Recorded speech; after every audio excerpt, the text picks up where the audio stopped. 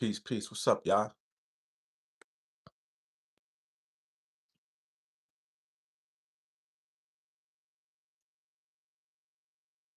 What up, what up, what up? Where everybody at? Oh yeah, it's Saturday too.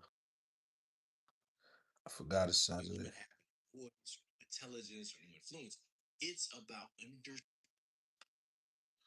Boom. Go find this joint.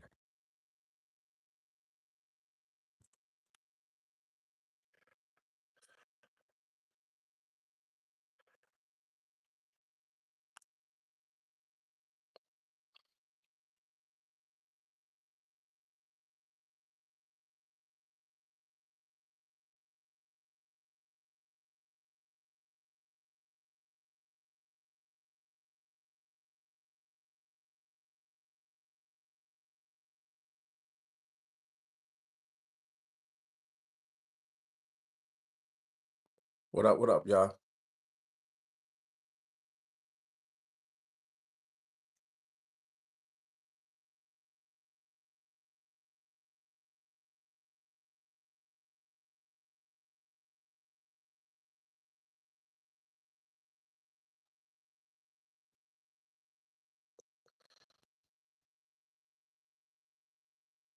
Finding something high vibrational to put behind me.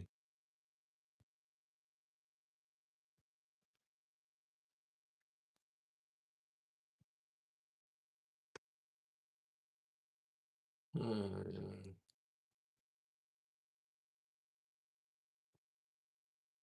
Got something better than that. Hold on.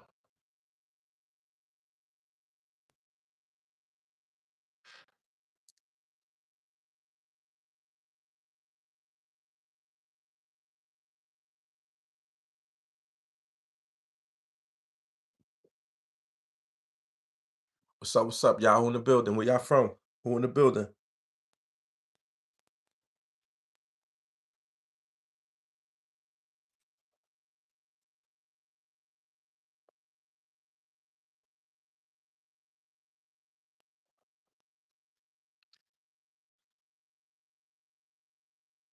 Okay, Detroit in the building.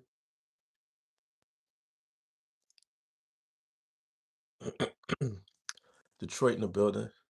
I got a family reunion out there sometime this year.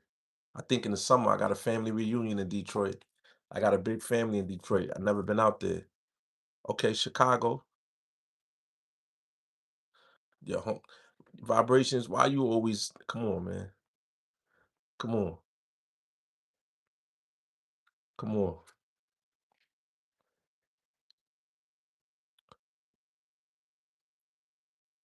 I wouldn't tell on you because I wouldn't commit a crime with you. So you ain't gotta worry about that. I ain't committing no crime, so you ain't gotta worry about that. You ain't gotta worry about none of that. I wouldn't tell on you. We wouldn't even have no crimes to create to commit together. So there'd be no reason for me to tell on you.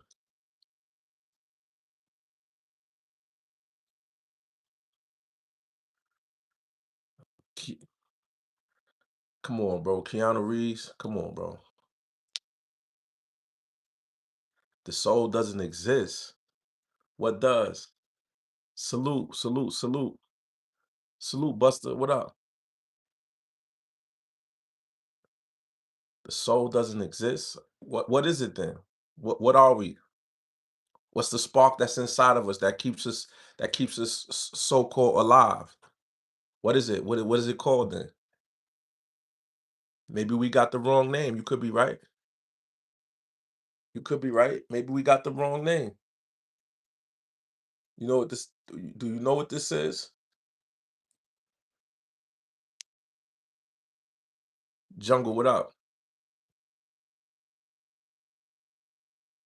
It's made of what? Fred. What's Fred? Teach me something. All right. NC in the building. NC in the building. Yeah. No, I'm trying to find out. Uh, my son Jungle Juice said the soul is made of frit. I don't know if he meant to say that. Talk about what Cuff said. As far as what? You want me to spoil the video? I told you this shit is. I don't know if I told you that, but this it's stuck in my it's stuck in my other phone. It's stuck in my phone. The storage is I don't got no storage, and I don't know how to fix it, but it's stuck in my phone. The whole joint is in my other phone. When you want to talk about cuff, that's what y'all want to talk about. Y'all want to talk about gangster shit tonight? None of this. We ain't talking about the soul and all that. All right, we're gonna talk some gangster shit tonight. All right, fuck it.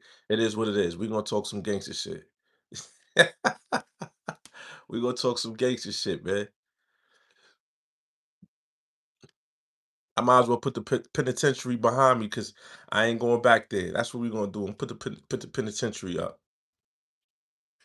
I got a picture of Leavenworth I found the other day.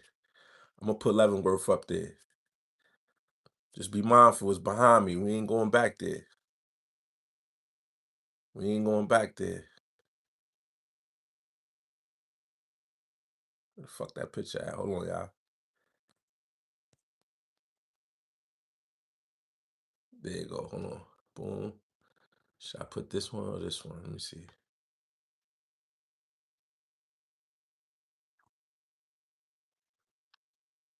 There I go. Cause that's what's gonna happen. That's what's gonna happen right there. Y'all want to learn about y'all want to hear about John Cuff? Y'all want to video can't be monetized. Why this shit can't be monetized? The fuck is going on?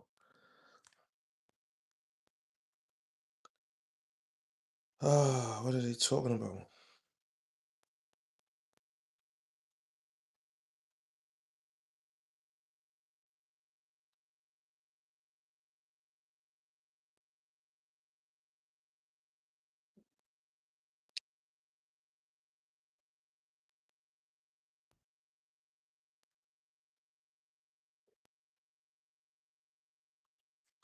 This shit is insane.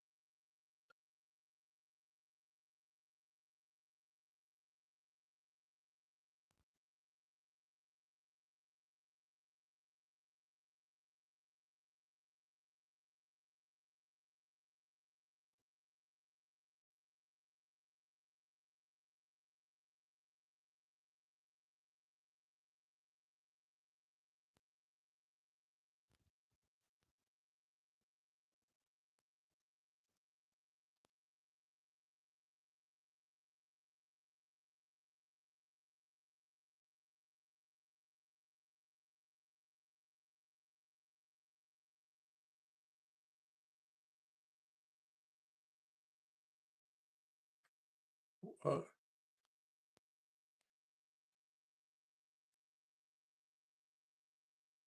Hold on, y'all, a second. Why is your use?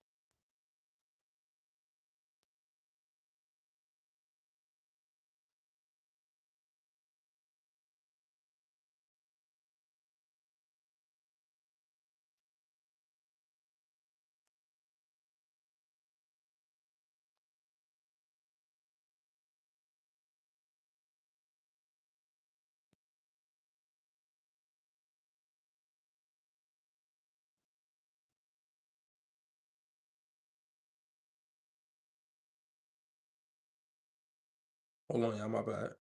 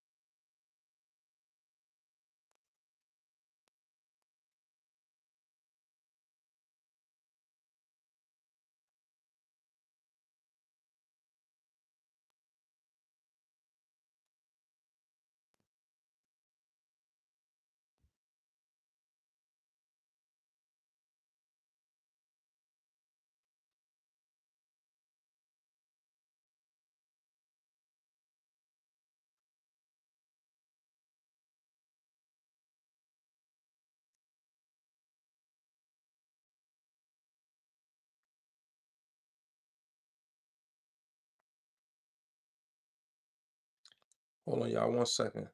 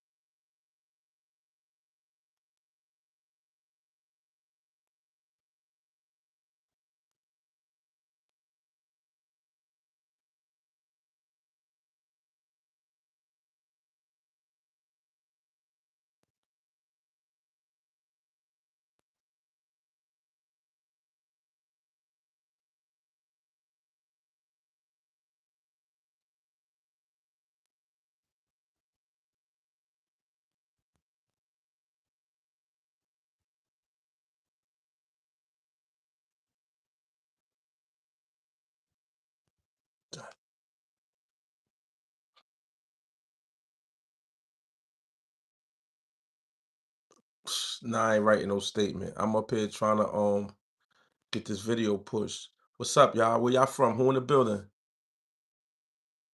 What's this all about? Um, I wanted to talk about the chakra system. I wanted to talk about, motivational things and elevating, but we got some gangsters in the chat that want to talk about gangster stuff. So I put up a penitentiary so they could see where these kind of actions will lead them, or where I will lead them if we get caught.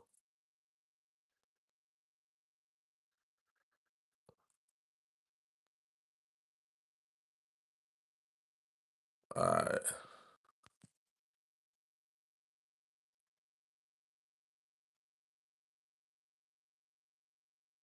my son timeout. Gotta put him in timeout. You wildin'.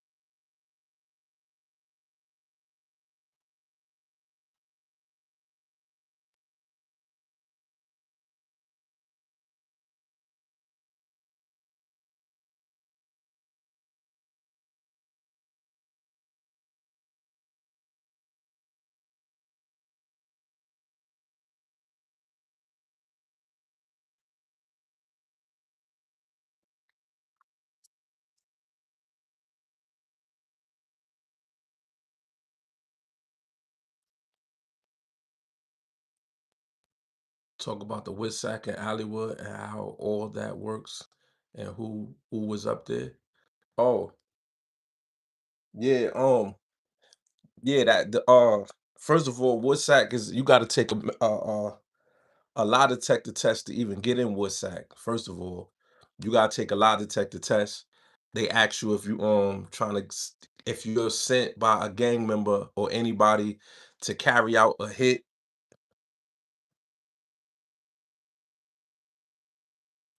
Yeah, to carry out a hit. So they ask you that on a lie detector test. They ask you a bunch of random shit, I guess, to see where you at. But the main reason is to make sure you're not going in there to get somebody. You know what I'm saying? So they ask you if you're going in there to get somebody, if you violent, and a whole bunch of other questions about the spot. But when I was there, there was a lot of people there. Nah, I'm not related to Corey from 183rd. But when I was, it's only 60 dudes on a unit. There's only 10 Woodsack units in the whole United States. And each unit hold from 40 to 60 beds. So it's only like 500 niggas in Woodsack in the whole United States. It's only 5 niggas in there. It's a choice, it's a selected group of rats in there. So you just can't get in there. You know what I'm saying? You gotta basically give up anybody who's a witness for the federal government can qualify, but there's different qualifications. Like if you cooperated or sat on the stand for a national gang, it has to be a national gang. You get what I'm saying? If your gang enact hits, if they take hits, um it's a few qualifications though. It's a few qualifications, but they just don't let anybody in there. They try to get people out of there real quick because they try not to get people in Woodsack because it's expensive. You know what I'm saying? The food is better. The security level just to move you around, you got to move with two marshals. You know what I mean? You got to move with the marshals, and they put you in a bulletproof truck. You in a bulletproof truck with cameras all around the side. You know what I'm saying? So like, they don't really be wanting they don't just let anybody go in there because it's expensive. It costs 3 times the amount of a regular inmate to house somebody in Woodsack in witness protection. You know what I'm saying? So they don't just let anybody in that joint. But the one I was in Allenwood, it was mostly New York, DC. It was mostly New York, DC, Philly, Jersey. You know what I'm saying? There was a couple kids there from Cali, but it was mostly people from the East Coast in this particular spot. But I was in there with a guy named Tavon White. I don't know if y'all watch documentaries, but he was the guy that slept with all the 4 correctional officers in Baltimore. He had 4 correctional officers in Baltimore pregnant at the same time, and he was the leader of the BGF, and they was getting like I don't want to exaggerate, but they was probably getting like $5,000 to $6,000 a week selling drugs in the Baltimore jail, and he ended up getting like 4 CO women pregnant in the jail. He was there. Um, it was a dude named Hoss there who was outside of Chicago. He was a Satan disciple. You seen that on TV? Yeah, he was there. It was a dude named Hoss. He was a Satan disciple, and a cop had hired him to unalive his wife. That's on TV. I can't remember Haas' last name, but I'm in contact with Haas right now. I'm about to get all his case and his whole information. I'm gonna get a phone recording from him, and I'm gonna put up a documentary about him. Right now, I'm talking to somebody, so he said he's willing to do it, so I could get his whole story. But he gonna be up here. He was a Satan disciple outside of Chicago, and a cop hired them to unalive his wife. So when he unalived his wife, he ended up getting caught. So he told on a cop, and then they had unalived the head of the Satan disciple's daughter. They unalived the head of the Satan's disciple's daughter from Chicago, and they unalived my boy's sister. His sister got unalived when he got locked up. They unalived his sister. So he was in there. Oh, one of the guys who was involved with the Asada Shakur when they unalived the police officer, Mr. B, he was there. He was Tupac's father's co-defendant. He was there. Um, it was a bunch of people there that y'all might not have heard of, but the unit I was in, that was the unit that Sammy the Bull was in. I was in the exact same unit as Sammy the Bull and Alpo Martinez from the Rich Porter story. He wasn't there with me, but this was the unit they was all in Allenwood. But that's all like the big names that was there. It was a bunch of guys y'all never heard of. Um oh, one of the twins. I don't know if y'all know the story of the twins that was dealing with El Chapo that got locked up in Chicago for all the kilos and stuff like that. The two twin brothers, they was there. I forgot about them. They was there. That's the only like kind of famous people that was there in that particular unit when I was there. Yeah, they was two Spanish brothers. Yup.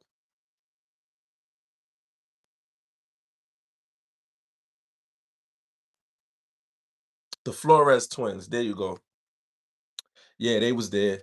Um, I'm trying to think. That's because it was people in and out too, but it wasn't like no real. It wasn't no real like super famous guys there other than the people I named. But there was a lot of people who had outrageous, outlandish cases though. It was a hitman from one of the cartels. He had unalive like 16 people, and he had cooperated on like 60 something unalivements in Mexico. He killed a lot of people. He was there, but y'all wouldn't know him because his story's not really it's not publicized like that. You know what I'm saying? But is this DJ K Slade? Nah, this ain't DJ K Slade. But yeah, it was a cool unit though. They got pool. They had a. I don't know if y'all been to jail, but if y'all been to jail before, it had pool table in there. It had everything that regular jails got. You know what I mean? But you had your own TV. Anybody know in the feds, they don't got TVs in their cell. This is the only spot in the federal system where you got a TV in your cell. Nowhere, well, Woodsack, not just this particular jail, but all the witness protections, they got TVs in their cell. Um, you got a TV in your cell.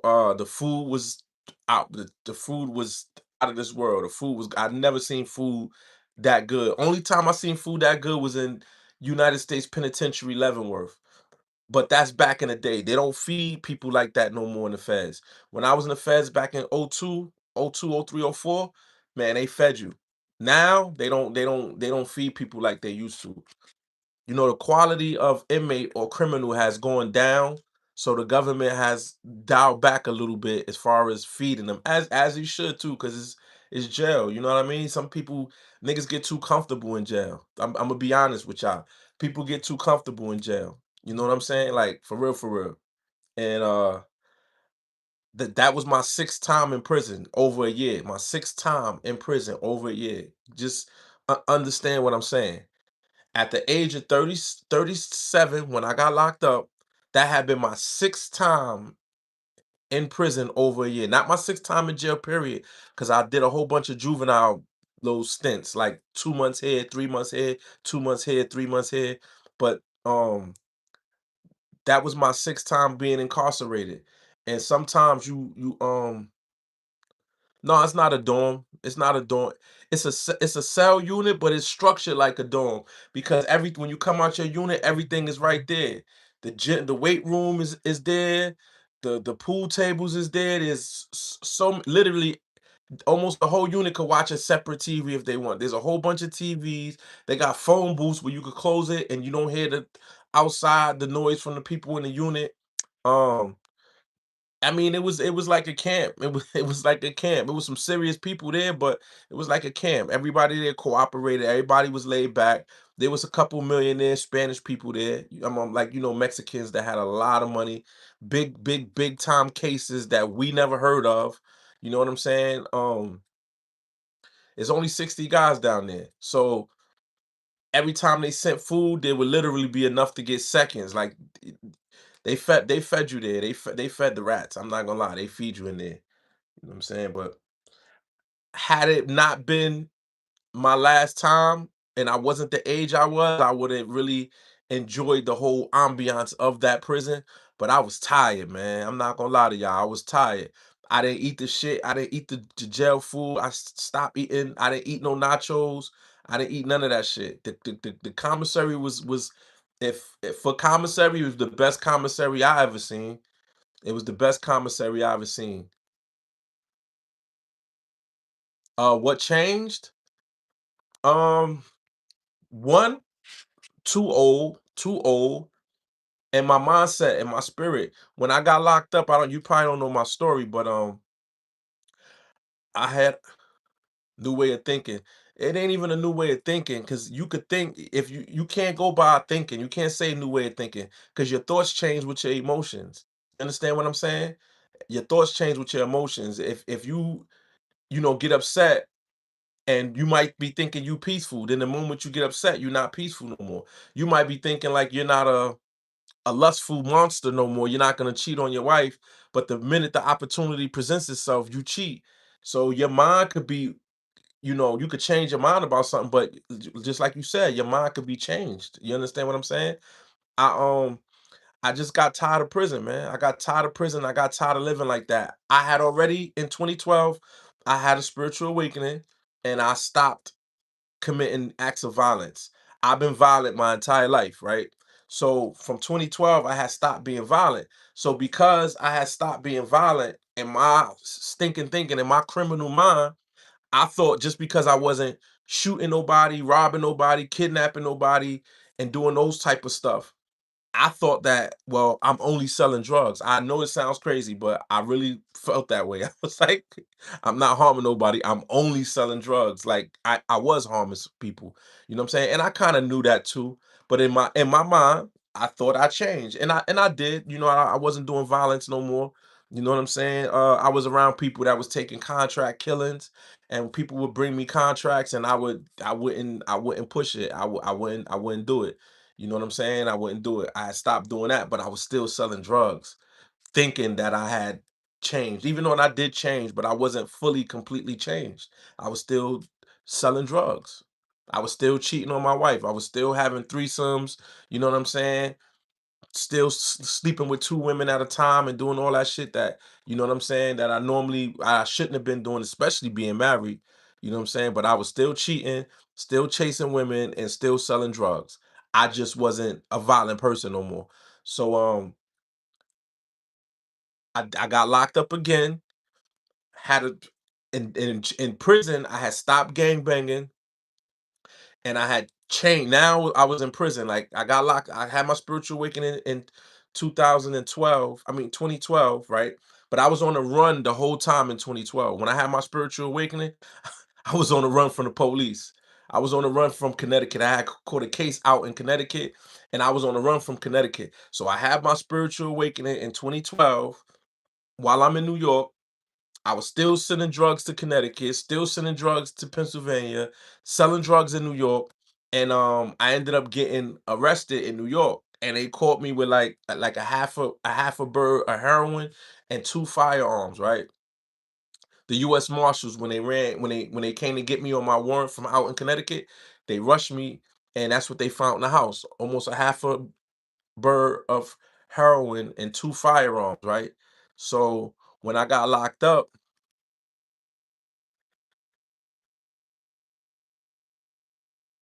This is a street story. So when I had got locked up, I went to jail and I stopped gangbanging. I stopped gangbanging. Nobody forced me. Y'all may not know my those who don't know my story. I was basically I raised up a couple killers. I have raised up a couple killers. I'm not bragging, but for real, I had a couple little young dudes who just like to kill people. And one of these young dudes, he became high in the gang. Like he became like the second in command of one of the biggest gangs in New York City. So when I got locked up and I was on Rikers Island, so when I got locked up, I was on Rikers Island and While I was on Rikers Island, I stopped gangbanging. I said, "Hey, I don't want." When I got there, a lot of people knew who I was. They knew who my little man was, the guy that the little young killer that I raised up. They all worshipped him like a god. So he had sent word to them. He was upstate, and I was on Rikers Island. So he had sent word like, "Yo, we used to call each other brothers." So he's like, "Yo, that's my big brother. Make sure he good." So when everybody was coming to me for like some leadership type shit, I was like, "Nah, I'm done. I'm not. I don't want to be in the gang no more." And I got out of the gang.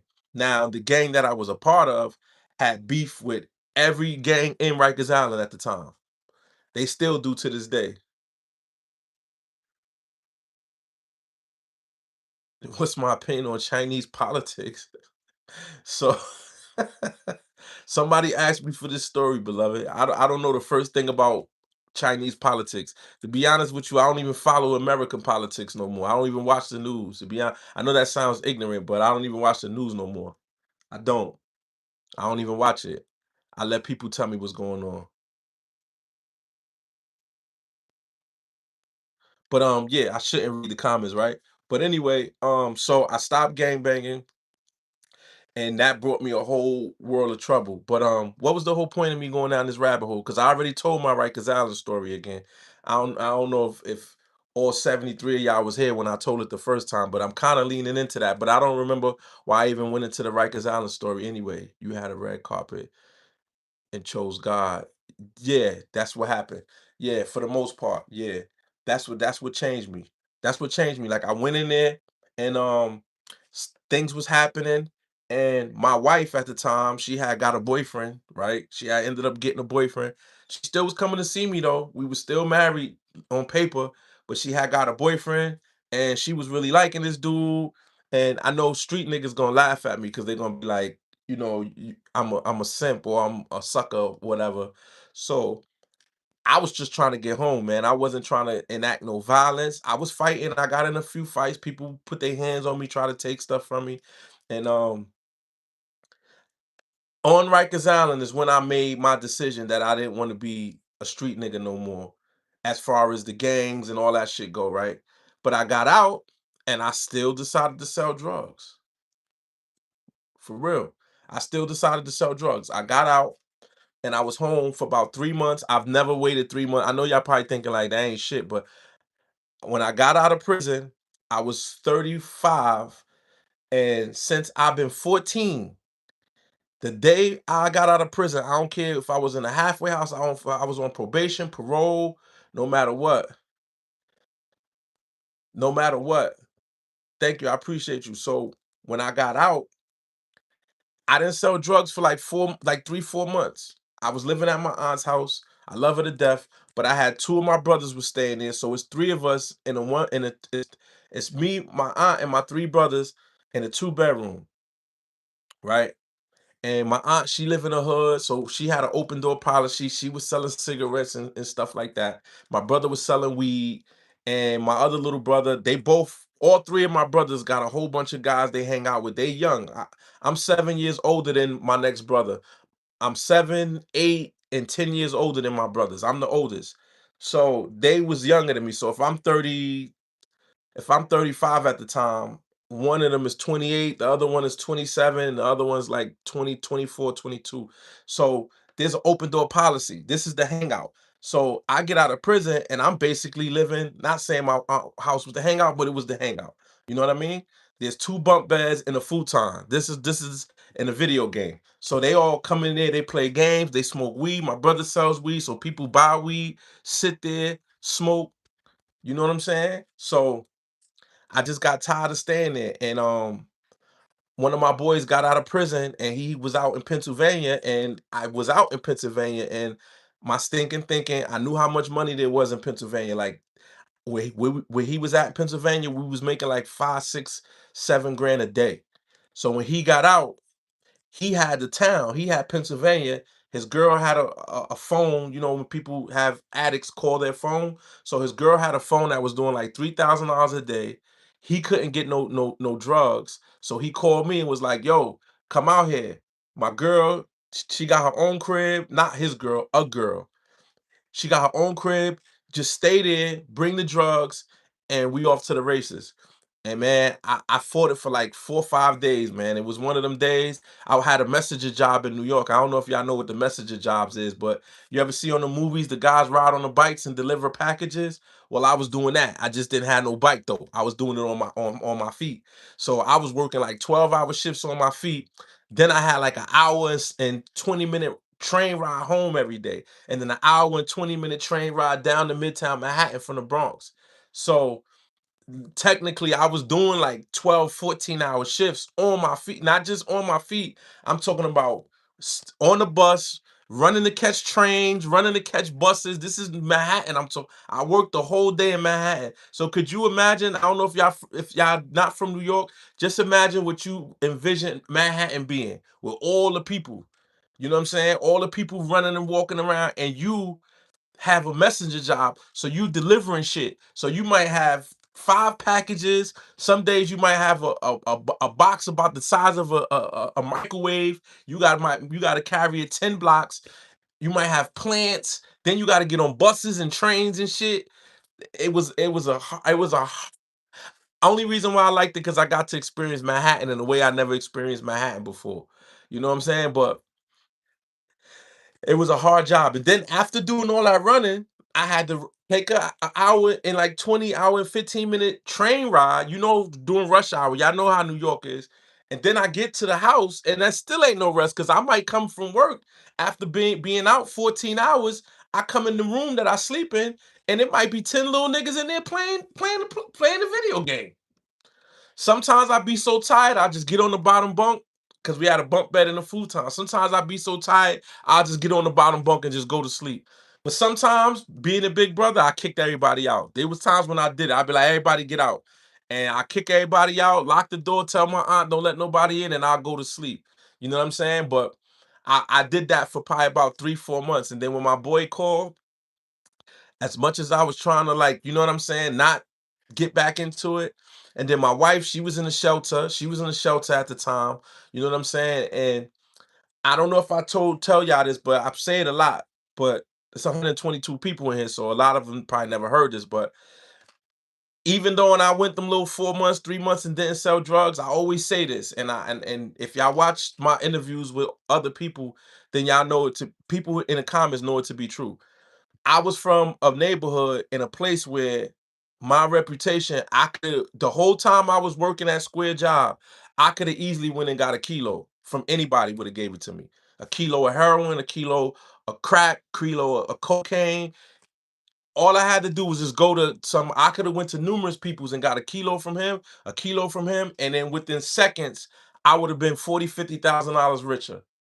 You know what I'm saying? So I know y'all thinking like that's not a long time to not sell drugs. I'm talking about the person that I was.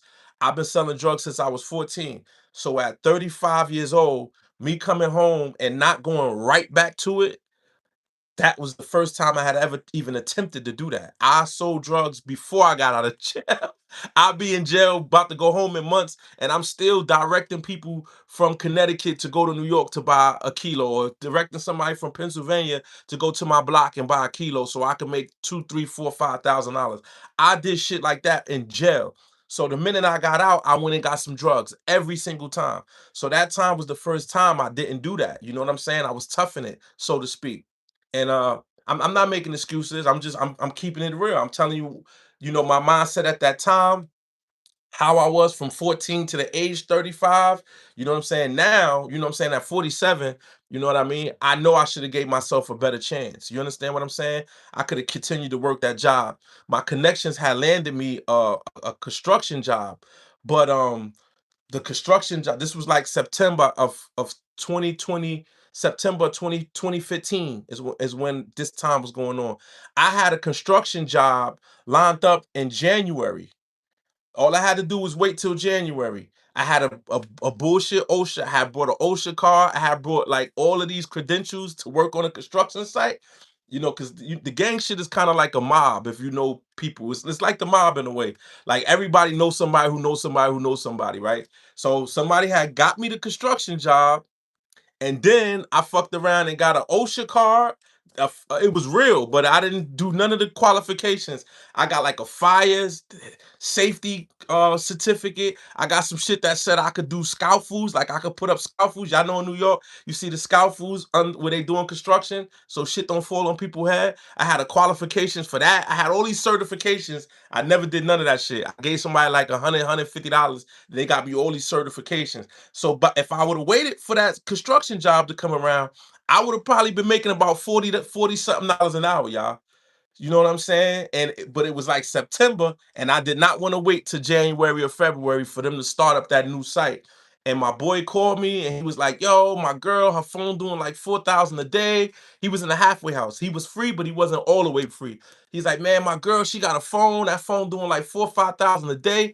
He called me because he know I could go get a bird, a dope. I could go get a bird of coke, and we be off to the races. He got a place that sells a lot of drugs, and I got a lot of drugs. Not me personally, but people I know, right? And he called me, and I told y'all for like 3 days, man. But I'm gonna tell y'all how to. I'm gonna get off the gangster shit real quick and tell y'all how God worked. And it's some real shit. For those who haven't been on my live every night, I say something all the time, and even those who been on my live every night, they probably don't really understand what I really be saying when I say this shit, right? You know how women have intuition, and most women are almost psychic, and all of us are almost psychic. You know what I'm saying? The universe speaks, right? Well, I say this all the time. Every time something major is gonna happen in my life, I get signs. I always get signs. It's not like I see the future or I hear a voice or nothing like that. It's just signs in what's going on around me.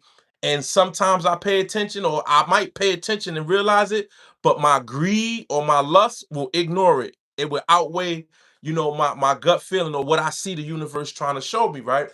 So the third day too, everything is in threes with me, and everything is in threes in the Bible too, because three is the number for spirit.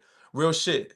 So on the third day, I go to my messenger job and I'm mad. I don't want to go, but I'm fighting it because in my head, I'm like, damn, he got this fucking drug spot. I know this drug spot gonna do about, if it's doing 3, 4,000 and I'm not there yet, by the time I get there, I know it's gonna be doing like 5 to 10,000. I already, and it did, but I knew that already. I got that in the back of my mind. I know I could go grab a kilo from some nigga and don't pay him back. I'm being honest. I used to do shit like that. I know I could go get a kilo from this nigga, don't pay him back. And off the top, I'm looking at about 30, 40 grand just to start with, right? So I got all that in my mind. So I go to my job, I'm fighting now.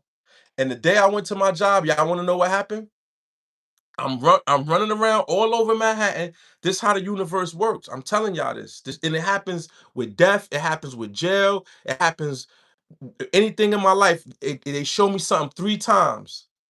And I didn't pay attention, but I knew what it was the universe was telling me. So that day, I have been working this job for about 3 months. I'm all over Manhattan, in and out, in and out. You see thousands and thousands and thousands of people in Midtown Manhattan, especially if you're working down there for 12 hours.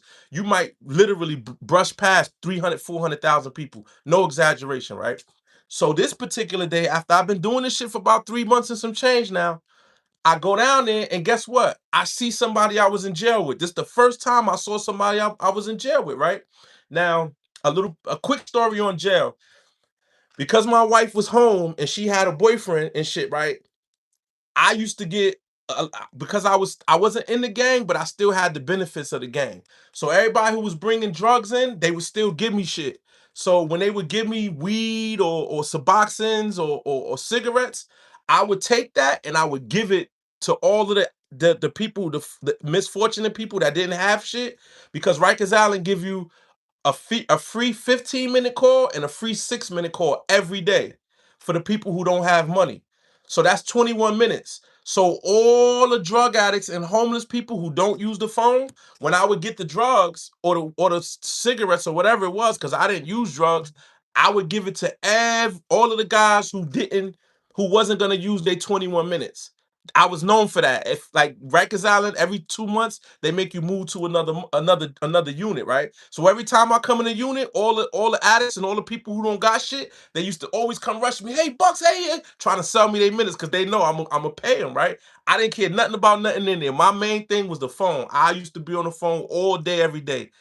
And my mother had got like $120,000 lawsuit at the time. When I went to jail, I still had a, it's a long story. I still had a phone. So I was financially in a good position. You know what I'm saying? And I was in there spending about $50 to $100 a day just to stay on the phone all day. Because you got gang members, you got all kind of shit, right? So anyway, uh, so when I go in Manhattan, I see one of the dudes that I used to buy his minutes. He was a homeless person. So I seen him in Manhattan. He's homeless, he's out, and he's homeless again. So I see him and I'm like, hey, he's like, oh man, what's up, man? I don't remember your name, but he remembered me from me kept giving him cigarettes and drugs to use the phone and shit. So he was like, yeah, so we talking. He was like, man, you a good brother, man. What are you doing? So I told him I'm working. He tells me, continue working, man. Continue working, man. Keep doing what you're doing, man. Don't go back to jail, whatever, whatever. He was an older black dude. So I see him, I spins off. The same day, y'all, I'm running around Manhattan. I'm in front of Madison Square Garden, y'all. I'm in front of Madison Square Garden. And on the side, I'm no, not Madison Square Garden. The Penn Station. Somebody put it in the comments just earlier. I'm in front of Penn Station. So if anybody know about Penn Station, there'd be a lot of homeless people or people that don't, broke people in front of Penn Station, and a lot of them sell weed, they sell coke, they sell anything. They sit there to try to catch anybody that's coming into the city to try to like help you or rob you, one or the other, right? So as I'm in front of Penn Station, I hear this dude there arguing over a sale. I don't know if they was trying to sell weed. I don't know what they was selling. But I hear this dude yelling like, man, I'll go back to right. He's Latin King. He was like, yo, on my corona, yo, I'll cut you right now. I go back to Rikers Island. I don't give a fuck. Woo, woo. So I hear the commotion. So I look. And when I look, I see this chubby Spanish dude who had a mental health issue as well. And I used to always buy his phone minutes. I don't remember his name. So when I see him, they holding him back. He about to fight some other dude. So something told me to just say something to him, maybe to remind him where he don't want to go or whatever. So I walk over and I'm like, hey, what's up? As soon as he see me, he remember my name. He's like, oh shit, Bucks, what's up? He go give me a hug. He's filthy. He probably was sleeping on the streets. But I hugged him though. He gave me a hug. I hugged him. He's like, yo, what's up, man? Woo, woo, woo. Same shit the other guy said. Yo, man, keep working, stay out of jail, whatever, whatever, whatever, whatever, right? So I saluted him and I moved on. So already in my head, y'all, I left out a major part, but already in my head, y'all, I'm like, damn, what's the odds that I see two dudes that I was on Rikers Island with in the same day down here, and I ain't see none of the niggas I've been locked up with the whole time I've been running around Manhattan, right? Now, the whole day, yo, I can't make this shit up, y'all. The whole day while I'm running around Manhattan, the traffic was backed up on the west side. Anybody from New York, y'all know what I'm talking about. This is 2015 summer, right? So the whole day, the whole West Side Highway was shut down. The buses wasn't running on the west side. The traffic was backed up. Whenever you shut down the West Side Highway or anything over there, like it's gonna mess up the city. It's already congested as hell, right? So the whole day, everybody keeps saying that a cop got shot. The whole day, everybody's like, yo, a cop got shot on the west side. A cop got shot on the west side. Cop got shot on the west side. Everybody keeps saying this all day and shit, right? So in my head, I'm like, man, if I see a third person that I was locked up with on Rikers Island today, I'm not gonna go to Pennsylvania. This is what I'm telling myself. Cause I know that it's a sign.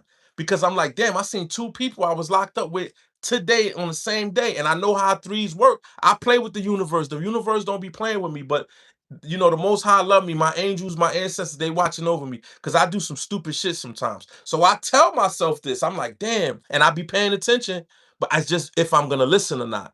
So I said, damn, what's the odds of me seeing two of the niggas I said, if I see another nigga I was locked up with today, I'm not going to Pennsylvania because it's a sign, right? So the whole day, the traffic is backed up, whatever. I get on the train, I'm shooting up to the house. So when I finally made it back to the Bronx, as I'm getting off the train, I'm like, man, fuck that. I'm about to make a call because I ain't see the third nigga, right? I'm like, I ain't see the third person. I'm about to make a call. I'm going. This is good, right? As soon as I walk, my aunt keeps her apartment door open. Her door's open. It's like the projects, bro. Her door's always open, right? Beautiful lady, everybody love her.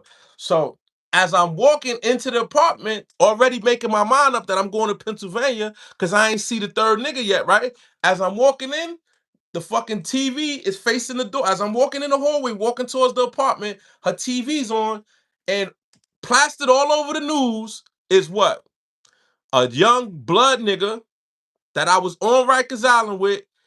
His name is Howard. His name is Howard. I'm gonna remember his first name. His last name is Howard. His name was Nut though, but his last name was Howard. I can't remember his first name for the life of me right now. I see his face on the news. So as I'm walking and shit, and I hear my aunt got the TV blasting. You know she old, so the TV loud as shit. He killed the fucking cop. Now, not only was this a warning to me not to go to Pennsylvania, because I seen 3 niggas that I was locked up with in one day. Not only that, let me get into Nut. His name is Howard. I can't remember his last name, y'all. I swear, if anybody know the young kid from Lower East Side that killed the cop in 2015 on the West Side Highway, he killed the black cop too. He killed the black cop too. Now, this is even significant because he was the last one I saw. I didn't see him face to face, but I saw him on the news, right? Because y'all asking me why I changed and all this other shit. I'm trying to tell y'all something. And I'm not saying none of this happened just to prove a point to me, these lives being lost or nothing like that. But the kid Nut, right? I wish I knew his first name because I say his first name then to call him Nut. When I met him on Rikers Island, he had cut somebody. He had got out of the box for cutting somebody. He came to my unit and he had heard of me. He didn't know me, but he heard of me. So when he came to the unit, he said, yo, Bucks, because I pray, I meditate, I have my little prayer groups and all of that. And just a little back history for those who don't know, I used to be extremely violent. I was like a super duper retarded street nigga at one time, right? So a lot of people in Rikers Island knew of my reputation. I can't say they knew me because they didn't know that I had changed, right? But they knew my reputation. So when Nut came to the crib, well, the unit, they call it the crib, it's force of habit. I might say a lot of no, his name's not Demetrius Blackwell. That's not his name. It's Howard. I just can't remember his first name. I know it if somebody say it. But so one day he called me. He was like, "Yo, Bucks, let me holler at you real quick." So I sat down like, "What's up?" And he asked me. He said, "Yo, bro, how did you lead a gang? How did you do it?" And I was like, man, I just told him I ain't want to do it. Like, you know what I mean? And I was honest with him. You know, my little man, the young killer that I raised up, he was upstate for 5 homicides. This your little young dude. He got locked up at 18. When they put handcuffs on him at 18, he had unalived 5 people. So he was a gang leader. And the kid Nut knew of him. So I'm telling Nut was like, yeah, well, he basically told him to leave me alone. That they were saying I was on my Martin Luther King stuff because I was doing a lot of shit that they couldn't understand. So it was like so I was like, he kind of gave me the pass. I said, but whether he gave me the pass or not, I told him I wasn't in the gang. I didn't call and ask him. I didn't tell him to call around and tell people to leave me alone. When I got there, I didn't like the way things was going. I knew I wanted to go home. So I said, I'm not gang banging no more. I'm done, right? So I'm explaining that to him, and he told me, he said, man, listen, he's the first person I met younger than me that been in prison more than me. And I'm not bragging, it's some stupid shit, but I'm being honest. In all my life, when I met people my age, I've been in prison more than anybody my age. When I used to talk to guys that had me by 10 years or 5 years or 10 years, I either been in jail more than them or just as much as them, and they was 5 to 10 years older than me. People my age, I always been in jail more than anybody my age, and it's sad. Out in Connecticut and in New York, they give you numbers, and you could tell how long somebody been getting in trouble by their number. If people in their 50s, let's say your number's supposed to be 100 for everybody in their 50s, right? I'm not nearly in my 50s. I'll be in my 20s and my number be a 94. How do you have a 94 number and guys that got hundreds? That means you must have been coming to jail since you was 15. And I'd be like, yeah. right? It's fucking sad. But this kid nut, as I'm talking to him, at that time, let's say I had 12 years, I've been in jail 12 years. I ended up doing 18 altogether. So at that time, I probably had like 9 years or 10 years in or whatever, right? He was like 2 years younger than me. Do you know that he been in jail more than me? He had been in jail more than me, and I had him by 2 years. I said, young man, that's horrible. I've never met a nigga younger than me that been in jail more than me. Horrible. And he was explaining to me that he had a really good girlfriend that did too. His high school sweetheart, she wrote out all his every bit he ever did, she did with him. He was on Rikers Island for a gun case that he didn't have nothing to do with it. They grabbed him, he was on probation or something, and he didn't have nothing to do with the gun. He got locked up by happenstance. His girl was telling him to, if he don't, they don't let him out and he go do 3 years or 4 years, that she was done with him. She wasn't doing no more biz with him. I can't remember what job she had, but she had he was black and Puerto Rican, she was Puerto Rican. And but she was one of them real good girls. Like, she worked in Manhattan, she worked with white people, she had her life together, she had good credit, she had a vehicle, she had a place for him to stay, she had everything he fucking needed. He went outside to hang out, and somebody had a pistol laying around and he got locked up for the pistol and didn't tell, so he had to go to prison for the pistol, right? I'm not really reading the comments, y'all, because it's moving. There you go, Tyrone. No, it wasn't Tyrone. You got me, because I think it was Tyrone. If y'all Google it, he's a light-skinned dude. He got short hair. He's lighter than me. He's about this color light, like that light. He like that color light. He got a round face. If you Google unalive the cop in Lower East Side, Midtown Manhattan on the West Side Highway in 2015, his face is gonna come up. I think his name is Tyrone Howard. I think it is. Yeah. All right, yeah, it's Tyrone. Yeah, that's him. Nut. He was 32 or 31 when he did it. He was young. Cause I was 36. So he might have been like 33, 34. I had him by like 2 or 3 years. So anyway, oh, I did say Tyrone? All right. So anyway, so he was telling me, he was like, yo, for this girl, I'm ready to stop gangbanging and just make it home to her, bro. But I don't know how to get out the game. I don't know how to get out the game, bro. I don't know how. And I was like, man, just take a leap of faith, man. Fuck it. I said, if you go to the, because Rikers Island is funny. You catch a case, you do something in the jail, they don't just take you to the box. You get to walk around and then they take you to the box. So he was about to go to the box because he had cut somebody. So they moved him to another unit. He didn't go right to the hole. He was waiting to go to the box. So I told him, I said, listen, when you go to the box, just don't come out the box. He wasn't facing that much time. I think they was gonna throw the gun case out or whatever. I'm like, bro, just don't come out the box. Just stay in there. And he told me some of the weirdest shit in the world, but it's not weird because I understand. But this is how corrupted our minds be with this gang shit.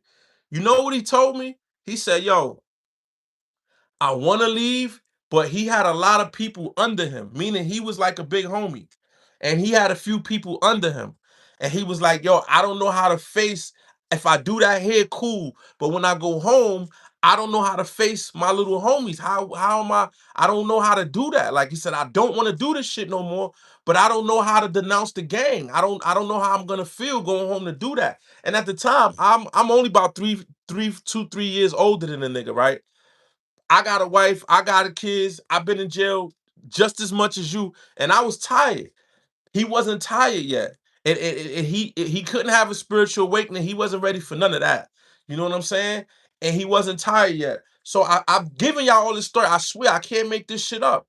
So for me to go home, see two people, and he be the third person splattered all over the fucking news, not just for what he did, not just the fact that we had that conversation, but the fact that I saw him struggling and he came to me to ask me how could he work up the courage to get out the game. Shout out to Hocus 45 because he's actually in the same game Hocus 45 denounced with the whole drop your flag challenge in New York. It's 250 people in here, so I know some of y'all know about that challenge. But some was in the same gang as Hocus. But he came to me and was asking me how did I have the courage to leave the game. He didn't leave the game. He went to the box. He got out. He cut some other nigga, caught a case. He caught a case on Rikers Island. I didn't see him again, but you know, it's Rikers Island. It's a small community. So you start to hear shit. You know what I'm saying? And he cut somebody else. He caught some more time. He ended up getting out. I don't know. He got home right when I came home, so he didn't do that much time because he was supposed to get out off the top for that other one. But anyway, he ended up getting out, and that's what the fuck he did. When I seen the story, he was on parole, I believe. He had already shot somebody. That's why the cop ran down on him. They was like staking out. It's in the article if y'all read it. They was staking out his house. I guess the parole officer on probation, he had already shot somebody the day before or earlier. So they was staking out at that girl's crib, the good girl that he was trying to change his life for. And when he came out the house, they ran up on him and he had a gun on him and he started firing. End up killing a black cop. No, not saying it matters that it was a black cop, but he ended up killing a cop and he's done. He's done, man. You know what I'm saying? And I say all that to say like because somebody wanted to talk some gangster shit. That's what they wanted me to talk about, right? But that shit is trash. That's why I put this behind me because somebody young in the comments was asking me about to tell the street shit and talk some street shit. So I decided to talk some street shit, but blood gang isn't easy to get out of. Yeah, it's not. I mean, it is, but it ain't. It depends on where you at, what part of the country you in. New York is not that serious. It's only hard to get out the gang in New York in jail. New York gangs are not like Chicago and LA gangs. They're not as structured as those gangs, if that makes any sense. You know what I'm saying? New York gangs is Chicago, LA, anywhere outside of New York. I'm gonna just say that. It's anywhere outside of New York and Connecticut. New York and Connecticut street gangs are you could do whatever you want because there's no real street structure. But when you go inside the prison and it's you and your gang got 500 members or 1,500 members everywhere you go, and then their enemies who know you for being that gang, it's hard in prison. It's hard in prison. I don't really think nobody drops their flag in prison. When people do it, they wait, they wait till they get out in the streets to actually do it. And I think that's what Nut was going through. He didn't know how. I'm not gonna say he was scared because he was a I don't want to say a man like in man terms because a man's gonna do certain shit. You know, a man would have just dropped his flag. You know what I'm saying? So I'm not saying he's not a man, but what I'm saying is he wasn't a coward. So if he wanted to, he could have dropped his flag if he wanted to. You know what I'm saying? Because he cut somebody else. He came to my unit for cutting somebody. He went somewhere else and cut somebody else. So if you're willing to do those acts of violence, then you're not soft because it was against another gang. That makes you a target. It makes you a target for the police. It makes you a target for the other gang. You know what I'm saying? But he didn't get out, man, and I saw it. So when I saw him on the news, I was supposed to not go down to Pennsylvania. What I do? I went and got the drugs. I went down to Pennsylvania and I got locked up. But before I sold the drugs, I did do a show. I was in New York and I did a show in Connecticut. I had the rapper Fred the Godson. I don't know if y'all know who Fred the Godson is. Rest in peace. I grew up with Fred the Godson. I knew Fred the Godson personally, right? So I got Fred the Godson to go out to Connecticut with me, and I did a show out in New London, Connecticut, right? Because I got a lot of family out there. So I brought Fred the Godson to do the show, and the show did horrible. I think I gave Fred about like 2,500 to do the show. I paid the venue maybe like five. It probably cost me like 3,500 to $4,000 to put the show together. Whatever it cost me, that's exactly what what I made back. That's exactly what I made back, y'all. I didn't lose no money, but I didn't make none. I made exact damn near close to what I spent right back. And I got discouraged. I got discouraged, y'all. I got discouraged. You know what I'm saying? I got discouraged, man. I didn't stick with it and I got discouraged. And I went back to the streets. I went down to Pennsylvania and it was everything my boy said.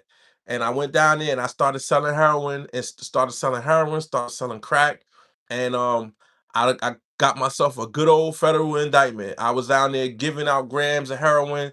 I was giving all the drugs addicts free drugs, and the feds caught wind of it. Yeah, it is an industrial complex. Nah, I dropped my flag on Rikers Island. I dropped before I went up top. I went to green, but I dropped my flag on Rikers Island. I stopped banging on Rikers Island. You know what I'm saying? And I went through it though. Not with the Mac. The Mac ballers never did nothing to me.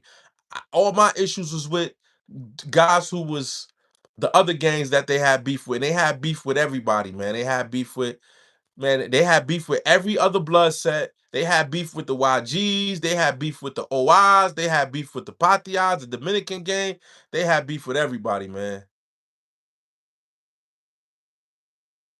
Yeah, hit that like button, y'all. Come on, man. Hit the like button. All these people in here, hit the like button. Hit them thumbs up, man. I got 30 something. There's 200 people in here, man. What's up with y'all? And y'all need to subscribe. Subscribe to my channel, y'all. But Max ain't blood no more. I don't think so. Yeah, I don't think the max is black. I'm out of tune, man. I don't know what's going on with it. I haven't been in tune with gangs in over 8 years, man. I hear stuff and I hear shit like third party. I don't ask about it. You know what I'm saying? I don't talk about it. I don't even since I had to cooperate with the government, when I sat in there and I decided to speak on, 17 homicides, I cleansed my soul. I have no affiliation. I have no love for it. I don't speak to niggas in gangs no more. You know what I'm saying? Other than my family members, I don't have no friends no more. Only friends I got is a friend who cooperated on 4 homicides, my right hand man since a kid, and all my niggas that was never in gangs. All my gang members, so-called friends, I don't even communicate with them no more. We not talking about the same shit. I'm talking about credit and 401ks and how I work 74 hours and all this shit. I don't talk to people who don't have that kind of language. You know what I'm saying? Yeah, yeah. I appreciate it. I had to, man. I came out. I came out in the open. I don't know if y'all know my story, but probably about a month ago, on March 3rd, it was, so it's a little over a month ago. Uh, I was close friends with a rapper named Harrell from Dipset and stuff, telling his business online. I already told my business online. Sam, man, I already told my business online already. That's what I'm about to tell you. I'm about to tell my business some more because I already told my business. I was friends with the Dipset rapper Harrell. Like we grew up together, right? So we had a falling out, and hope you ain't got no enemies. I got a lot of enemy. I don't have enemy. In order to have an enemy, you have to be engaged in enemy activity, right? So I'm not engaged with them. But is there a lot of people that dislike me? Yeah, there was a lot of people that disliked me before I cooperated with the government. There was a lot of people who disliked me when I did a lot of things. I don't worry about that, man. If I could change some lives, if I could teach some people something, and if being online, leads to some other goofy shit, then it is what it is, man. I accepted that. I embraced that. I was embracing it when I was running around doing stupid street shit. So if I was risking my life for stupid street shit, why wouldn't I risk my life to change some lives? You know what I'm saying? Why wouldn't I? So, yeah, rest in peace to my son. Oh yeah, what's up, Mike? What's good, bro? What's good? So yeah, so my story what had happened was, um, me and Harrell had fell out, because when I got out of prison, he was one of the first people I called. I took a bus from Florida. I got out of Marietta, Florida. I was in a dropout yard in Marietta, Florida. I took a bus from Florida all the way to New York, y'all, all the way to New York. And one of the first people I called while I was still on that bus was the rapper Harrell. And he knew my situation, and we spoke. And he pretty much, you know what I'm saying, like, yo, I ain't gonna say he forgave me, but he was like, yo, bro, I appreciate you, your honesty. I always got love for you. And we talked, we chopped it up the whole time. I told him everything that I did. I told him everything that what had happened to me. I told him everything. And as far as I knew, we was all right. So long story short, I had convinced somebody to give me some money. I'm gonna keep it real, y'all. I'm gonna keep it real. I was in jail with some millionaire Mexican guy, and he gave me a substantial amount of money for me, him and Harrell was supposed to do something, right? So I ended up giving Harrell some money, but it was probably like, let's say if it was $500, I gave him $100 of it. But y'all gotta understand, I had just got out of prison. I didn't have a nickel to my name. He been out doing what he was doing. So I took the lion's share of the money. I put it together. I had formatted the thing. Only thing I did was I used his name. Like, we're doing this kind of business, and the guy gave me the money, right? So I gave him what I felt like giving him. He never said nothing about, he found out how much it was. And I told him, like, yo, bro, he found out months later. I'm like, bro, I don't got that money no more. I'm doing what I'm doing. He was like, oh, Bucky, it ain't nothing. I still love you, but damn, you should have told me, whatever, whatever. Now, sometimes when you're a violent person and somebody's not, I'm not a violent person, but he thinks I was a violent person because he knows me. He only knows me for what he know me for. You understand what I'm saying? He knows me from 15, 20 years ago. He don't know nothing about my spiritual awakening. Oh yeah, except the time when I just rolled back from Florida and we spoke when I got out of prison. I did tell him, but you could tell somebody anything. That don't mean, they're gonna know you for what they know you for, right? So he never said nothing negative. He didn't say nothing bad, but it bothered him. So what he began to do was, I was still out in Connecticut at the time, right? And he was, while we were speaking every day, he started calling people in the town, telling them my situation. And I didn't hide, I never hid. Same way I'm up here telling y'all, I never hide my situation. People be ashamed of snitching. I'm not ashamed of what I did. I'm ashamed that I went to prison 6 times and got locked up at 38 years old, a week before my 38-year-old birthday, and was facing life in prison for drugs. I'm ashamed of that. I'm ashamed that I participated in murders of people that I knew. I'm ashamed that I helped participate in shootings and robberies and kidnappings. I'm ashamed of that. I'm ashamed of having sex with some of my partner's girlfriends when they got locked up. I'm ashamed of that shit. I'm ashamed that I wasn't there for my 3 daughters for the 18 years I've been in and out of prison. I'm ashamed of that shit. I'm not ashamed because I cooperated with the government. So all the street guys in here who saying what they say, you have the liberty to say what you say because you never walked in my shoes. You never walked in my shoes. You know what I'm saying? And it's rare for somebody to walk in my shoes and to take them off. Some people die in them, or wear them shoes in here, right here. They wear them shoes in places like that for the rest of their life. I made a decision that I wasn't gonna do that. I had no business selling drugs. I'm telling y'all that. I should have never went back to Pennsylvania. I should have held my motherfucking composure, waited for that construction job to hold hell up. I had all the certifications I needed to make $30, $40 an hour. Went back with my wife and been a committed husband and a committed father. That's what I was supposed to do. But my stinking thinking, I went back to Pennsylvania and end up catching a federal case, being a category 6 gang leader, the leader of my case, career criminal, firearms possession, and all that other shit. And they if you don't know what a category 6 is, when the feds have a sentencing guideline, I was I was at the last guideline you could be, in the shit that I had. I shouldn't have been a 6. I should have been a 10. They could gave me forever and a day for the pettiest of shit because I had been in prison so much. You know what I'm saying? My violent history, my gang history, my drug history, my prison history. You know what I'm And that's what they try to do. But that's how the universe works. That's how God works. All the killing, shootings, and robberies and all the violent shit that I got away with, how the hell was I facing life for the smallest amount of drugs I ever sold? I never even took a bird down there. I told you I could have got a bird, right?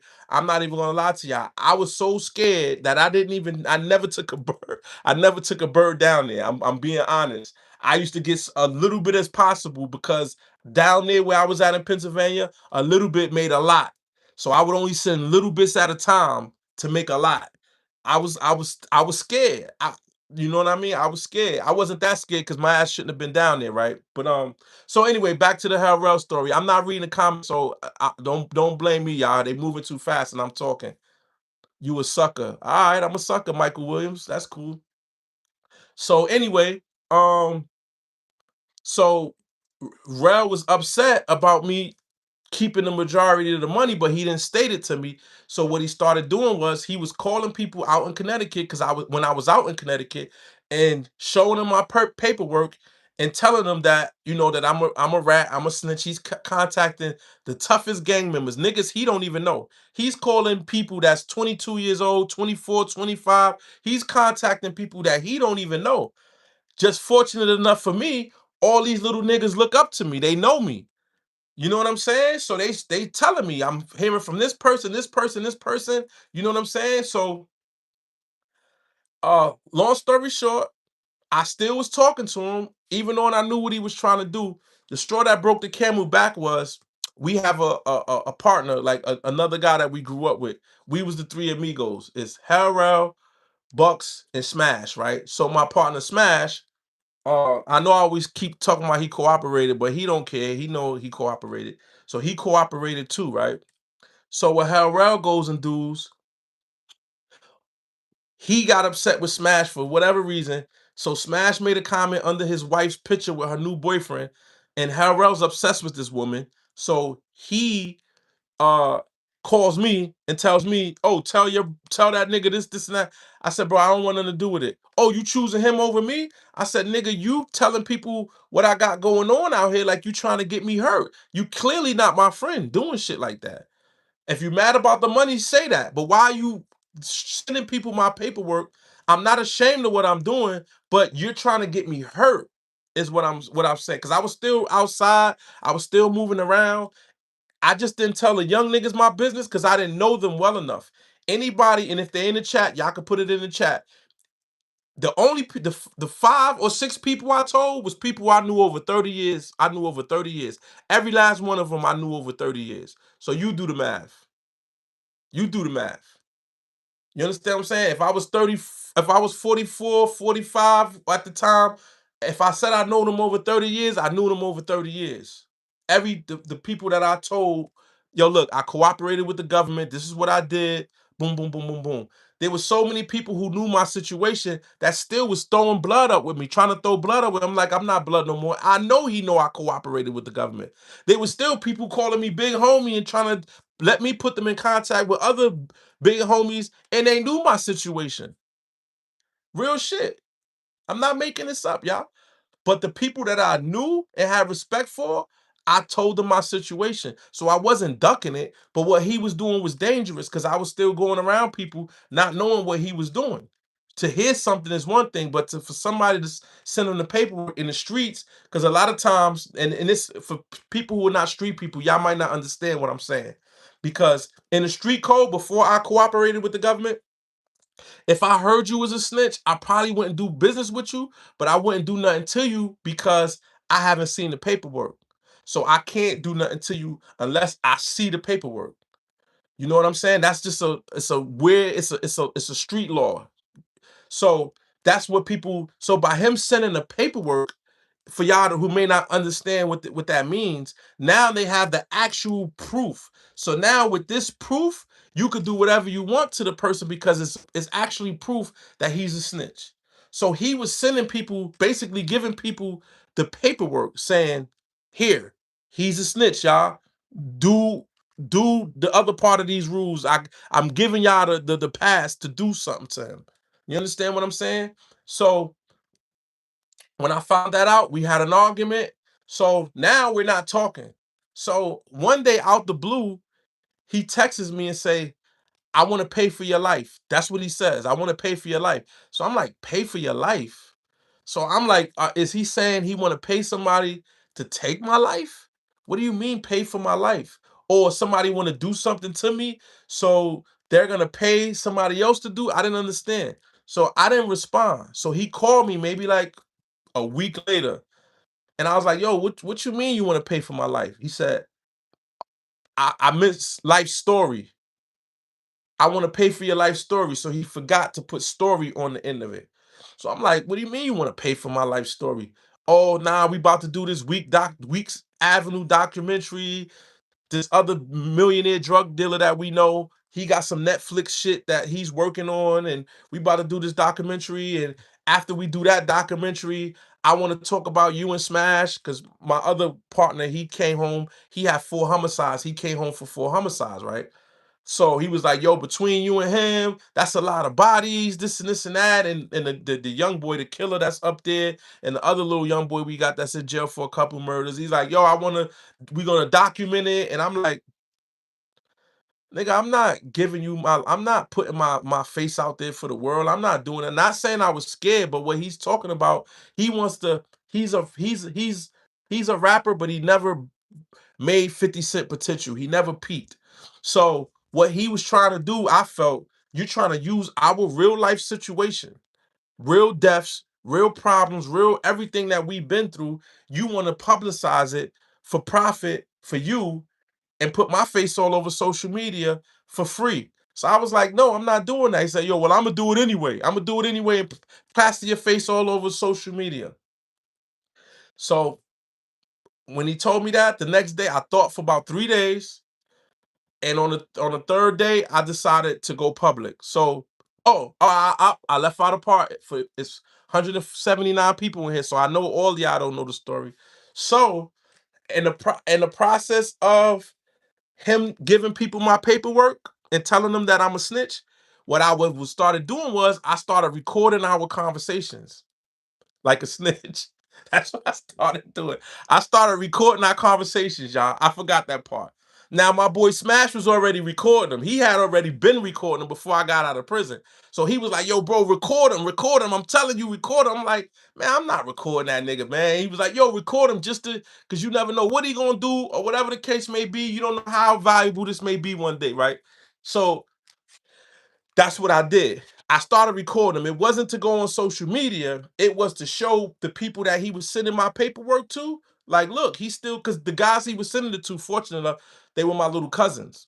And the other guy who actually would have did something to me, the one who was actually shooting people and doing stuff like that, he came up to me and was like, yo, whether it's true or not, I got love for you. And I admitted to him that it was true.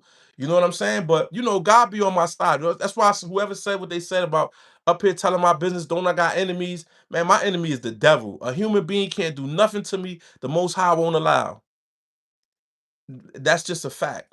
You know what I'm saying? So I started recording them, right? So I had these recordings for over a year. Like I said, we hadn't spoke for like a year. We was talk here and there, but that's how I got the recordings. Every single time he would call, I would start recording them. So when he said that he was gonna put out the documentary, I started thinking, and I'm like, well, shit, if he's gonna put out a documentary, because he's a liar too, he's a pathological liar, y'all. I said, before he does that, before he puts out this documentary and paints whatever picture he wants about me, I'm gonna go public first. How about that? Because I'm not afraid of the world knowing. I'm not afraid of him going. That's not what I was afraid of. I was afraid of him lying, painting me in a whatever light he wanted to paint me in, and profit off of my struggle, my pain. I did the 18 years in prison. He didn't. I was not there for my daughters. He wasn't. You understand what I'm saying? He was home. He never sent me in the 18 years I've been in prison. The first time Harrell went to jail, he went to juvenile jail. He called my house every day. I went with his mother, juvenile jail, to see his mother in DFY twice. I drove hours upstate. We was only like 14. He went to jail before me. He just learned his lesson faster, and he had a talent, so he didn't continue with the street shit, right? So, um, and in my 18 years, Harrell never sent me one letter or $1, not one. Whether my grandmother was still on weeks, we lived right under him. He never dropped off a dollar. He never did nothing from nothing ever the entire time. So you think you're gonna benefit off of my life or my life story, so to speak? We're not even talking. We're not even on good terms. So I thought about it. I prayed on it, and because I wanted to give a message to the kid, it's not about like the guy I went on the first channel, he put 17 homicides, a hitman. As soon as I went on his platform, I said, I'm not a hitman, and I did not unalive 17 people. I said that outright. I said that outright. You know what I'm saying? My message wasn't about coming up here trying to talk about that because even though it's a lot, but to be honest with y'all, like, and I was a violent person, you know what I'm saying? But I didn't kill 17 people. I didn't even really kill one. Was I involved in a lot of it? Yes. So I'm just as guilty as the parties who actually pulled the trigger because I was involved. You understand what I'm saying? But so I was a horrible person for that. You know what I'm saying? But I was only really really the trigger person on one supposed homicide. You know what I'm saying? And I pray every day and ask for forgiveness for that every single day. You know what I'm saying? But I was around a lot of shit, and I've been through a lot of shit. You know what I'm saying? And for him to just want to jump out there, you don't even know my life story. Cause even though we childhood friends, when he started rapping, I was off doing stuff around people he wouldn't even come around, if that makes any sense. I was around people who killed people for nothing, and I'm not bragging about that shit. I'm not. But I was around some people who would kill people for nothing. People he would never even go around unless I was there. So for him to say he was gonna put out my life story, I said, I'll give you one better yet. I'm gonna give it to the world for free before you go make a dollar off of it. Because me giving it to the world for free, at least I get something out of it. If I change one person, if I show one person how to heal themselves, if I could reach to another Tyrone Howard, the next Tyrone Howard, if he wants to come to me, that's why I commend Hocus for a fifth on what he's doing. You know what I'm saying? Because if me doing this, if I could save two or three who was like me, because my whole life I didn't. My dad said it, and I think maybe because I'm his son and I had it in my DNA. My dad said something to me, and it was the truth because I was the exact same way. My dad said it feel like I've been watching myself in a movie. Like I was never the person that was doing all the shit that I was doing. It felt like I've been watching myself. And when my dad said that shit, as complicated as it sounds, but I swear to God, that's exactly how I felt about my life. I felt like I was watching myself portray a role that I never was, and I never really was. I was never super tough. I was never super gangster. I did a lot of shit out of happenstance, violence and fighting, like I told y'all before. And I love my grandmother. She raised 5 boys that wasn't her own. Could you imagine a woman who works 9 to 5 and raised 5 boys that's not her own? My grandmother was an angel, uh, one of the most beautiful souls you ever want to meet, and that's not just because she was my grandmother. Anybody who knew her would say that, right? But that lady made me who I am. I was the first boy in 2 generations, 3 generations of women. I was the first boy. She had a stillborn son, or she lost her first son. So when I was born, I was her son. And her and my aunts and they made me fight. Mike Jones, anybody in them comments, jump in the comments. I fought. I didn't have no older brothers. I came up on Weeks Avenue fighting every day. Anybody in here in the comments, jump in here from Weeks from the neighborhood. I fought every day. Around the corner, there was a group of kids my age. It might have been about 30 of them. I'm not exaggerating. Mike Jones, if I'm lying, I'm flying. Tell these people I'm not making this shit up. Around the corner from me was a neighborhood, and from the time I was 8 to 15, there was 8 to 15-year-olds around the corner, like 20 of them. And I fought every last one of them. So I already had this stinking thinking before Christ touched my heart, before I had Christ consciousness, before I knew how to pray or meditate. I grew up in an environment where I grew up fighting. I grew up before I got to the first grade, I fought everybody on my block. Could you imagine that? Before I got to the first grade, before I was in the first grade, when I got to the first grade, I was already fighting people.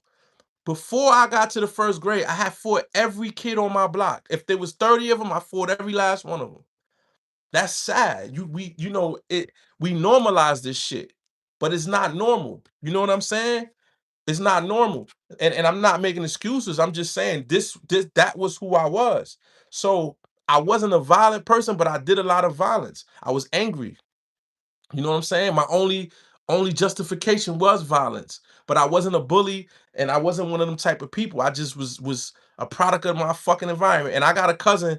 It's me and my cousin. My cousin, and my 3 brothers my grandmother raised, right? My cousin is only a year younger than me. And he never had to he fought because you gotta fight over there, but I made it so he didn't have to fight. So he wasn't even a violent person. I was though. You know what I'm saying? I fought for him and he didn't have to fight. I didn't have that. So I had to fight. You know what I'm saying? If y'all don't understand, then you might not never understand. You know what I'm saying? Hit that like button, y'all. Y'all might not never understand. You see this hat?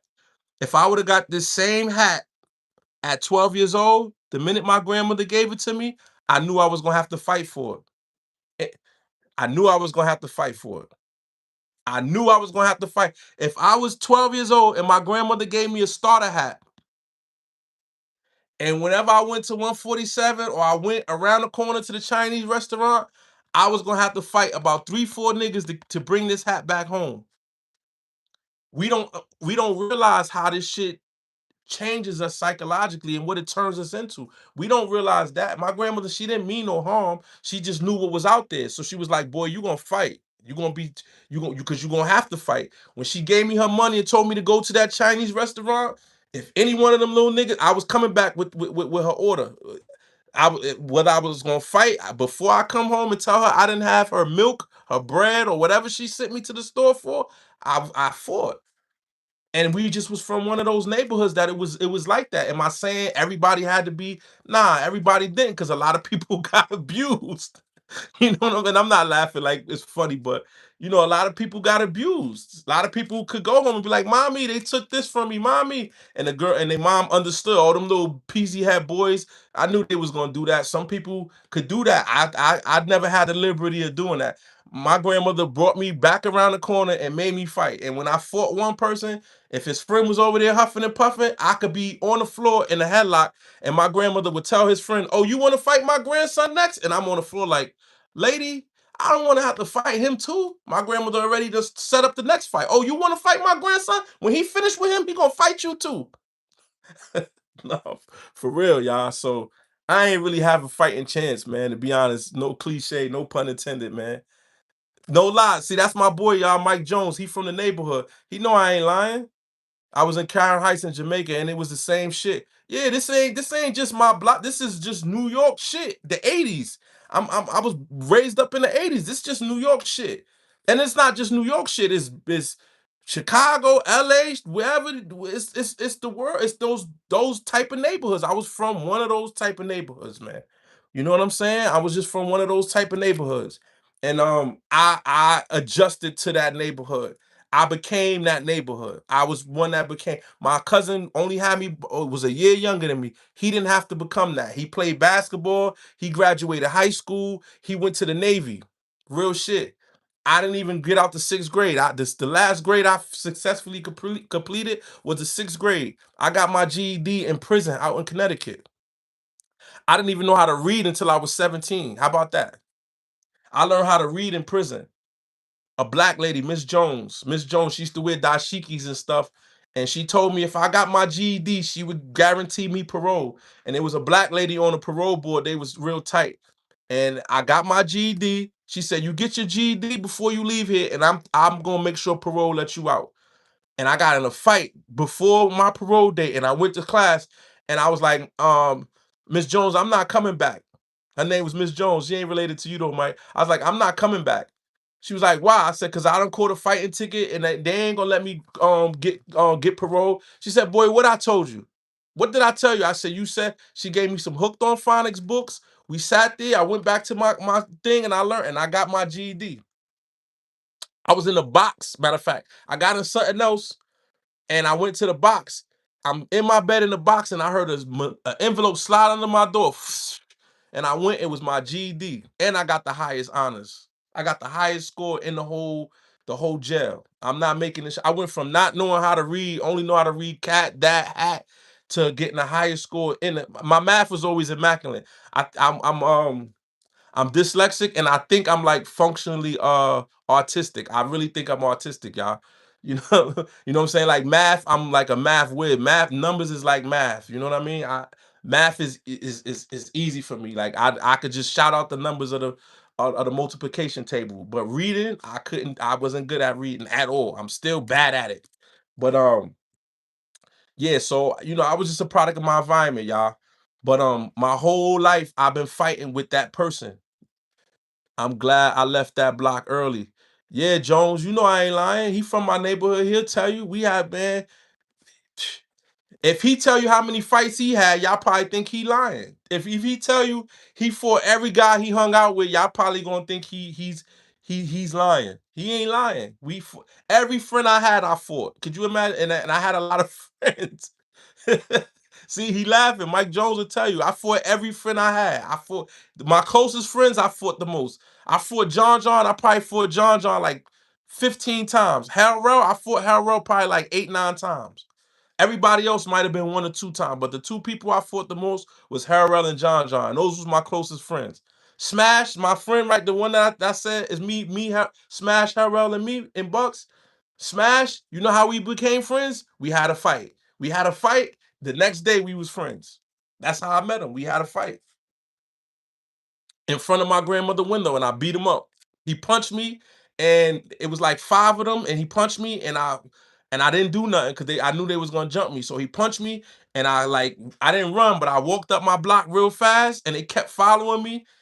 And when I got in front of my window, I called my grandmother. She came outside, and I beat him up, and we became friends. We was friends every year. Then we became cool. I fought all my friends, man, but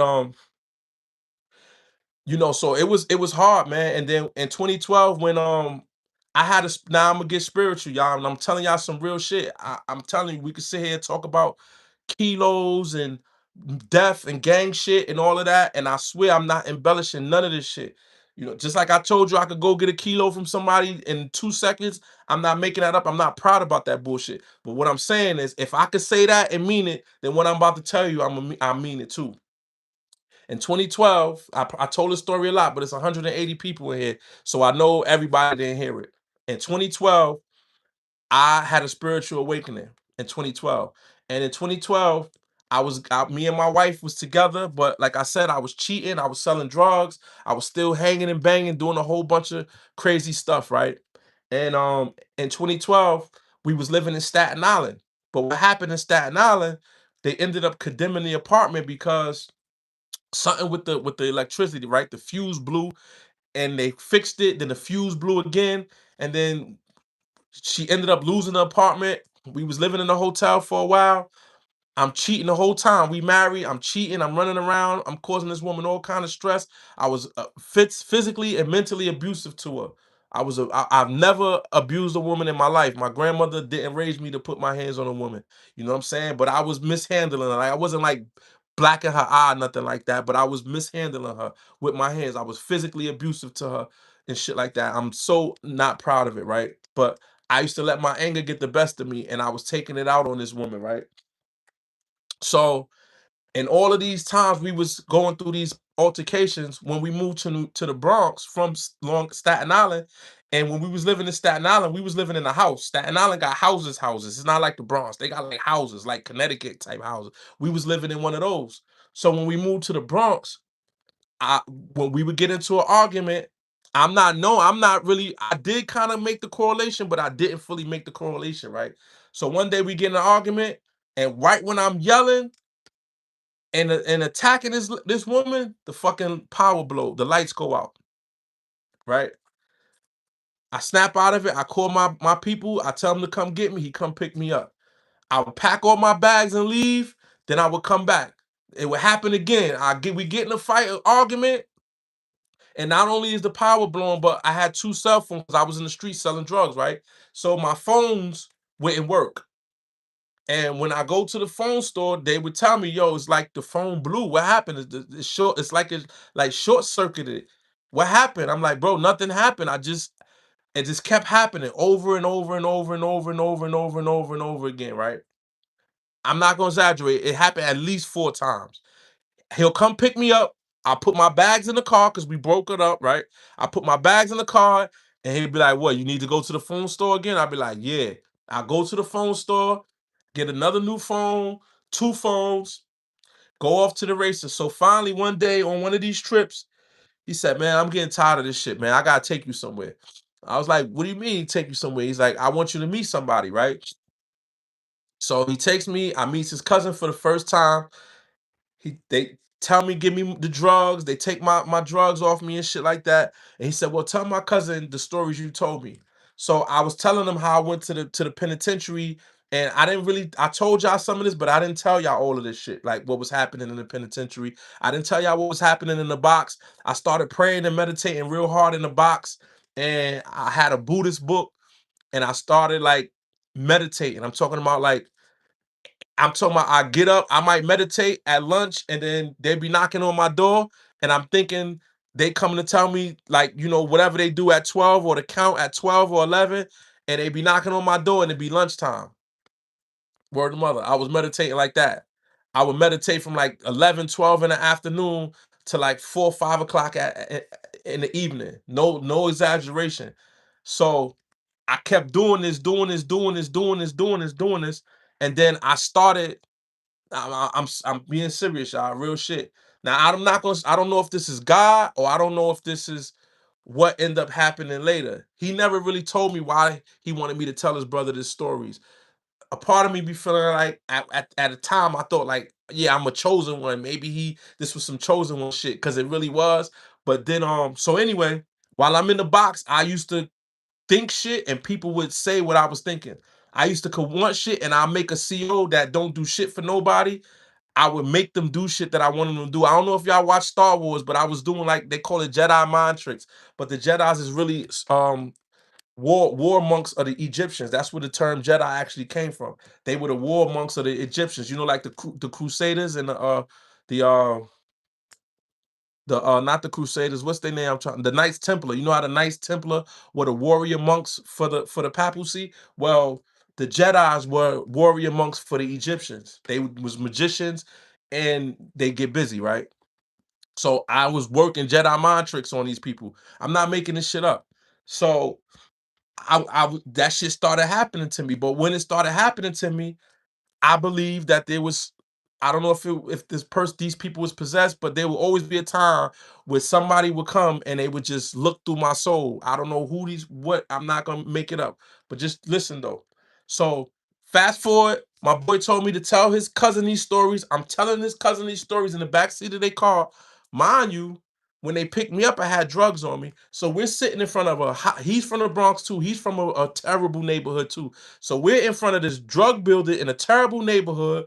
It's pouring down raining. The police keep jumping out. We're sitting in the car and everybody's standing on the block. So the police would jump out, go around our car, harass the guys in front of the building, pass us again and jump in the car. And I'm like, yo, we sitting here with all these drugs. I got all these drugs because I just got into it with my wife. So I had to bring all my drugs with me. It wasn't a lot, but it was enough to do a lengthy amount of time, right? So they got my drugs and my cell phones in the glove compartment. I'm like, yo, bro, why are we still sitting here in this hot ass block? Yo, let's get out of here. They like, no, they just so like, no, bro, you're good. You're good. I don't know why these niggas felt so comfortable at the time. I'm like, man, we need to get out of here. Like, whatever, right? So long story short, no, I'm not on no magic mushrooms. I wasn't on no LSD. I swear. Oh, you said you on right now. Oh man. So I keep saying long story short, short story shorter, but it's a long story, right? So, but y'all here, it's 200 people here. So anyway, so they seem to be calm, but the police keep going. So I tell him the whole story. When I finish the story, his cousin looks at him and said, "He's ready." I swear to God, I actually write a fucking movie. It sounds like a movie, but I'm not making this shit up. He looks at him, he was like, "He's ready." We drive off. Boom. We go to the park right on anybody from the Bronx, y'all know. We go to the park right there on 3rd Avenue and Tremont. East Tremont and 3rd Avenue, there's a park. 3rd Avenue is one of the busiest streets in the Bronx. Tremont is one of the busiest streets in the Bronx. And they run like this, like across. We sitting at a crossroad, literally. So we go to this park. It's a little park, y'all. So we got I-95, the Cross Bronx Expressway behind us. We got Jerome 3rd Avenue right here. We got Tremont right here. They doing construction on the street. It's a noisy, crowded New York City tiny ass park. You know, like in New York City, it's grass, trees, a rock, and buildings. Outside of this park, it ain't no motherfucking grass, nowhere to be found. This park is the only grass and rocks you gonna find around this whole vicinity. Real shit, right? So we go to the park, we sitting in the park, and the brother gives me a spiritual awakening, right? And I told this story, but I'm gonna tell it again because there's 200 people in here, right? So when he gives me the spiritual awakening, right? I'm sitting there, I'm saying Jesus Christ's name. I'm not saying nothing else. He told me to say a mantra, and his mantra is Jesus Christ's name. So Anybody in here who don't believe in Jesus, just listen to this story. I don't care how you take it, but this is real shit that I'm telling y'all. I have to tell y'all this. So I go in the park. I'm saying this mantra over my head is Jesus' name over and over and over again. There's ways of saying it. You could say it 5 different ways. You just make a rhythm with it. At this time, I don't know the rhythm. I'm just saying it plain because this is the beginning, right? So I'm saying Jesus' name over and over and over and over and over again in my head, right? The brother gives me this spiritual awakening. I know people from NA and people who read about spiritual awakenings in books. There's different types of spiritual awakenings. This is just what this was called, right? So when he hits me with this energy, this love and light energy, 'cause that's all we summons, and we not summoning no spirits, we not saying no name other than Christ, and we asking for love, light, and healing from Mother, Father, Most High, Creator of all there is, was, and ever will be in existence. That's it, right? We send love, healing energies to the earth. We send love and healing energies to the vibrations, to everybody around us. It's not just praying. We sending love energy to the earth. We sending love energy to everybody in the hospital bed, to everybody going through something. You just a conductor and can do unconditional love, light, and healing energies. That's it. I promise you. And when the energy comes down on me, y'all ever see in the movies? Because I've seen this outside of myself. You know, in the movies when you see in a poltergeist movie or the exorcism movie, the person who's being exorcised, they always usually throw up or they usually cough or they usually always spit up. Every movie you see, Constantine, I could go on and on and on. Any movie when somebody has a spirit attached to them, they either cough or they either throw up. That's real life shit. I guess I'm assuming. I guess your body, because it's in you.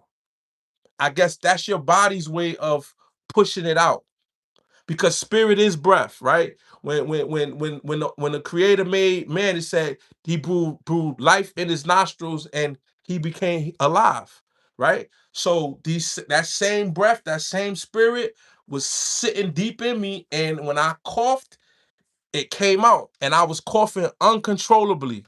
My eyes watered up. I had snot coming out my nose. I coughed so much that I peeled over in coughing. And then after I coughed, I felt so much lighter. I felt so much lighter. And for some odd reason, when I after I was bent over like this coughing, when I lift up, my head just fell back and I was just looking straight up at the sky, right? Now in this park, it's trees. Yeah, I can't believe I lost 20 people. Maybe because if I was talking about kilos and kidnapping, I probably would have still had 200 people in here, right? So when I looked up, I could see the top of the trees, right? But I don't hear shit. You ever sneeze? You know how when you sneeze, and for a second you can't hear nothing when you sneeze? I know y'all all experienced that. It was like that, but I didn't sneeze. I look up, I can't hear shit. I can't hear nothing. And it's two trees, but I don't see the trees. I only see the leaves. You know how you look up and it's the sky, and all I can see is like the leaves from the two trees like this, and then I'm looking in between the two trees, looking at the sky. But I can see the two branches from the trees like this. And then I look, right? And the first thing when I came aware of everything, a bird flew by. But the bird didn't just fly by, y'all. I swear I'm not making this shit up. God knows, Yahshua, Yahweh, Jesus the Christ, Esau, whatever you call him, he's is my witness. As I'm looking up, a bird flew by, but it didn't fly by. It flew by in slow motion. It said, woo. I hear the wings. Woo, woo, woo. The bird passed, and that's what I heard. And I saw the bird go by. Then when the bird went by, now the trees, the two branches and leaves, that's all I can see because I can't see the trees. I just see the two branches and leaves. Now when my eyes home in on it, I see the tree, I see the leaf. Now I don't got these glasses on this time. Or did I? Either way, I still couldn't see the actual vein. I see the leaves. I saw the leaf. I saw the veins in the leaf, in the tree, up there. I would have never, even if I could saw it, I would have never homed in. Like my eyes homed in on the veins of the leaf, right? So as soon as I seen the leaf, guess what? I felt the tree. I seen the leaf, and when my eyes caught contact with the leaf, I felt the tree I went all the way down in the tree, and then I felt the roots in the ground. And then when I felt the roots in the ground, I felt the ground. Then I felt the highway. Then I felt the earth, feeling the construction going on across the street. They had a jackhammer, but I don't hear the jackhammer. But I felt the jackhammer. I swear, y'all. I felt the jackhammer. I felt the guy hitting the jackhammer on the ground. I felt the jackhammer. I felt the highway. I felt the cars. I felt my two brothers standing here with me. I felt everything. I felt everything for I don't know how long it was. It wasn't that long, but if it was 2 seconds, it felt like 2 years. I felt everything, and I'm just stuck like this, but I felt everything. I felt the earth. I felt her hurting. Now, my Christian brothers and sisters, y'all probably be like, oh, this is the devil, it's not right, or whatever. My Muslim brothers, y'all gonna be like, oh, this is shirk. You know what I'm saying? That's the jinn, whatever y'all gonna say. But I'm telling y'all, for that moment, I felt everything. They call it being present. They call it being present. I felt every single thing in existence in that 1 second. And then as I'm looking up, as I begin to lean forward, I don't y'all probably never experienced this, but I didn't think you ever not think to say something and you just say something, but you didn't think to say it. Most of the time you think to say something, like somebody say something, and even though you don't feel yourself thinking, but you know you thought to say it, you ever said something that you wasn't trying to say and you just said it? I leaned over and my being, not my conscious mind, my being, my higher self said, I understand. I can't tell you why I said it because I didn't think to say it. I just said I understand. I don't know if I said I understand that I'm one with the earth and the universe. I don't know if I said I understand that we shouldn't have made this highway. We shouldn't be working on the pumping on the ground like that. I don't know what I was supposed to understand. I was a part of the all in all, but I said I understand. My inner being, my higher self said I understand. And when I looked up and I looked at the brothers, they were smiling and they laughed too. You ever seen a kung fu movie? There's something with laughter. Laughter is so joyful. It's the most beautiful, powerfulest thing you could do. These brothers could laugh at the drop of a hat. They would just start laughing for no reason at all. I'm talking about a belly aching laugh over the smallest shit because you be so full with love and joy that you just laugh. You know how you feel when you have a real good laugh? These brothers can have a real good laugh about nothing. And in the beginning, I used to be like, why these niggas always laughing? I didn't really fully understand why they always used to be laughing. But it only remind me of Kung Fu movies. Remember we used to watch Kung Fu movies? And the little young grasshopper used to always run to the white beard masters. And every time he tried to do something, they laughed a lot, right? They not making that shit up. Why did they laugh? Those Kung Fu masters, if you ever really remember Kung Fu movies, I should watch one. I ain't watched a Kung Fu movie in over 30 years. Maybe longer than that, since Channel 5 Saturday, Sunday morning. I ain't watched the Kung Fu movie, but I should watch them because in the Kung Fu movie, that's what they telling you to be one with nature. That's what Kung Fu and Jiu-Jitsu, they trying to have you be one with everything, like in the Matrix, right? And that's why they used to laugh all the time because they were one with everything in existence, right? And the brothers cleaned me up. Now that's not even, it's not over, y'all. I was supposed to go see somebody else. They had to do that before I could even go see who I had to go see, right? And this is confidential information. I told the feds about a bunch of homicide, but I ain't tell them about none of this. And I'm telling y'all, but I'm not saying no names. I'm not gonna say no names of these brothers. I'm taking that with this body, right? When it go. So when I go see the other brother tell me straight up. He says, oh, I fought all night to get you here. And I'm like, what are you talking about? What do you mean you fought all night? I don't even know you. What you mean you fought all night? He was like, yeah, you was doing a lot of darkness and them demons fought me all night. So you couldn't come here. But I was up all night fighting. The brother said that you needed to be here, and I'm glad you're here, but I'm just letting you know I fought all night. I said, with demons? Me? What are you talking about, demons? He said, brother, you have a lot of spiritual attachments. You have done a lot of wrong out here, man, and you know you have work to do for the Creator. You have work to do for the all in all, man. And I'm here to show you what this Christ consciousness is about. And the brother told me some things, and it changed my life. Now this is 2012, so you would think that I wouldn't get locked up in 2013 for drugs of the gun, and I wouldn't get locked up in 2016 for drugs again, right? But I'm still, I'm not gonna say was, because if I say I was a work in process, then that means I'm all the way there now. I'm not even gonna lie to y'all. I ain't committing crime. I ain't committing no violence. I barely even get angry, but I'm still a work in process. I'm still a work in process.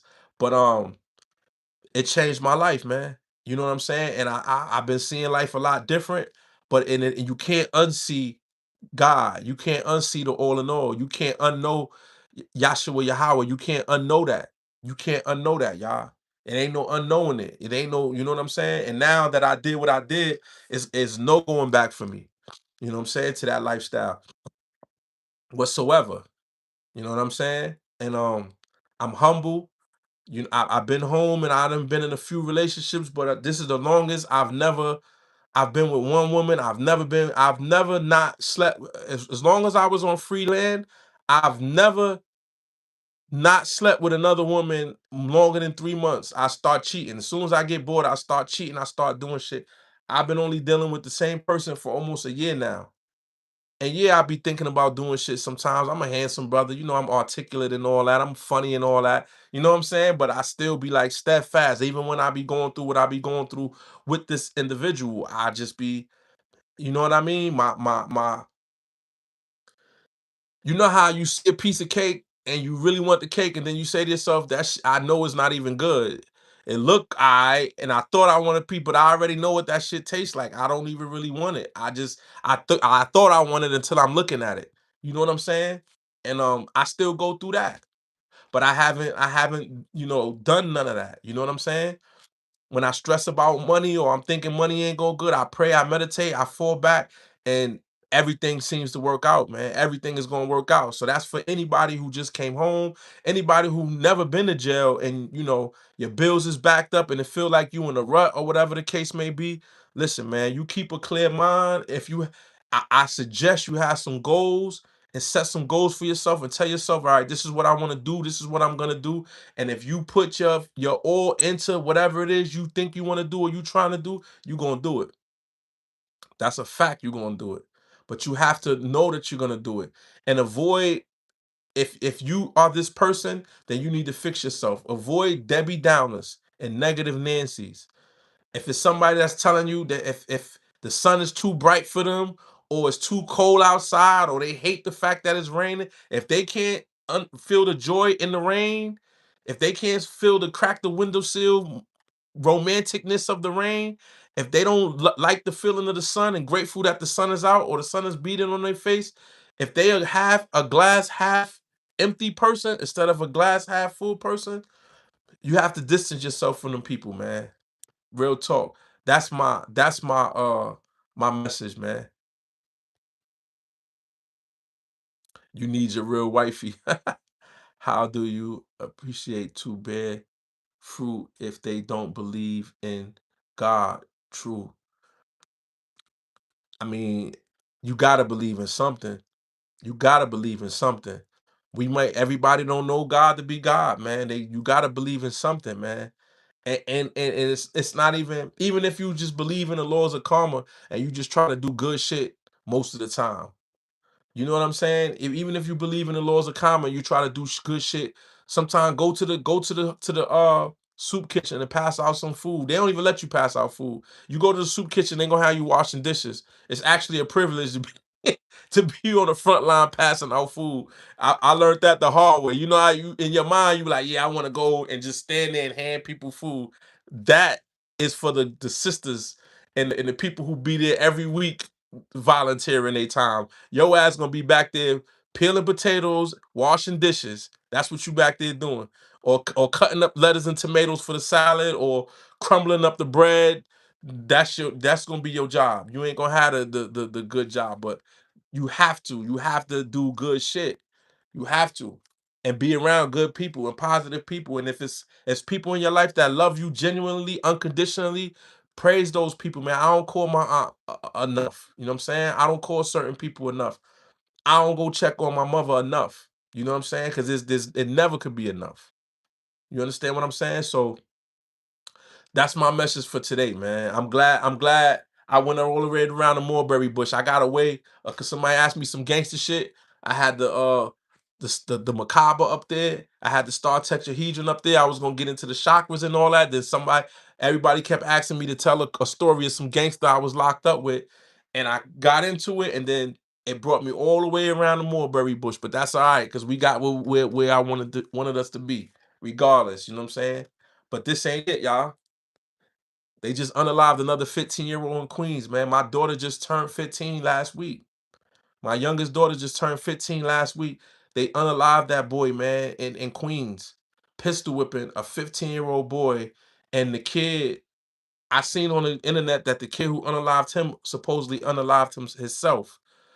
You know what I'm saying? And it's crazy. Where where where I did time at, man, Leavenworth, Lewisburg, Greenhaven, New York, Rikers Island, Northern Connecticut, Lackawanna County, Pennsylvania. Man, I did 18 years, bro. I've been in a lot of jails, bro. Let me know about your religious views.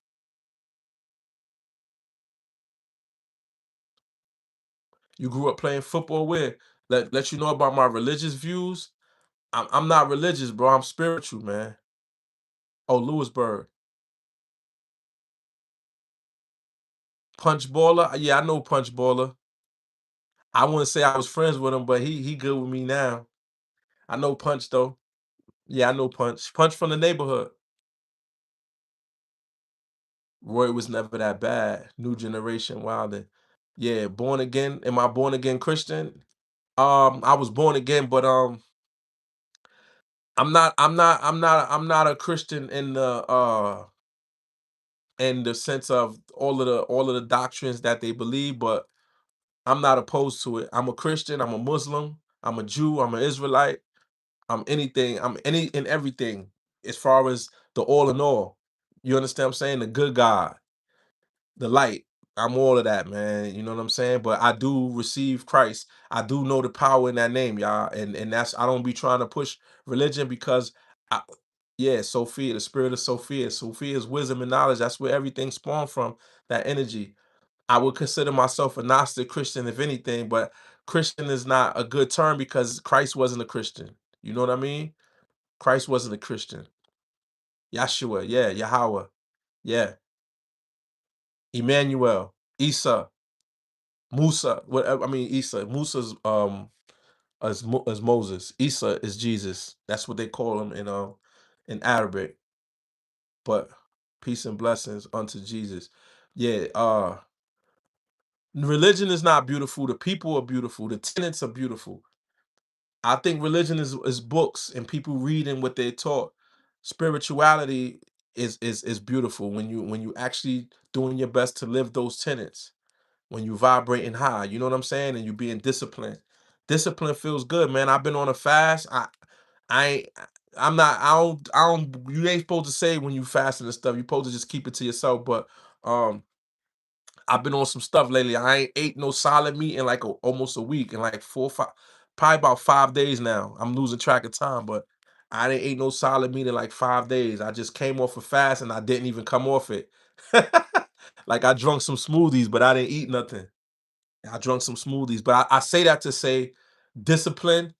I'm telling y'all, man. All right, I want to say this: if you down on your luck, for lack of a better term, like your finances ain't where they supposed to be.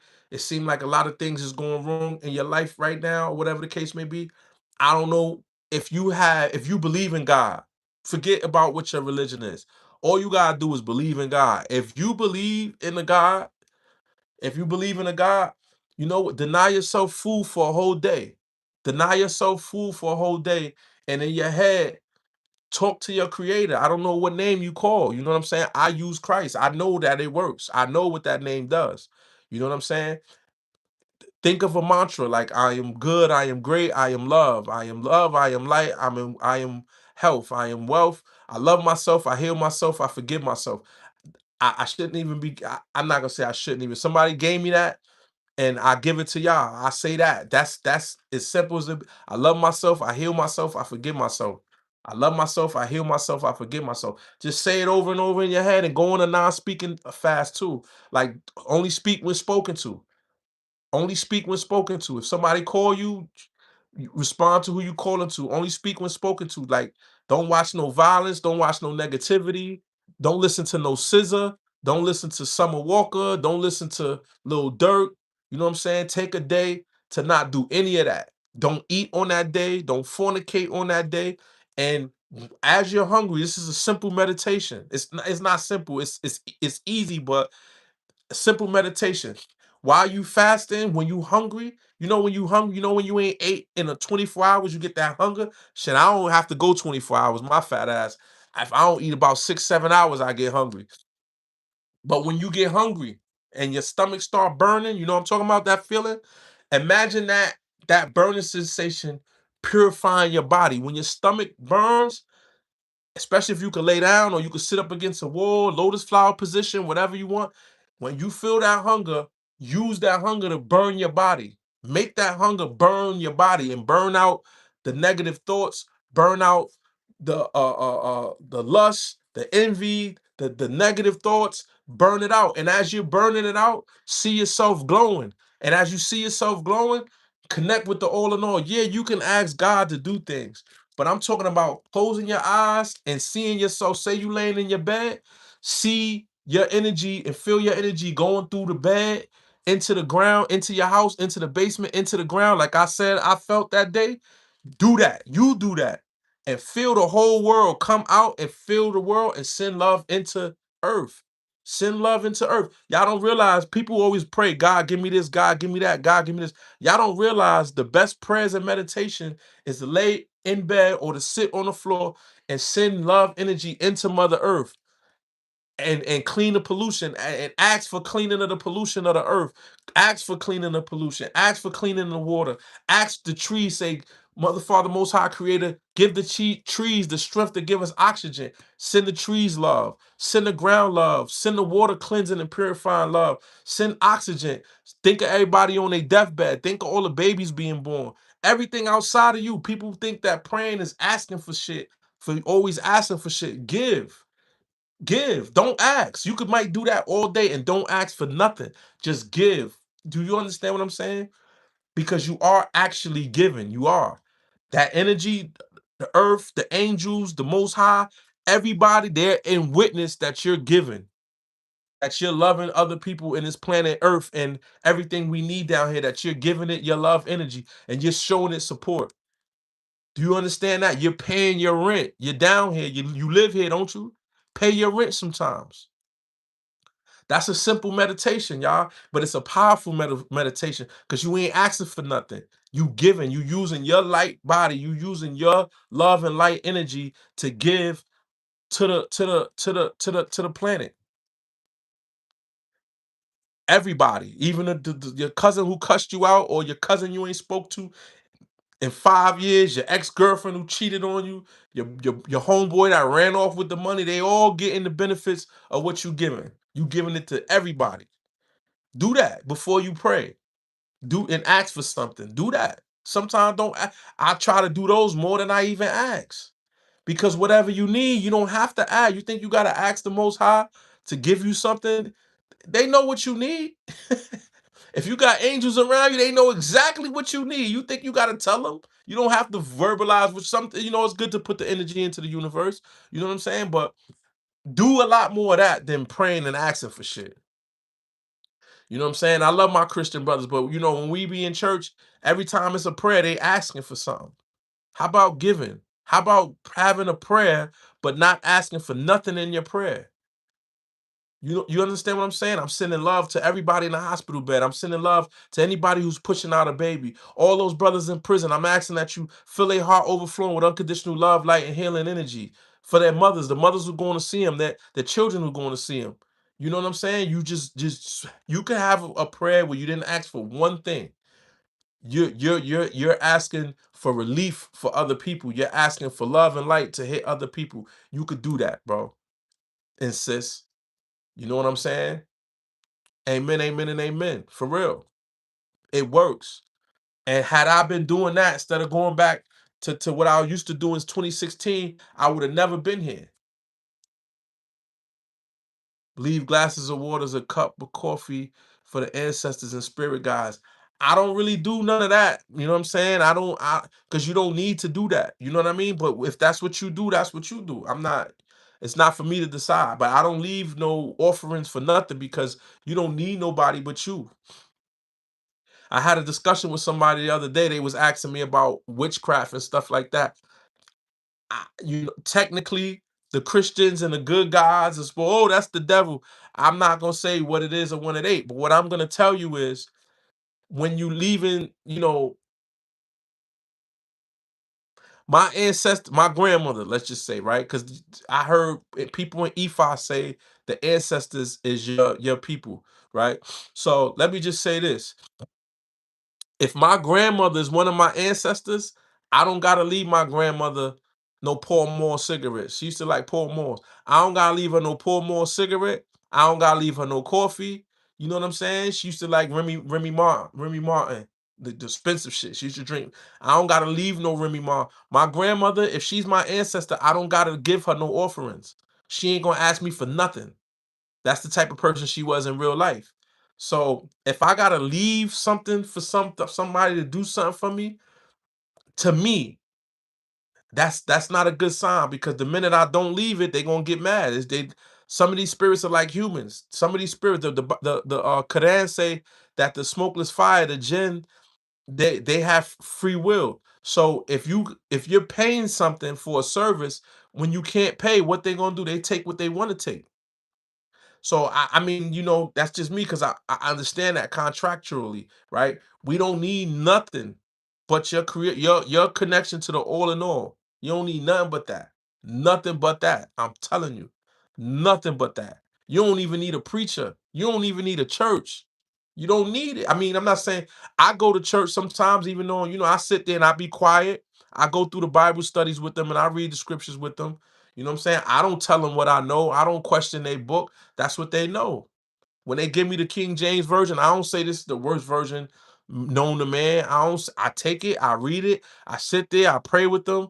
They like to bow their heads. I like to hold my head up, but while I'm in there, I hold my head down because that's how they hold their head down when they pray. I hold my head up and I hold my palms up.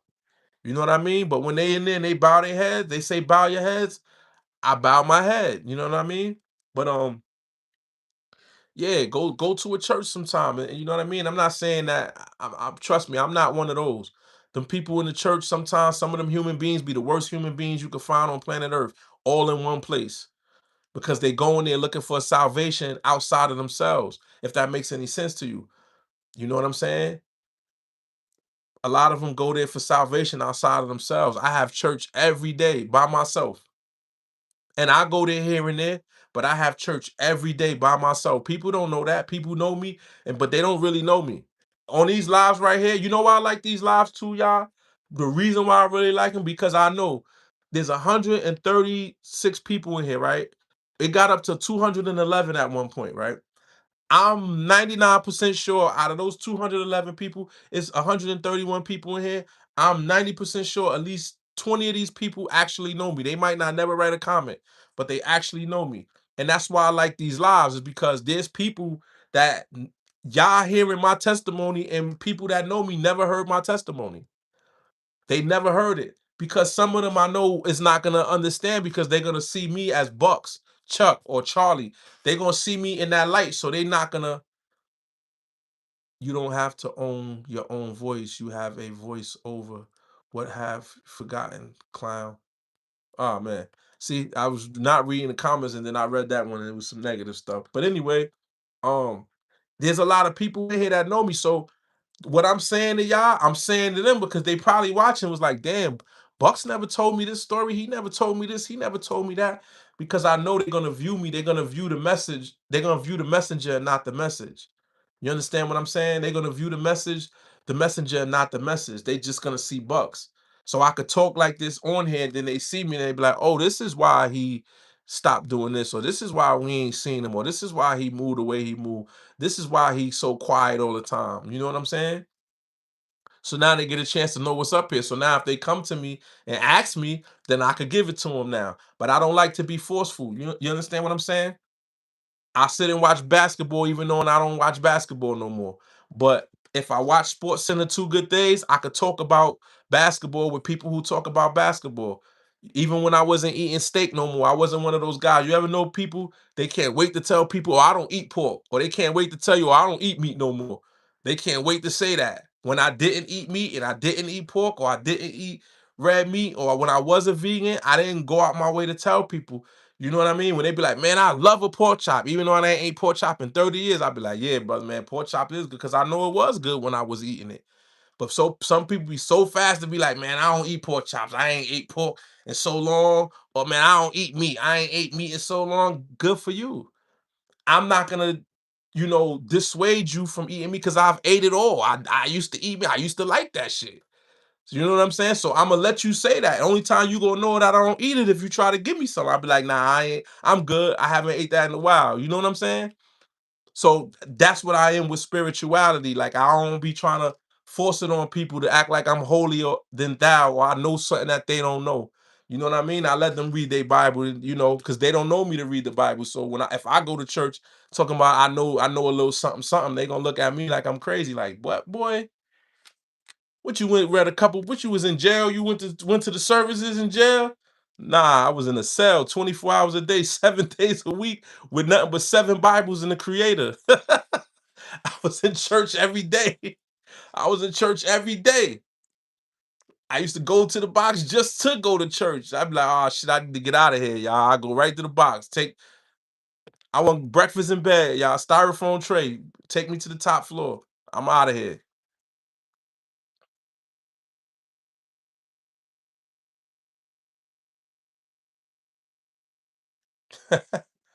And you wilding out, bro.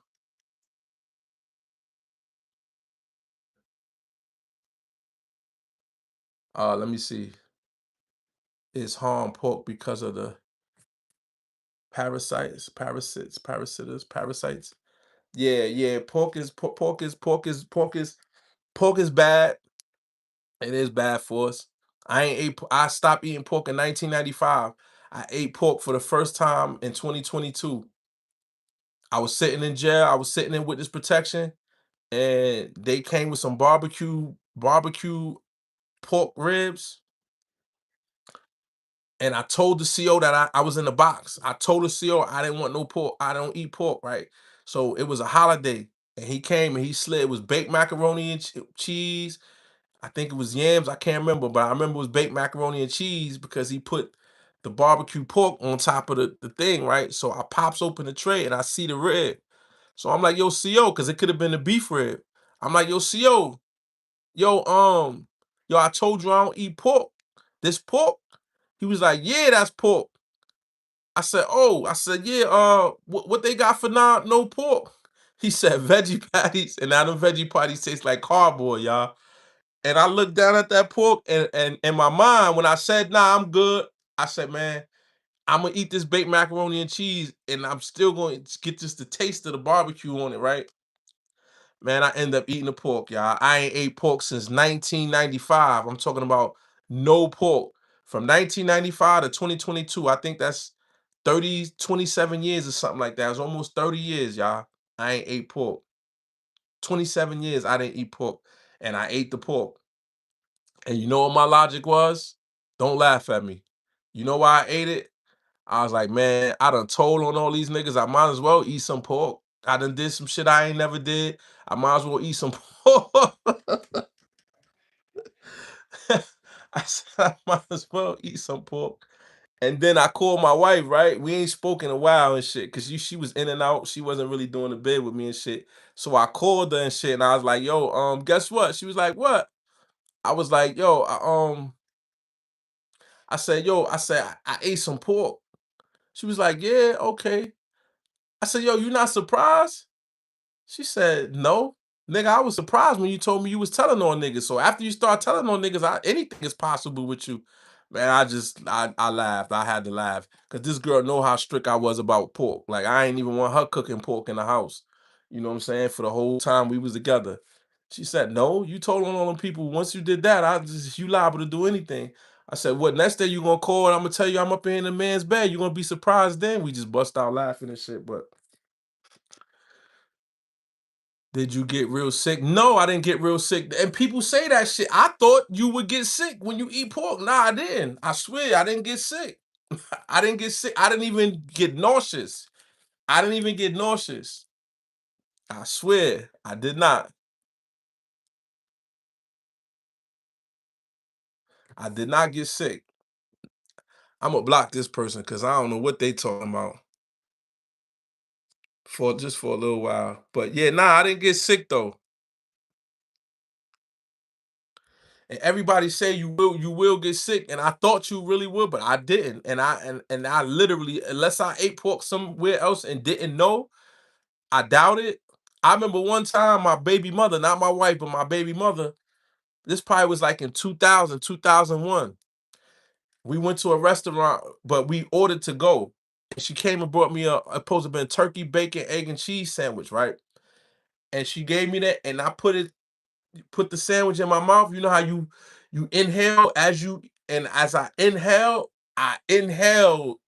the bacon. I tasted the bacon. I didn't even bite it yet. I just put it like right here. And my senses, like how your mouth is connected to your nose, and I just tasted the pork before I even bit it.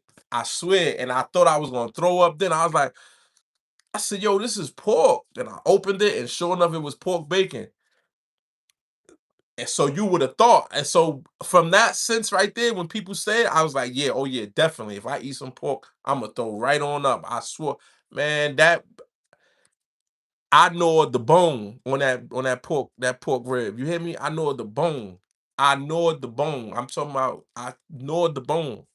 No lie. I'm not lying to y'all. And that was the first time I ate pork. I ate every piece, even the gristle. But that was in 2022 when I was locked up, and then I came home. I couldn't wait to eat some bacon. Only thing I ain't had is chitlins, but I don't think I'm gonna make it, y'all, because I'm about to shut pork. I'm about to shut meat down. I ain't ate meat in probably almost a week. I think like last Wednesday was the last time I ate a solid piece of meat. I'm about to stop eating meat for a while. I'm about to stop eating it. I'm getting up there in age, man. It ain't like no religious thing or nothing like that. I'm just getting up there in age, and I'm gonna tell y'all something else. Since I'm on here talking so damn much, I don't think this food is real no more. I don't care what they say. The chicken is getting real chewy, man. I'm a chicken breast dude, and this chicken is getting real chewy. I'm not lying. I love chicken patties. You know, all my years not eating beef and not eating pork. So I've been a chicken, I'm a nigga too. So I've been a chicken person, right? And I used to love chicken breast. I don't know if y'all are a chicken breast person, but I don't care if you go to KFC. I don't care if you go to Popeyes. I don't care if you make it at home. The chicken breast part, like the other parts you can't really tell. I always been a breast man, right? The meat in the chicken breast is super chewy, man. I never chewed chicken meat this long and not have it already ready to go down. This shit ain't. I don't think this shit is. I don't think this food is food no more. Even the hamburgers too. Like even the hamburgers. Like I don't. So I'm about to really like cut back. I'm really probably gonna eat meat like once a month. I'm on day like 4 or 5 right now. But I got so much smoothies and vegetables and shit like that. And I just got introduced to asparagus. Oh, I love asparagus.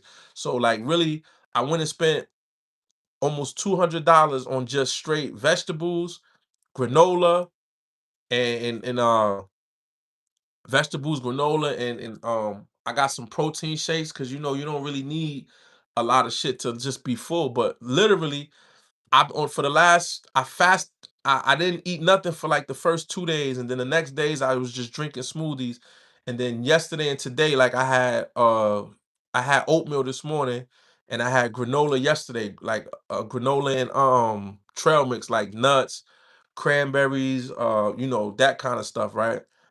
And I only had oatmeal today, and I drank probably about two of these. Oh, you can't really see it. Two jars, two smoothies. I drunk two of those and some oatmeal, and I've been good. I've been good. That was like some green apples, kale, cucumbers, green apples, kale, cucumbers, some turmeric and ginger. I put ginger in it, and a little bit of a protein shake, just a little bit, like a teaspoon, and some fiber. I put some Metamucil in there too. I went to the bathroom like four. That's another thing. I probably went to the. I've been going to the bathroom like 3 times a day, but it don't stink no more. I'm on whatever day I'm on. Today I didn't smell nothing. I went like twice. I swear to y'all, you could have walked in the bathroom behind me, you wouldn't have knew I went. And normally, when the way I've been eating, normally I'm talking about like the whole house has been bad, but I'm changing it though. Yeah, my energy feel way more better. I'm not as sluggish. It's like I already know this because I did this shit. I went 7 years without eating red meat, and then I started eating it again. I was vegan for 1 year, and I ain't ate pork in 27 years. So this time, me being from 2023 when I got out until now, this is the first time in my life that I've been eating everything since I've been 15, since I've been about like 14, 15. I stopped eating pork at like 15, 16 when I was able to buy my own food. Because in my grandmother's house, ain't no not eating no pork. Everything was pork. So once I got into the streets and could buy my own pizza and Chinese food, I stopped eating pork. You know what I'm saying? Because I didn't have to eat what she was making. You know what I'm saying? But these 3 years I've been home, this been the first time that I've ate everything since I was like 15. Because I didn't eat pork for years.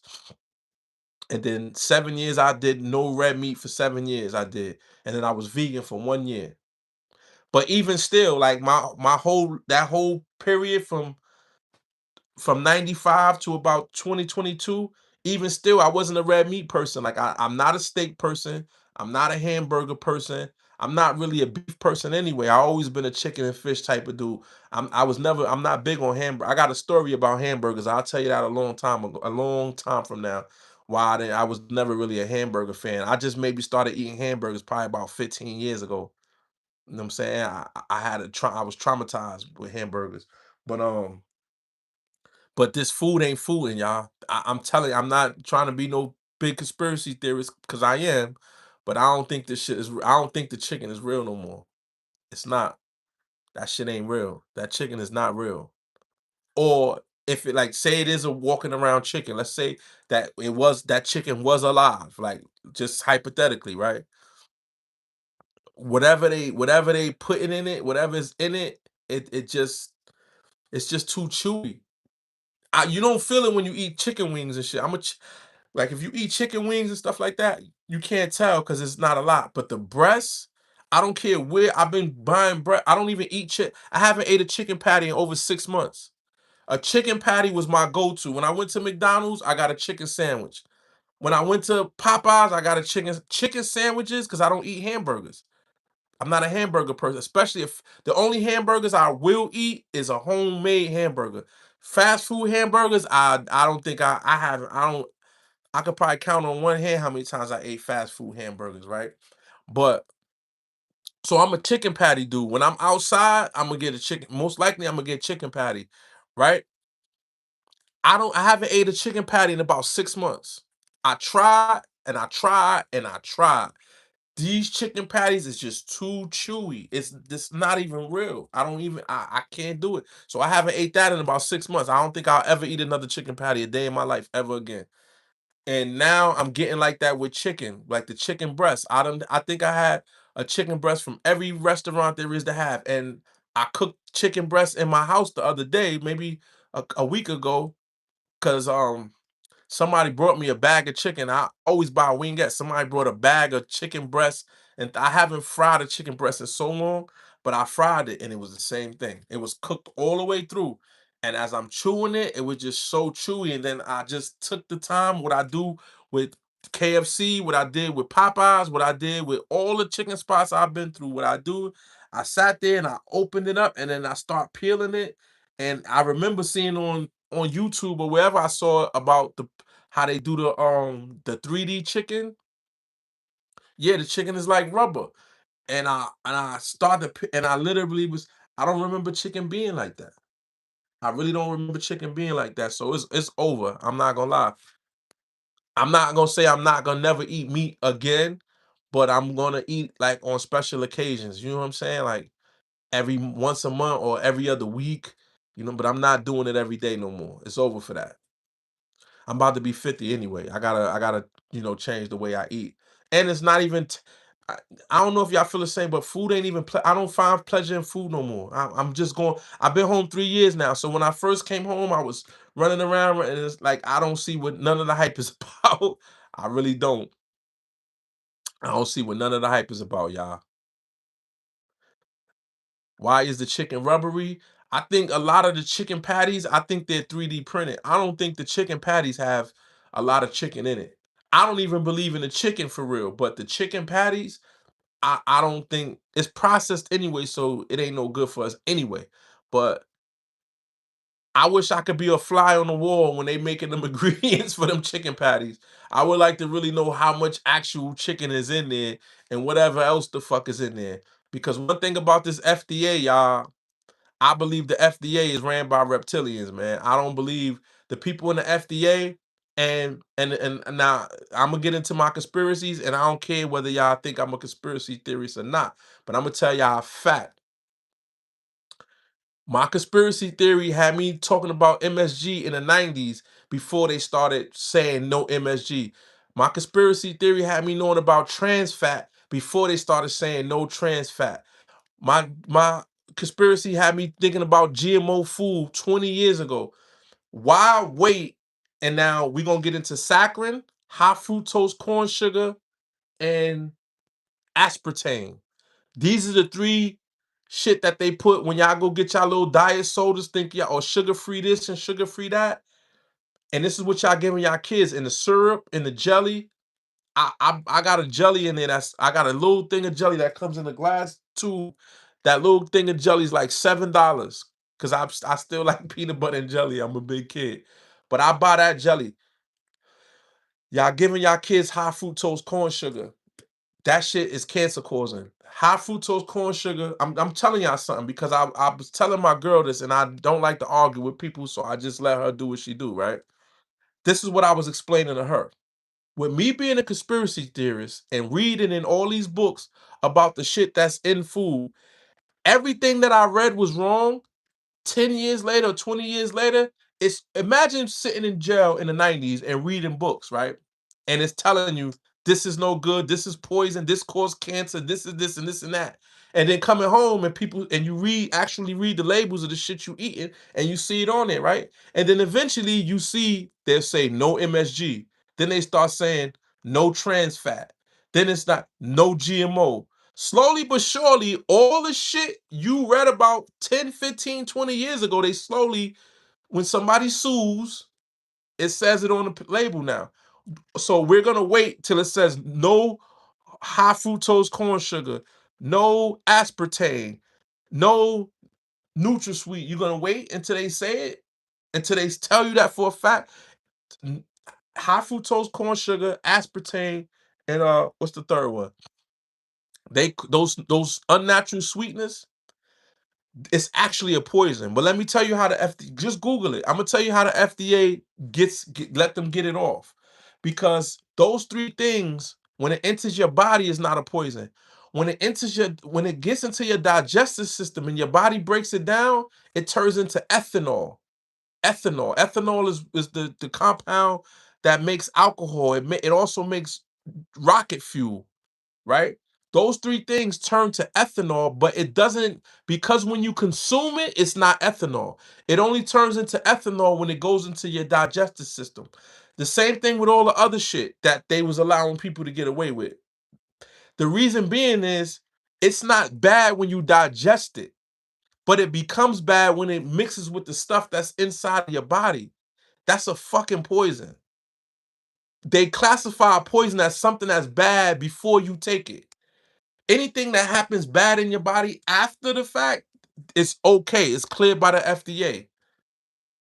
Why wait for them to tell you this ain't good for you? If you read somewhere that it ain't good for you, just act like it's on the label. Now I be in a grocery store, you see people, is that non-GMO? Oh no, I'm only want non-GMO. Man, you read for yourself and don't wait for them to put it on the package. Because guess what? They put it on the package after we number one in the planet for cancer. Now it's on the package. We're number one. We lead the planet in cancer.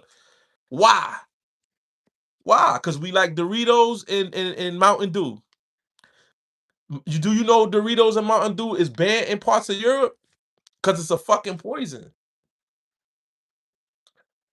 I'm trying not to be a conspiracy theorist, man, but some of this shit ain't even a conspiracy no more. Somebody was talking about if I told you about Epstein 20 years ago, like I could have, and the prince that he got busted with, the prince, what's his name? This ain't his first go around. If I told you about that 20, it'd be a conspiracy. If I told you about Diddy, it'd be a conspiracy until it's not. And the Epstein file, we see Bill Clinton and his wife at the Epstein joint, at the congressional joint, and y'all still think it's a game down here. And I'm not one of those dudes. I'm not acting like I know something y'all don't know, or I'm smarter than the average bear. I'm not even saying that. I'm just saying, man, be conscious and wake up, man. For real. Be conscious and wake up. And this is for my family members that I be wanting to say shit to, but I don't. I don't. It'd be so many people I want to say shit to, but I don't, because I gotta get my shit together. They gotta see me walking in a different kind of light, even though nobody don't really see me because I don't go nowhere and I don't do shit. But this for my family members too, because I don't be wanting to be the person to tell somebody what to do and what not to do. And every time I see the kids, eating, ingesting certain things, you understand what I'm saying? I be wanting to say something, but it's like, what can I say? I ain't even told my kids. I can't. I ain't in control over my kids and what they eat all day, every day. So who am I to tell somebody else that I love and care about some shit they not gonna believe anyway? We all knew about it, but the blind eyes goes on. It's sad, I know. Keep preaching for the kids. It starts in school. Yeah, the school ain't gonna teach them nothing. The school is just another penitentiary. The school don't teach them shit but how to be complacent. School is just based on memory. They don't really teach them shit. The kid remembers one plus one is two. Teaching somebody is actually teaching somebody like some real important shit. How they do 12 years of school and they don't know nothing about the stocks. How they do 12 years of school, they don't know shit about financing. How they do 12 years of school and don't know nothing about health. How they do 12 years of school and don't know that they can heal themselves, and don't know how to program water, and don't know how to pray, don't know how to meditate, don't know about the boogie monsters under their bed. You know why? Because school say, look, just regurgitate what we told you. Remember long enough to get this good grade, and we'll pass you along, and you get you a certificate and go get you a really good job. Go get you a really good job. You know what I'm saying? I mean, you learn in the streets, you learn in life. You don't gotta be the streets, you learn in life. You learn in life. It ain't gotta be the streets, man. People learn. I've been in the streets my whole life. I don't know how to milk a cow. I've been in the streets my whole life. I don't know how to start a fire. If the lights don't come on tomorrow, my street New York ass don't know. I've been watching videos though. I've been watching videos. I've been watching little survival kit stuff. I seen a dude purify some water with rocks and dirt. I mean, I knew you could do it because I know a river is clean water because it's actually running through the rocks and the minerals is actually cleaning the water out. I kind of have an idea of that, but I seen somebody actually make a filtration system with rocks, dirt, and I wouldn't have used the bottle he used because it was plastic, but I would have used some glass. But blew my mind. I don't know how to do none of that shit. I don't know how to.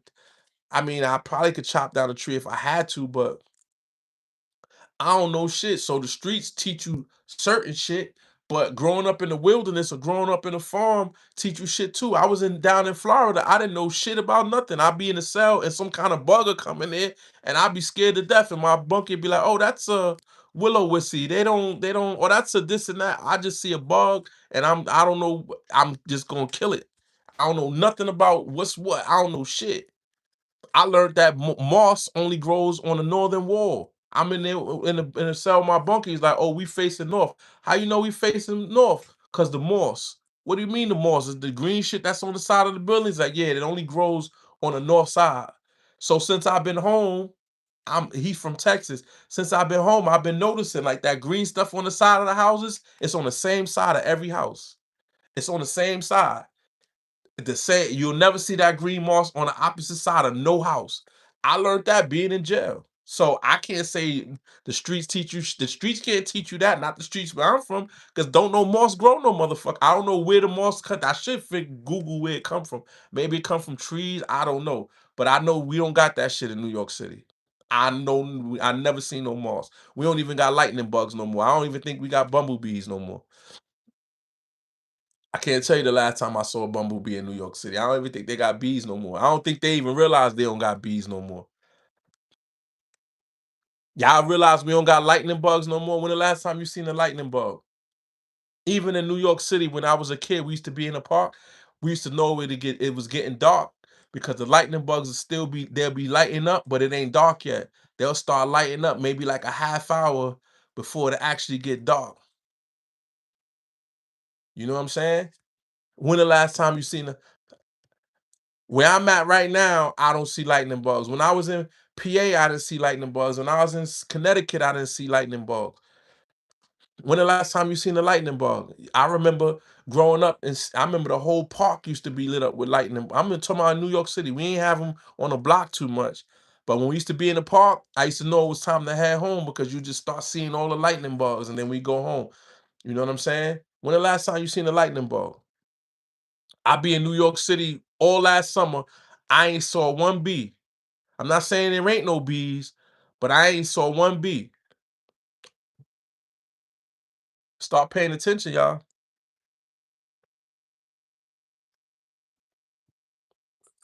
No, I love them. I remember them when I was a kid in NYC. Yeah, when the last time you seen one? I haven't seen squirrels. You know what? I be with this older white lady, and where we at, there's robins, and she said that I guess she used to see the robins every time when this time of year, and she said, like, "I still haven't seen a robin." She was like, "I don't I" she's like, "That's when they knew they was taught that's when spring was really here, when they saw the robins." And she was like, she should have saw robins in the end of March." She said she ain't been seeing no robins. I don't know, I never seen no I think I know what a robin look like, but I ain't never seen no robin any motherfucking way, but I get what she was saying, though. You know what I'm saying? So if we ain't got no bees, you think we still got motherfucking chickens to feed everybody? You think you know how many chickens we gotta feed every day? How many steaks we got? Y'all really believe that shit still around? I don't believe it, y'all. I don't believe it. I don't think we eating humans at McDonald's though. I don't know. I'm a conspiracy theorist, but that one, I ain't all the way with that one yet. But shit, you never know, man. You never know. You never know. I live in South Carolina, and these bees as big as birds. Yeah, South Carolina. I mean, shit. You in the South? I'm on my way. I'm on my way. We don't got shit up here no more. It's shit down there you probably ain't seen in a while yourself, though. It's shit down there you probably ain't saw. You probably don't remember. It's probably just the littlest thing you probably don't see as much as you used to see it. We still on planet Earth now. Y'all got a lot more vegetation and stuff down there. You know what I mean? But we still on planet Earth. It's still some shit down there that's slowly disappearing.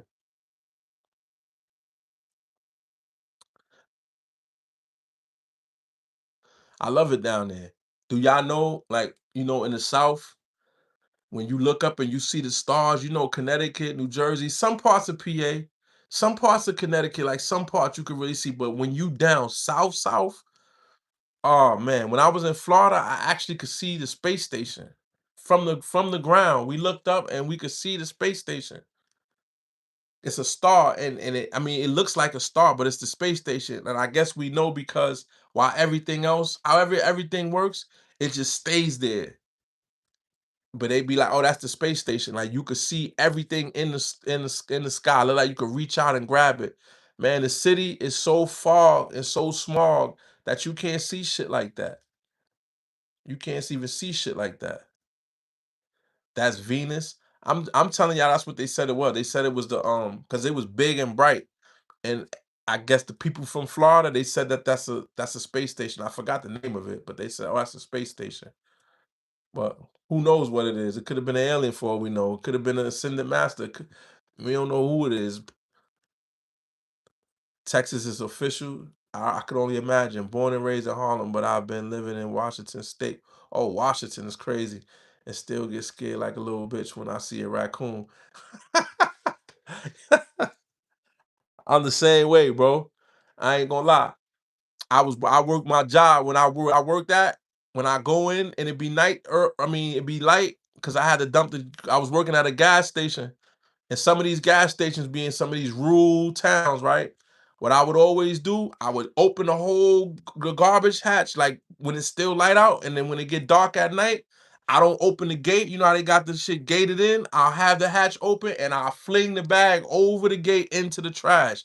I'm not going, I ain't even used to play them games. I'm from New York City. You know, we had rats the size of raccoons, man. So I don't even play them games. I just fling it in there.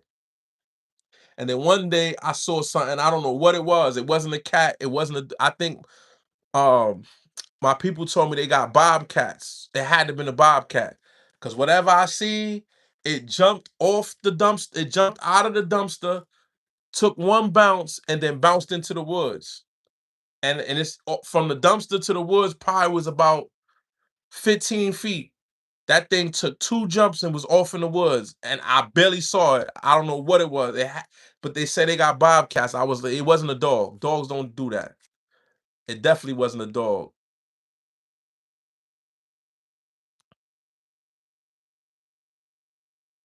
Damn, the Appalachians, that's in New York.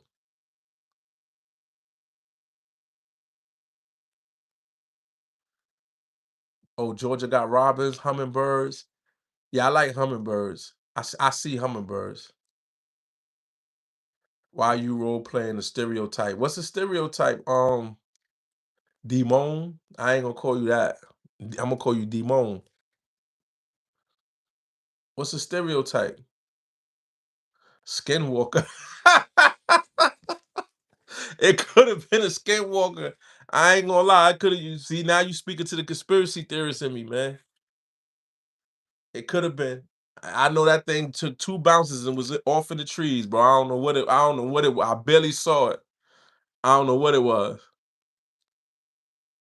I got a Bigfoot video of Bigfoot. I believe Bigfoot. I mean Bigfoot exists.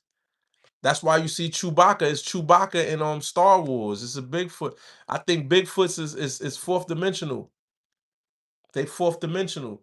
That's some shit that been here before we was here. They still here. And the what's their name? What's the other ones? The Yetis in the wilderness. I mean in the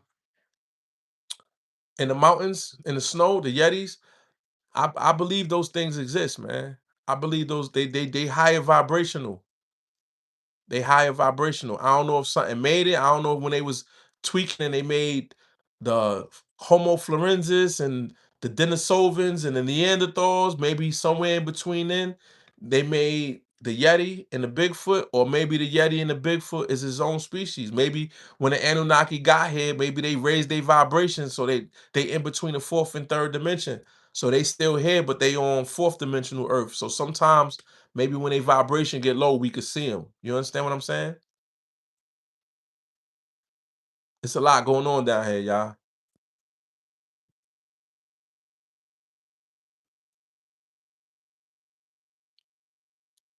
I don't like bats. There was a bat trapped in the house a few months ago. A few months ago.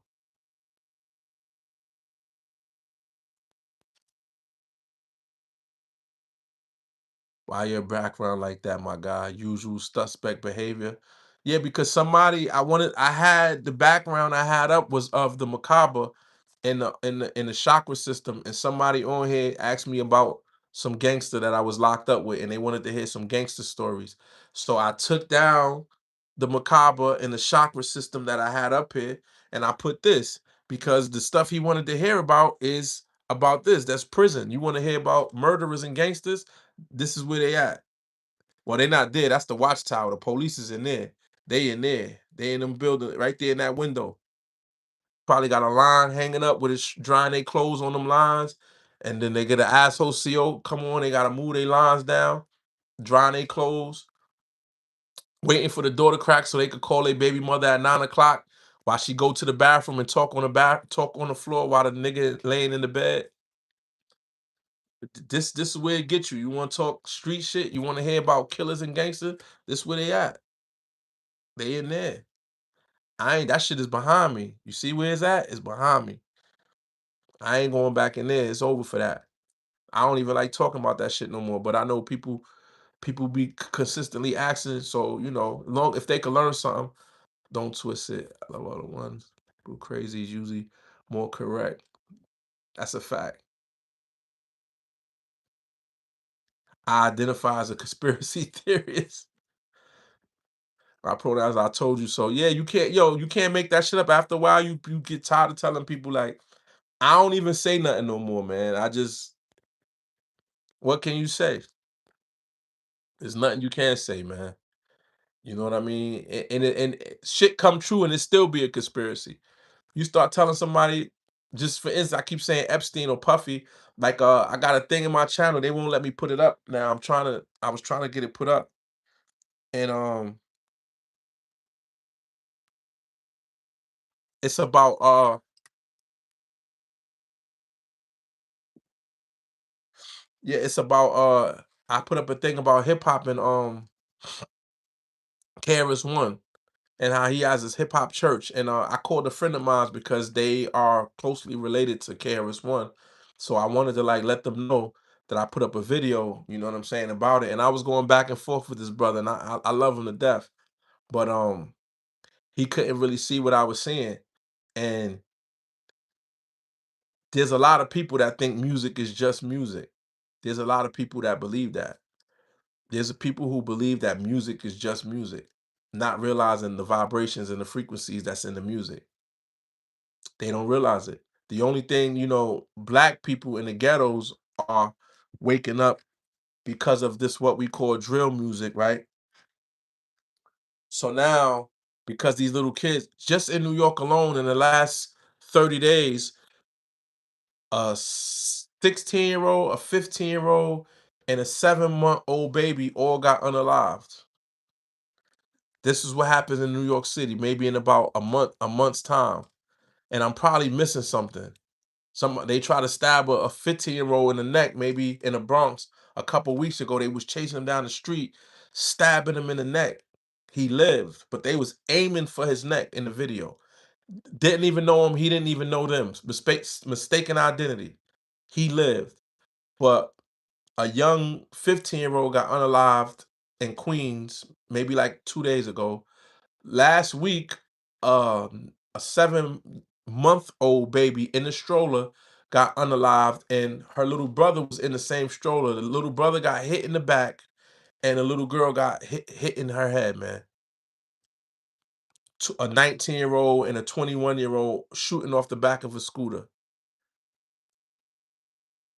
And then in the Bronx, they opened fire at a playground and unalived the 17-year-old football star.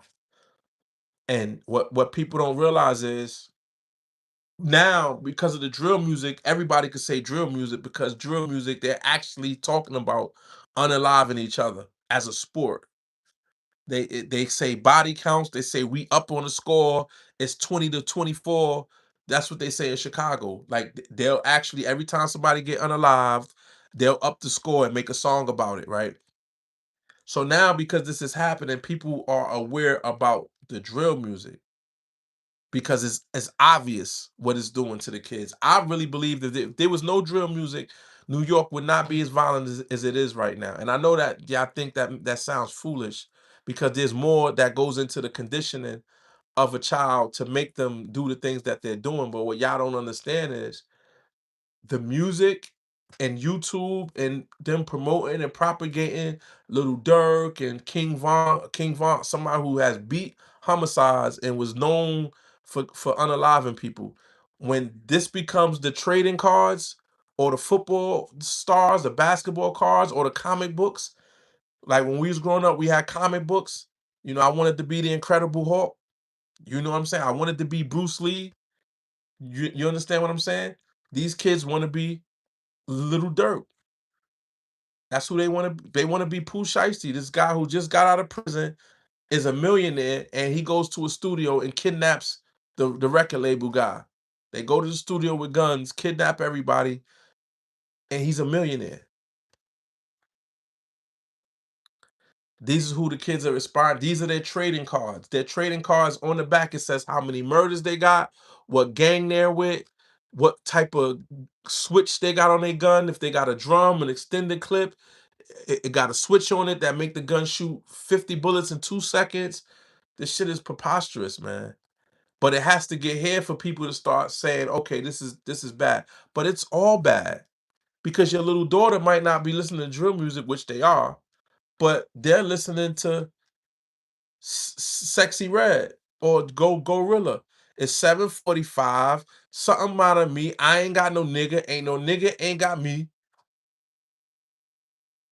When I pick my little cousins up and my little daughter, when I pick them up and they're going through whatever they going through with they little boyfriend or whoever they dealing with, they jump in the car, they put that music on, and as soon as she say it's, I don't know the words exactly. It says she say something like it's 7:45, something out and free. I ain't got no nigga, and no nigga ain't got me. It's them saying like I'm not with nobody. I'm gonna do whatever I want to do and be have a hot girl summer, meaning do all kind of debauchery all summer. So that is just as bad, although it's not really causing the unaliving like the other stuff. But that's their counterpart. If the male version is out drilling, trying to up the score, right? When he get busted or he's just out drilling, then she's saying, I don't need no nigga. I don't need a nigga for nothing.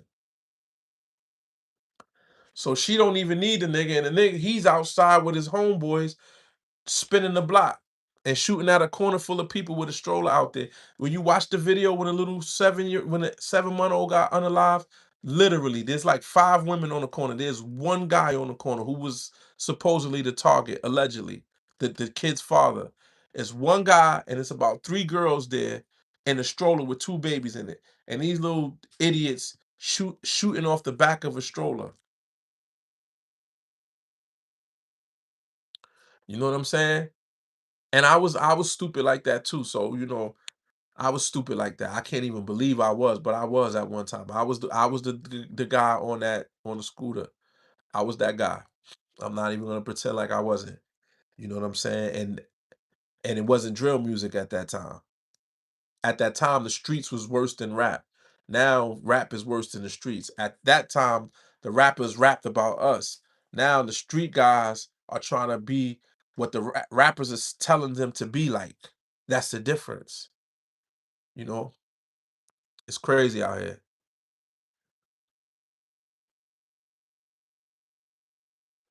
Where we at? Crack me up when women listen to rap and try to preach women's rights. Contradicting as fuck. Man, it's crazy. So what up? I'm late to the party. Nah, you ain't late. You right on time, man. Even if you late, you on time. Pound Town. Oh man, good analogy with the cards. Yeah, I just freestyled that, but it's the truth. They like superheroes. That's these kids superheroes. Oh, he beat a body. Especially Chicago, man. Chicago is, I used to work third shift, so I used to sit there and just watch YouTube, and I found myself like tapping in who got the most homicides in Chicago, shit like that, or what's the actual score. And they really got these guys got 15 homicides. These guys got 26 homicides. Man, you know how many people that is? You know how many people are affected behind that? And then you got these one kids, like the kid I knew right in the Bronx. He unalived 5 people. 5 people he unalived. And when he got locked up, he was only 18. In Chicago, there's like two of him on in every neighborhood. In my neighborhood, this guy was like a unicorn. He was 18. He unalived 5 people. You know what I'm saying? He's probably the worst I've ever knew. You know what I'm saying? But in Chicago, there's neighborhoods that got 4 or 5 of those. And then, a couple blocks down, there's another 2 or 3 of those that unalive multiple people and will unalive you for looking at them wrong. You know what these guys ain't shooting off the back of a scooter. They're gonna sneak up, run up on somebody and chase them, and then when they fall, stand up over them. They not going nowhere until the person fall and they standing all over them. That's these guys. I don't know which worse. The kid shooting from afar that might miss, might hit and hit somebody by accident, but sometimes they don't hit nobody because they just shooting, or the guy who actually chase somebody down and stand up over him. I don't know who's worse. It's all horrible. You know what I'm saying? I couldn't imagine living in the Bronx right now and having a child every time I hear the shots and my kid is not in the house. I couldn't imagine that. I couldn't even imagine. Like my grandma's when she used to, do we hear them shots? I could be 3 blocks away and she be out the window calling my name. I could hear her.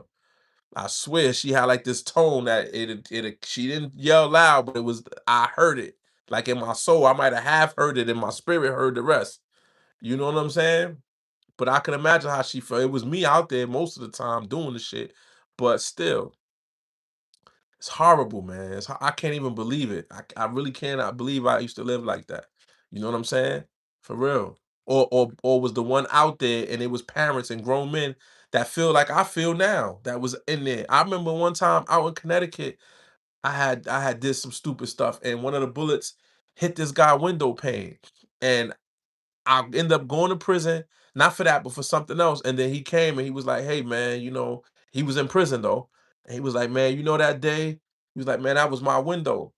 My kids was in the house that day, man." At the time, I didn't care. I thought he was gonna try to fight me or something. I was on the defensive, and once he saw I was on the defensive, he kind of like backed down. I don't think he wasn't like approaching me on no drama stuff, but because I bucked up like it was gonna be a problem, he kind of fell back.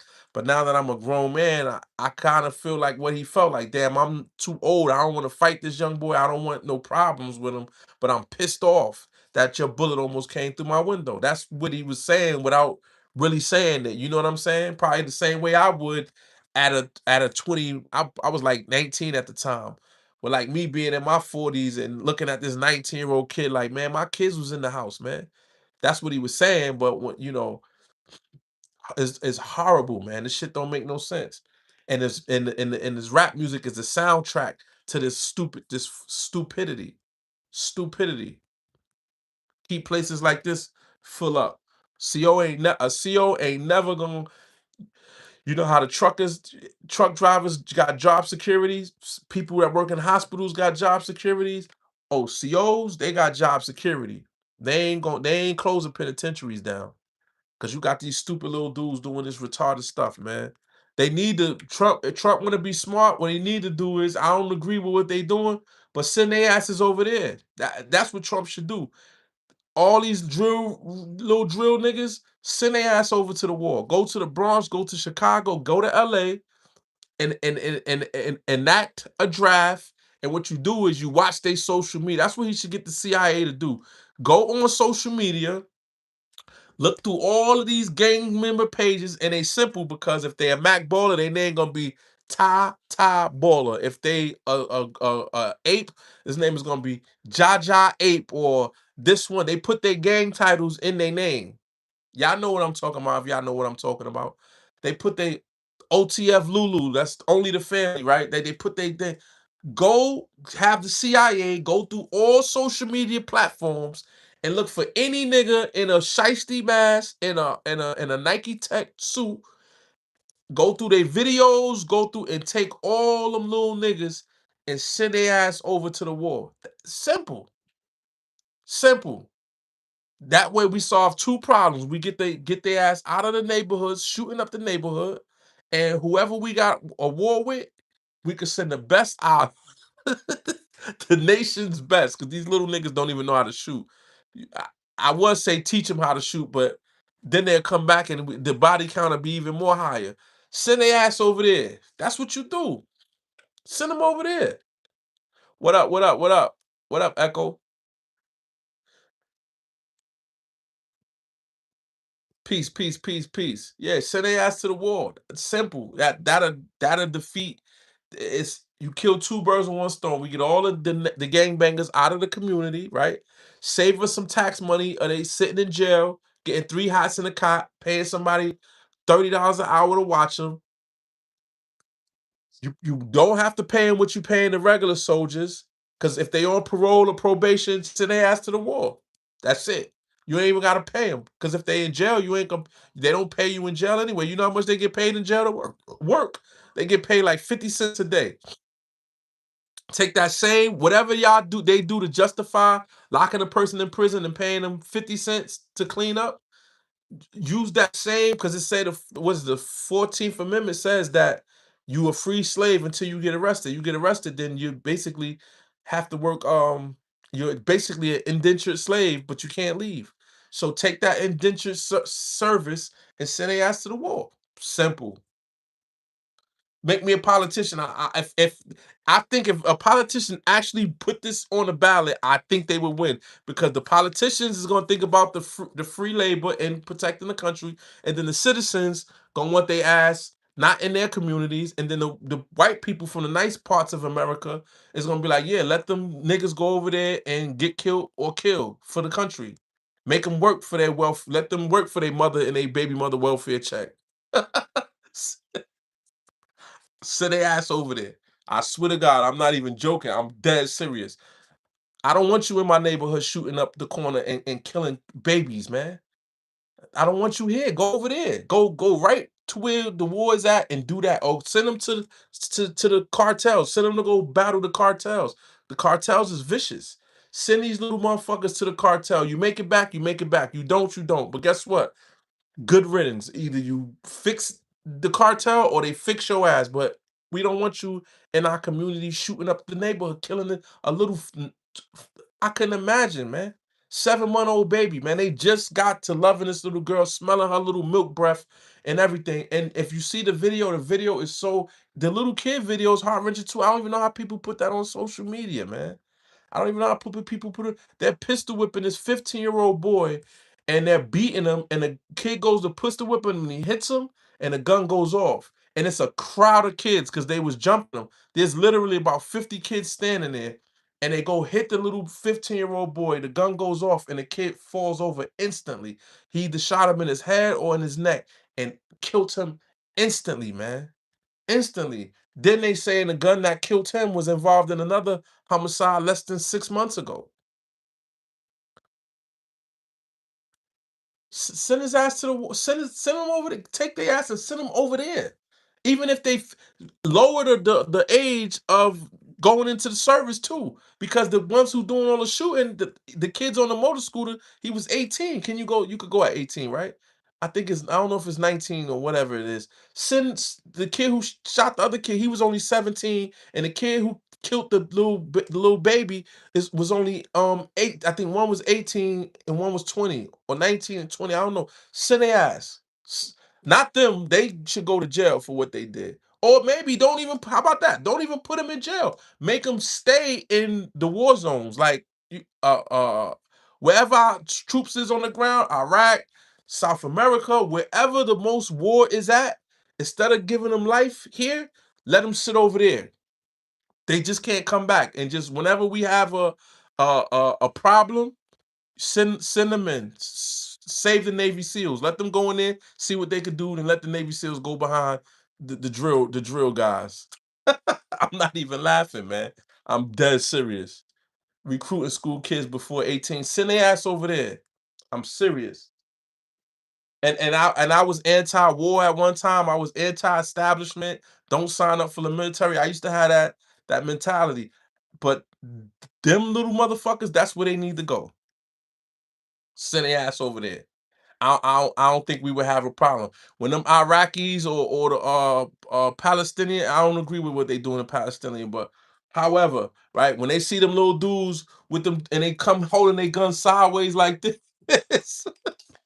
the little niggas ain't gonna make it back. They gonna be wherever they go. They ain't none of them gonna make it back because they stupid. They stupid. They holding it sideways and they jumping off the back of motor scooters and just it ain't even funny, man. It ain't even funny. In the Bronx, maybe about 4 or 5 months ago, they caught a kid coming out of probation. Three guys ran up on him with machine guns in front of his probation on 161st. Y'all might not know the Bronx, but this is kind of like downtown the Bronx. Bronx don't got a downtown, but Yankee Stadium is on the other side. This is where the courthouse is, probation. Yankee Stadium's not too far from there. There's a precinct right there. They ran up on this kid. He wasn't a kid, he was in his 20s. He had went to jail. He had shot somebody or something. They ran up on him in front of his probation officer and gunned him down. Three guys. One of them had a machine gun.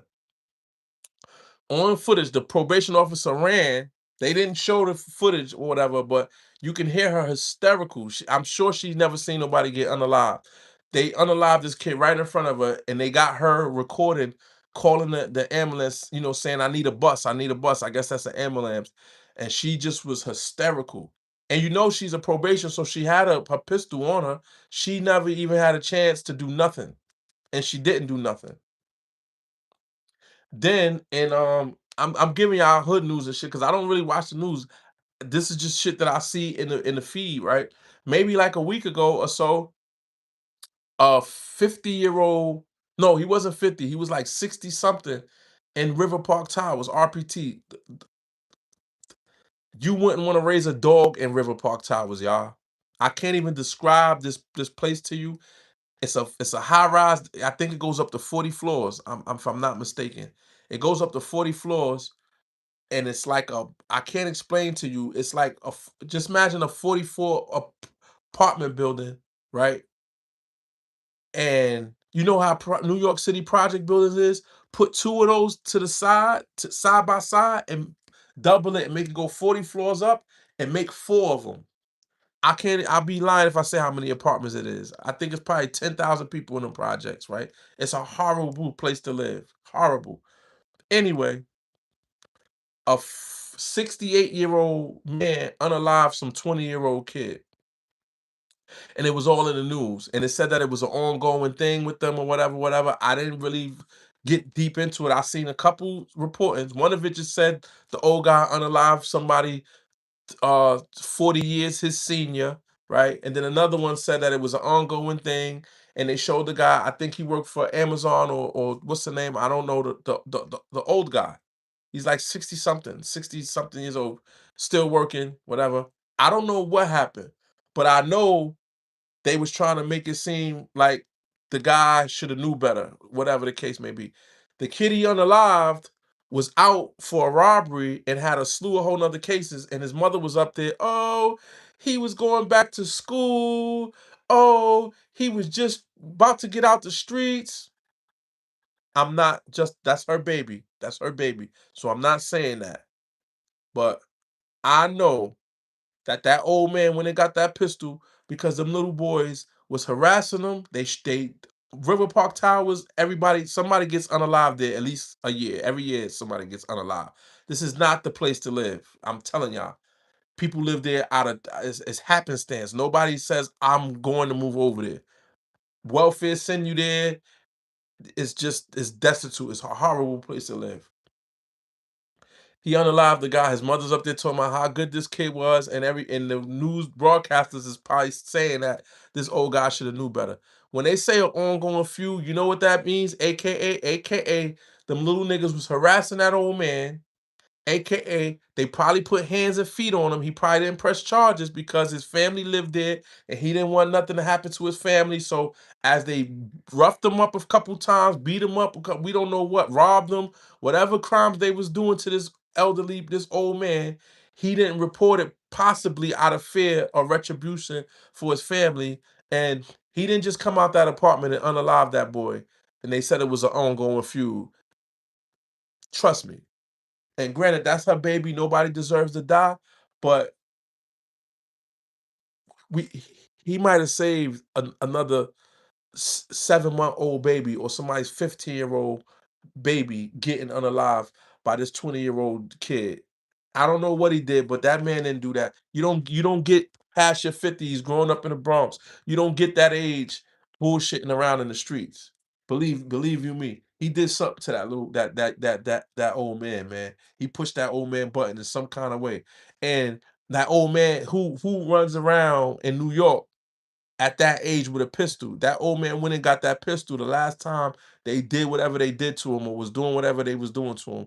He went and got that pistol because he knew he couldn't afford to keep wrestling with them little young boys. And I don't know what the story is, but I bet I'm from the Bronx. I know them projects, and I know I'm not just judging him because he had a criminal record or because he's 20 and he's young. I'm telling you, they beat that old man up a couple of times. He just didn't report it. Or was messing with his daughter or his niece or something. Trust me, RBT will be tore down. They're not gonna tear down RPT. You know what they're gonna do? They're not gonna tear it down. That is prime real estate. You see the Hudson River over there? You see that Hudson River? What they gonna do is they're gonna regentrify. You right, but they're not gonna tear it down. They're gonna indict that shit again for the 100th time. They're gonna do another indictment. They gonna once Trump takes subsidized housing, anybody who got the government paying your bills, I suggest you start saving your money and start figuring something else out. Because if you think before this man's term, you still gonna be paying $400 or $800 on a $1,700 rent voucher or a $2,200 rent voucher, you're out your mind. And I'm not gonna feel sorry when he pull the rug out from under you either.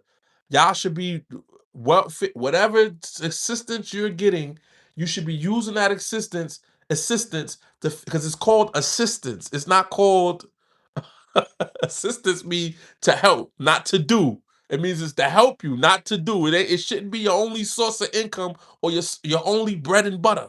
It's called assistance, meaning we're gonna help you while you get on your feet, right? But this is what I'm trying to say. And I swear I'm not condoning the unalive and the young people. I'm not one of those nose up in the air, get off of welfare and get a job as people. I know time is hard and people need, but what I'm saying is those who get comfortable in RPT, those who get comfortable in housing, those who get comfortable in Section 8, and then when this man takes it, y'all gonna talk about how he's orange and he's racist and he's this, he's that, he's this. If you know that, that's like I knew my grandmother was coming home, right? And we'll clean up real quick. Even if we swept everything under the bed, even if we threw the clothes under the couch seats and we made everything look clean because we knew she was. Don't be scared. Be prepared. Know what's gonna about to happen. Know who he is and know what this system is about and know that you need to get off your behind and get your shit together. Simple. If you living in low income housing and you got 12 and 11 year olds and 8, 9 and year olds. I'm saying if they're not teenagers yet, don't raise. I see people do it all the time. I'm not being funny. I got friends on Facebook. I've watched them in them same projects, and I watched little Tamel be in the car seat in the projects to Tamel wheeling his dirt bike through the projects. They just sit there. They just sit there. You just sit there and you watch them, and then on social media, every time the Jordans come out, this is not his real name, but this is a real person. This is a real situation. Every time the Jordans come out, she got her pair, she got Ty Mel pair. Every time the new this come out, she got her pair, she got Ty Mel pair. Hey y'all, look at me and Ty Mel. Ty Mel is now Willie and dirt bikes, selling crack, listening to Lil Durk. It ain't even his fault. He ain't even had a chance. He ain't even had a chance. She ain't give Tamel a budding chance. And then when he starts, doing whatever he doing or somebody unalive, she gonna be the first one on the news saying how, oh, he was a good kid. He was just about to go get his GED. And why was you still there? You had 15 years of under $1,000 rent to save your money to budget instead of ordering Domino's because their rent is $400. Instead of buying them every pair of Michael Jordans that come out, then he don't want to get up off your couch at 25. That's what's gonna happen because they lazy. It ain't no give or take. In today's society, these kids don't have to work for nothing. And I got daughters, and I don't really be telling them no neither. So I'm kind of the same, but I do tough love. I do. I do. I don't fuck around. I'll tell them no in a minute. Well, my 15-year-old, not so much because she's still 15. She's still a baby. But the other ones, I love them to death, but not even my old. I'll be honest, my middle child. She's 19. I ain't getting nothing for her birthday. I didn't get a shit. I got her a job 2 months before her birthday, before she turned 19. I got her a job where I was at. I helped her, put her in a situation. And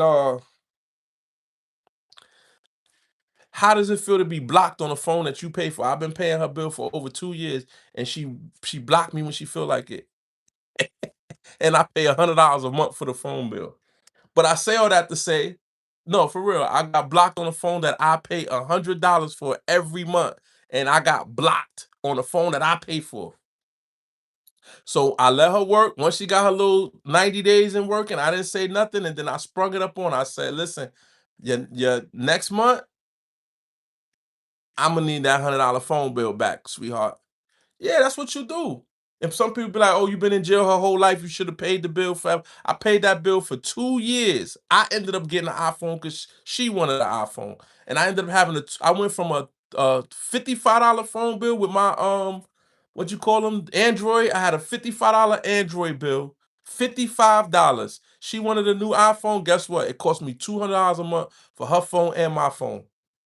Long story short, short story shorter, when she started smelling her little something after she got a job, she told me she grown, cussed me out, blocked me whenever she feel like it. Block. Could you imagine calling the phone you pay $100 for and it's green, and you know iPhone what green mean, and you gotta call somebody else to tell them to unblock you, then they get mad and block you again and hang up on me. Oh, imagine hanging up. If I would have hung up on my grandmother, if I would have ever hung up the phone on my grandmother before she even hang up on me, hang right up on me, hang up. I fixed it though. I fixed it. We good now, but we fixed it. I learned something. What I would do is right before she had the job. What I would do is every time she hung up, because she'll hang up on you. I know y'all kids do it too. I don't care what y'all say. I know they don't. They do it in a way where they say something, you say something. And then when you say the word, they don't hang up while you talking. They wait till it's a pause and then hang up. Right. So what I would do is every time she hung up on me, she'll call for Uber Eats, Uber Cash, Uber this, Uber that, DoorDash, and all the other app thingies. Nah, you hung up on me. Don't hang up on me. And I would do that consistently. And I would not send her no money for probably about a month or two. I wouldn't give her rides or none of that. After a while, after a while, she caught on. So when I piss her off, look, y'all, when I piss off, she'd be like, Dad, so you finished? Because that means I was gonna hang up on you, but I know if I hang up on you, I'm gonna be cut off for a couple months or a couple weeks. So when she get real pissed off, she be like, "Are you done talking? Are you done?" I'll be like, "Yeah, I'm done," and she'll hang up instantly, right? But I say that to say that's my way of having a give or take here. We gotta have a give or take, right? These new people, these new parents, because I'm calling myself a new parent, even though I got a 30-year-old. I'm still a new parent. We still the generation of we want to give our kids what we didn't have. So what happens is with this generation of not giving their kids, and this is all tying into these two teenage kids shooting off the back of a scooter and unaliving this 7-month-old baby. This is the same the 17-year-old unaliving a 15-year-old, or the two 19-year-olds who got in a shootout in the park and unalive this 17-year-old football star. I'm trying to show y'all something. Because I spoke about the drill music, but now I'm gonna speak about because it's a whole gumbo here, right? When you watch them crime shows, they tell you it was a small town in America. The sawmills was went out of business, and it gives you the whole dynamics of how this unaliving happened because there's so many things that goes into this actual situation. So let me show y'all because we could blame drill music and we could blame the fathers not being there, which plays a kind of a role. But I'm talking to these mothers, these new mothers. These are new mothers. I'm gonna tell you the new mothers why these kids are the way they are. Because if they're not out doing drill music, right?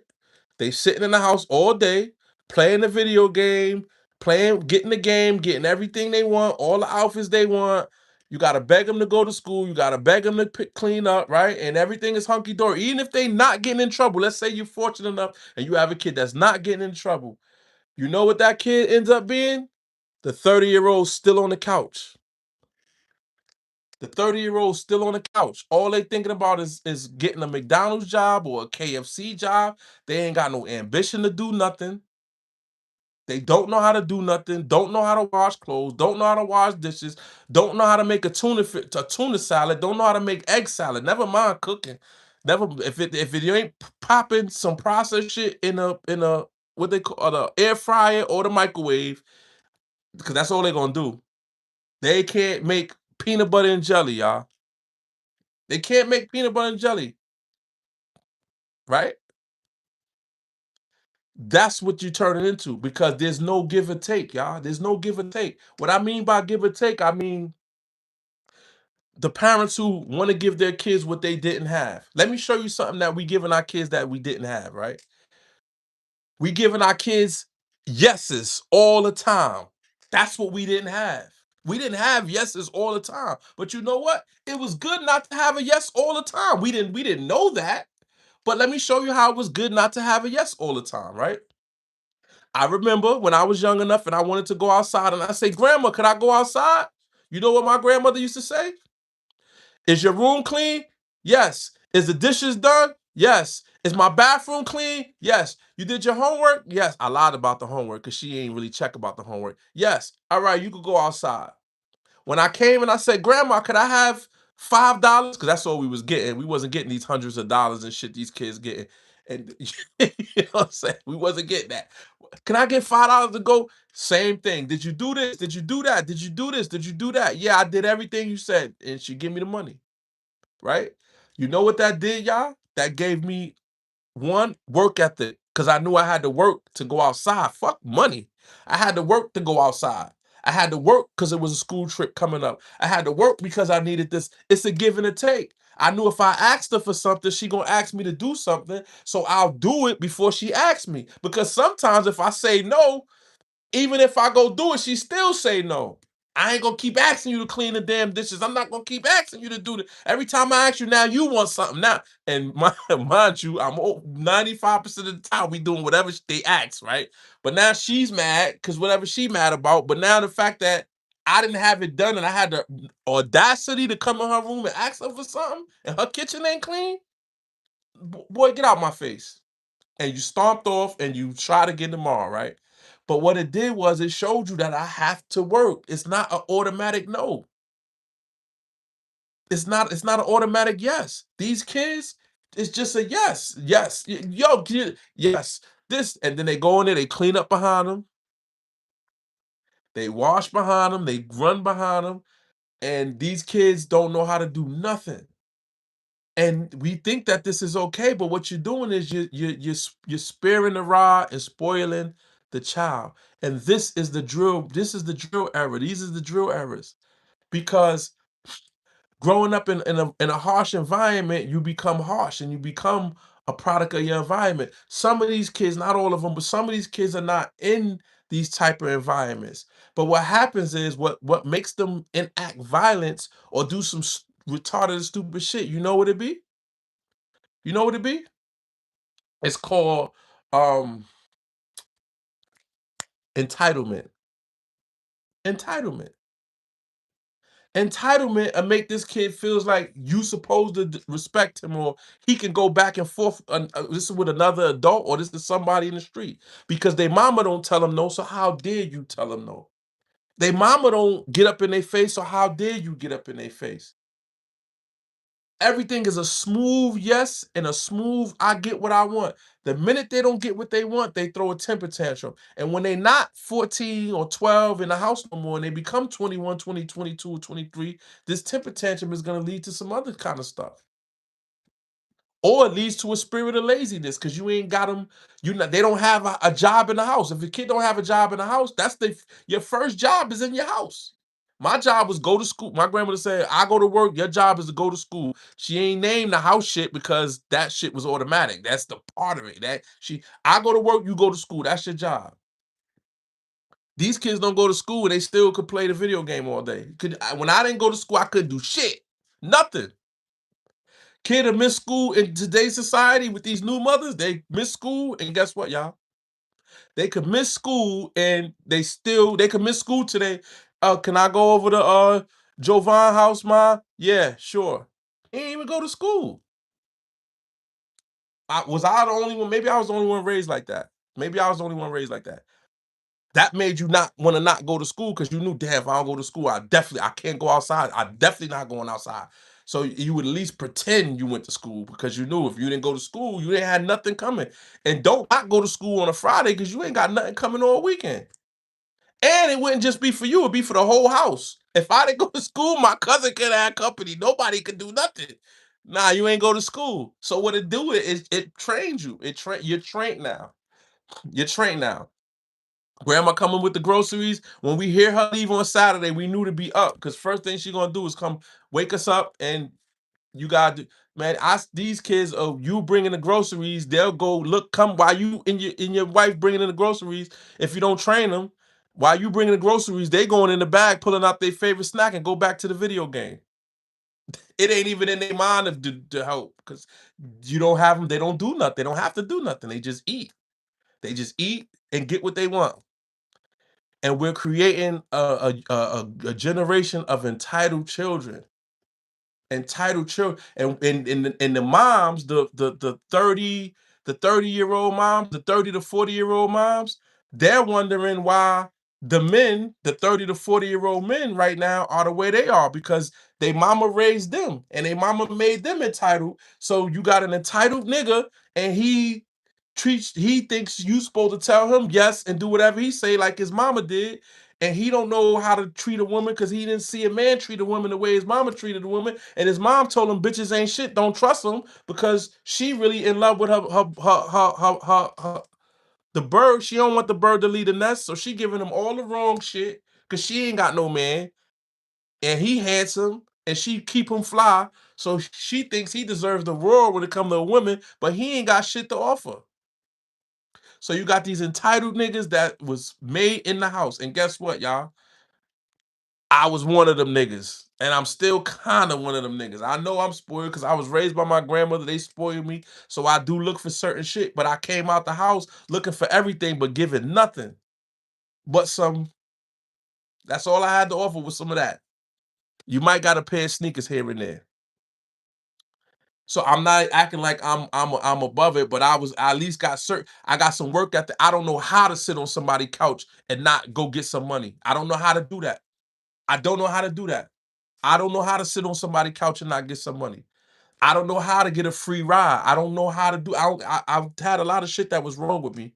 Don't get me wrong, but I don't know how to do that. I don't know how to wait for somebody else to feed me. I don't know how to do that. I don't know how to do that. If I'm in your house and I'm on your couch, when y'all get up, I get up. I don't know how to sit there while y'all walking by and everybody up. When the house get up, I get up. You start cleaning, I start cleaning. I don't know how to sit there while people cleaning around me. You get up, I get up. I'm not gonna act like I was raised the best, but I work ethic, laziness, I don't know how to do that. And I don't feel entitled. Somebody tell me no, I'm gonna go figure it out. These kids, you tell them no, when they become adults, they're gonna get mad and try to take it because they don't know what no feels like. They don't know the give and take. They don't know the bartering system. There's no bartering system. They just know yes. They just know yes. They don't know nothing else but yes. That's why they go back and forth when the one in the blue, when you do say no, they go back and forth. No was no, and it was no.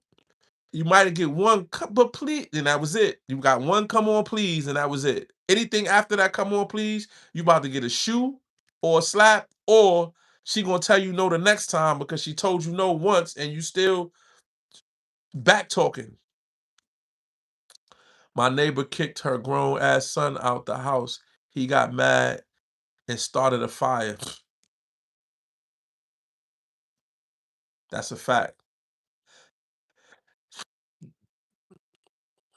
At least you're not lazy. It's a lot of men who are lazy who don't mind sitting on the couch with a video game. Don't forget the video game. Don't forget the video game. I was watching. Yeah, I ever seen the story of what's the girl that got unalived? The singer from Mexico. Y'all know who I'm talking about. J Lo played her in the movie. Somebody put it in the chat. The girl that J Lo played in the movie and her jealous maid unalived her. I forgot her name. But Selena, that's her name. There I go, Selena. I was watching the Selena story, right? And they was in an interview or something. They was saying like how she had her work ethic was crazy. They said her work ethic was crazy, like doing music, doing tours, and all this stuff, right? The chick from Texas, Selena. Yeah, yep, her. So I'm watching her story, and they was like saying how much she do shows, like how her work ethic is crazy. And she says something that reminded me of how I was raised. She was raised how I was raised, right? She said, my dad worked hard. He had a whole bunch of jobs, but she said every weekend when they cleaned the house, she said when my dad started cleaning, you couldn't sit around and watch him clean. When he started cleaning, you had to clean. When he started working, you had to work. And I swear to y'all, my grandmother was the same way. And I learned this in jail. I learned that I did this in jail. I didn't realize it because it's hate to compare the two. It's like you got good home training, but your ass is in jail, right? But a lot of rules in jail are rules you supposed to learn in your home. I'm being serious. The things people will unalive you for in prison, if you had good home training, you would never get into nothing in prison because you got good home training. Things like if a door's closed in jail, you knock on the door. And the person have to tell you to come in. You just don't come in. You learn that in your home. If two people are talking, you say, excuse me, before you interrupt, and then you speak, right? People will unalive you in prison for that. But you learn that in your home. If somebody's talking to somebody, you don't just butt into their conversation because it's none of your business. Just like, our parents, these kids, I let my kids do it too. No, I don't think nobody checked this no more. But you remember when you was a kid, your mom be on the phone with Miss Ola May, and she'd be like, yeah, because Jimmy, I ain't see him. He ain't been to work. And you'd be like, he did go to work. She'll jap slap you. You could have agreed with her. You could have said everything she said was right. But boy, you hear grown folk, don't put your nose in grown folk conversation. All these little things. You don't steal. You don't take something that don't belong to you. You don't reach over nobody's plate. You don't reach over nobody's food. All these things you learn in the home when you got home training. All these things. So what I learned in prison, I've had cell partners who would just be dirty and you could clean and they wouldn't clean, they wouldn't get down and do nothing. If I came into a room and my bunkie start putting up the stuff because he about to clean, guess what I would do? I would move the chairs out, whatever he do, I would start cleaning too because I don't know how to sit and watch him clean. I feel dirty or I feel bummy or I feel lazy if you're cleaning and I don't assist. I feel like I'm supposed to be helping. You understand? Because it's not your job to clean up behind me. Do you understand what I'm saying? So if you in the house with kids and they just drop shit and you just keep cleaning up and then they just keep dropping shit, or you put dishes in the sink and you've just finished washing the dishes and they throw a whole new bunch of dishes in the sink and you just cleaned the dishes that they never clean, it's because they're not trained that to show like I'm not here to clean up behind you. You're a man or a child or a woman, whatever you are, you're a human being and you clean up behind yourself. So we complement each other, right? If you was raised that way, then you're not gonna feel comfortable with somebody constantly cleaning up behind you. You're not gonna feel comfortable with somebody paying every single bill and you're not paying the bill. You're not gonna feel comfortable when your wife comes walking through the door from work and you've been on a video game all day and nothing is done in the house. If I was out of work and my girl was working, the least I could do is when she come through the door is shit is done in here. And even if I did play the video game, I wouldn't be on the video game when she walked through the door. I would at least let her come in first, give it a couple hours, and then go to the video game if I play video game. But I'm not gonna be on the video game while you came in from work. I'm not. You understand what I'm saying? Because my work ethic is not gonna allow me to feel comfortable knowing you was just busting your ass and I'm just sitting around. I have to match your energy some kind of way, shape, form, or fashion. And I say that to say these kids is growing up entitled, and this is the criminals today are not they're not raised to be criminals. They're criminals out of entitlement. They're criminals out of just not knowing what to do, so they doing whatever people are doing. They're not their environment is not shaping them to be this way. Most of them because they got a mother who don't tell them no.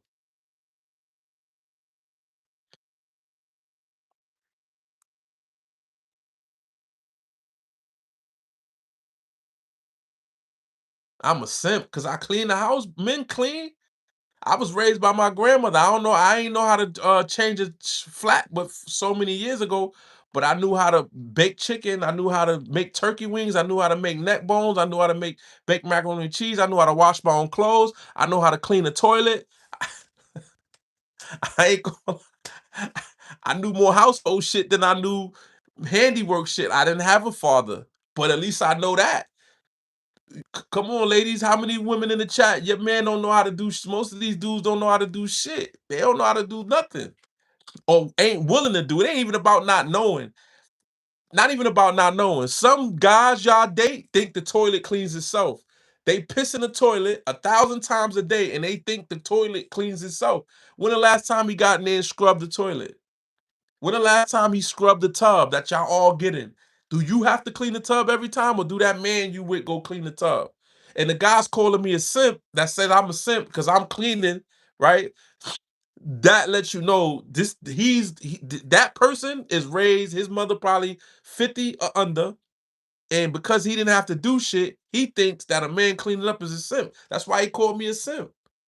Not knowing that that's man shit too. You know men clean? Do you know that? Do you know that men clean? Men clean and they teach their children how to clean. When I got with my wife, I taught her daughters how to clean. And one of her daughters to this day, she says she loved to clean the bathroom. You taught her how to clean the bathroom and do dishes. She's the one who she's cleaning up behind my 15-year-old to this day. Her daughter that I taught at 5 years old. Yep, she was 5 years old. And I had her clean in the bathroom. I showed her how to clean the toilet out. And she was like, they too young to clean. No, they ain't. What you mean they too young? They was like 5 and 8. And she was like, they too young to clean. No, they not. I called my brothers. How long you been cleaning? Since they was 5 or 8. If you could raise a spoon to your mouth, you could clean that motherfucker off. If you could use a dish, you could clean a dish. If you could boil an egg and make toast, you could wipe off a saucer and clean a butter knife. And all my brothers know how to cook. All of us. All of us. Every last one of us. You know? Now, do we know how to build a fort? Do we know how to start a fire? No. Actually, I fucked my girl up when I changed the toilet seat and changed the shower head. I bought a new shower head and a new toilet seat when we got a new place. And she was like, you know how to do that? That's kind of simple shit. It's still household shit, but she's like, oh, you're a little handyman. I'm like, yeah, I know how to do a few things. I don't just know how to sell crack and do stupid shit. Want to be Jay-Z streaming his crazy work. Who said I'm Jay-Z? You said I'm Jay-Z. You know how a girl be like, oh, you think you the shit? I be like, no, you think I'm the shit. Because I never said I was Jay-Z. I knew how to wash my own clothes at 8, cook and clean. Yeah. Yeah, hell yeah. I can't remember when I learned. I always knew. I always knew. Listen, my grandmother was old, so she cooked from the bed. So all my brothers knew how when the beans was ready. We knew when the steak was ready because she cooked from the bed. She'll start it, or sometimes she wouldn't even start it. She'd be like, "Boy, pull that steak out. Is it thawed out yet? Put it in the water. Put the pan in the water. Cover the steak with the. Put this. Get the aluminum foil. It's tight. The aluminum foil tight around it. I put it in the oven. Put it on 350. Pull the steak after a while you start knowing when everything is ready because she in her bedroom. We got we got baked chicken, baked macaroni and cheese, collard green. We got all that shit cooking in the kitchen, and she been sitting in the bedroom the whole time watching Jeopardy.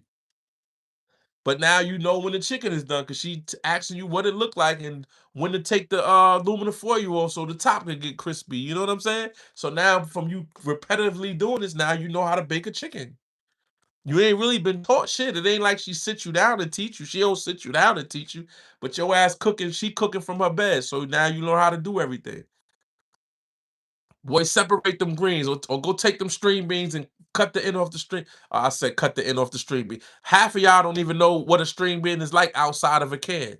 I was telling my girl the other day about beans in the bag. She was like, beans in the bag? I was like, yeah, my grandmother didn't buy canned beans. She bought the beans in the bag and you had to soak the beans. A lot of y'all don't. Tell me when the last time you had beans out the bag, or do you buy your beans in the can? Right? You had canned beans. Did you not know that you could buy the beans in the bag and soak the beans? I'm just saying. I'm just saying. Yeah, fresh string beans, you break the tips. I just fell in love. I never had asparagus. I wasn't raised on asparagus.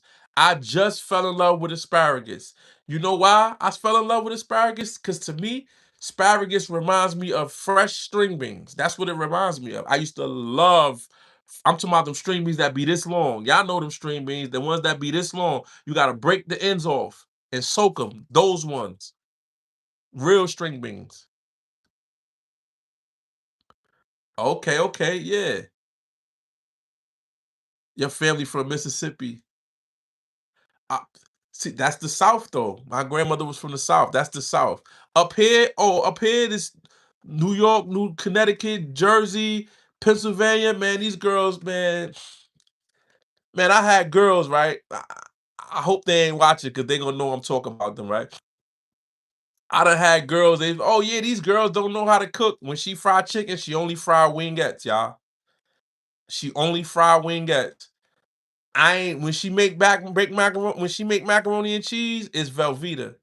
She ain't never took a stick of butter. She ain't never took no noodles and boiled the noodles. I ain't never saw her did it. I ain't never saw her did it. Not one time. I eat it, it be alright, but I done had chicks, they don't even know I cook better than them, and they swear they be doing something. Wingettes, some Velveeta shells, and cornbread, y'all, and they swear they did something, and I just be sitting there like, yeah, babe, you cook. Yeah, because these girls, they don't know how to cook. She ain't made nothing but some fried wingettes, some Velveeta shells and cheese, and some cornbread,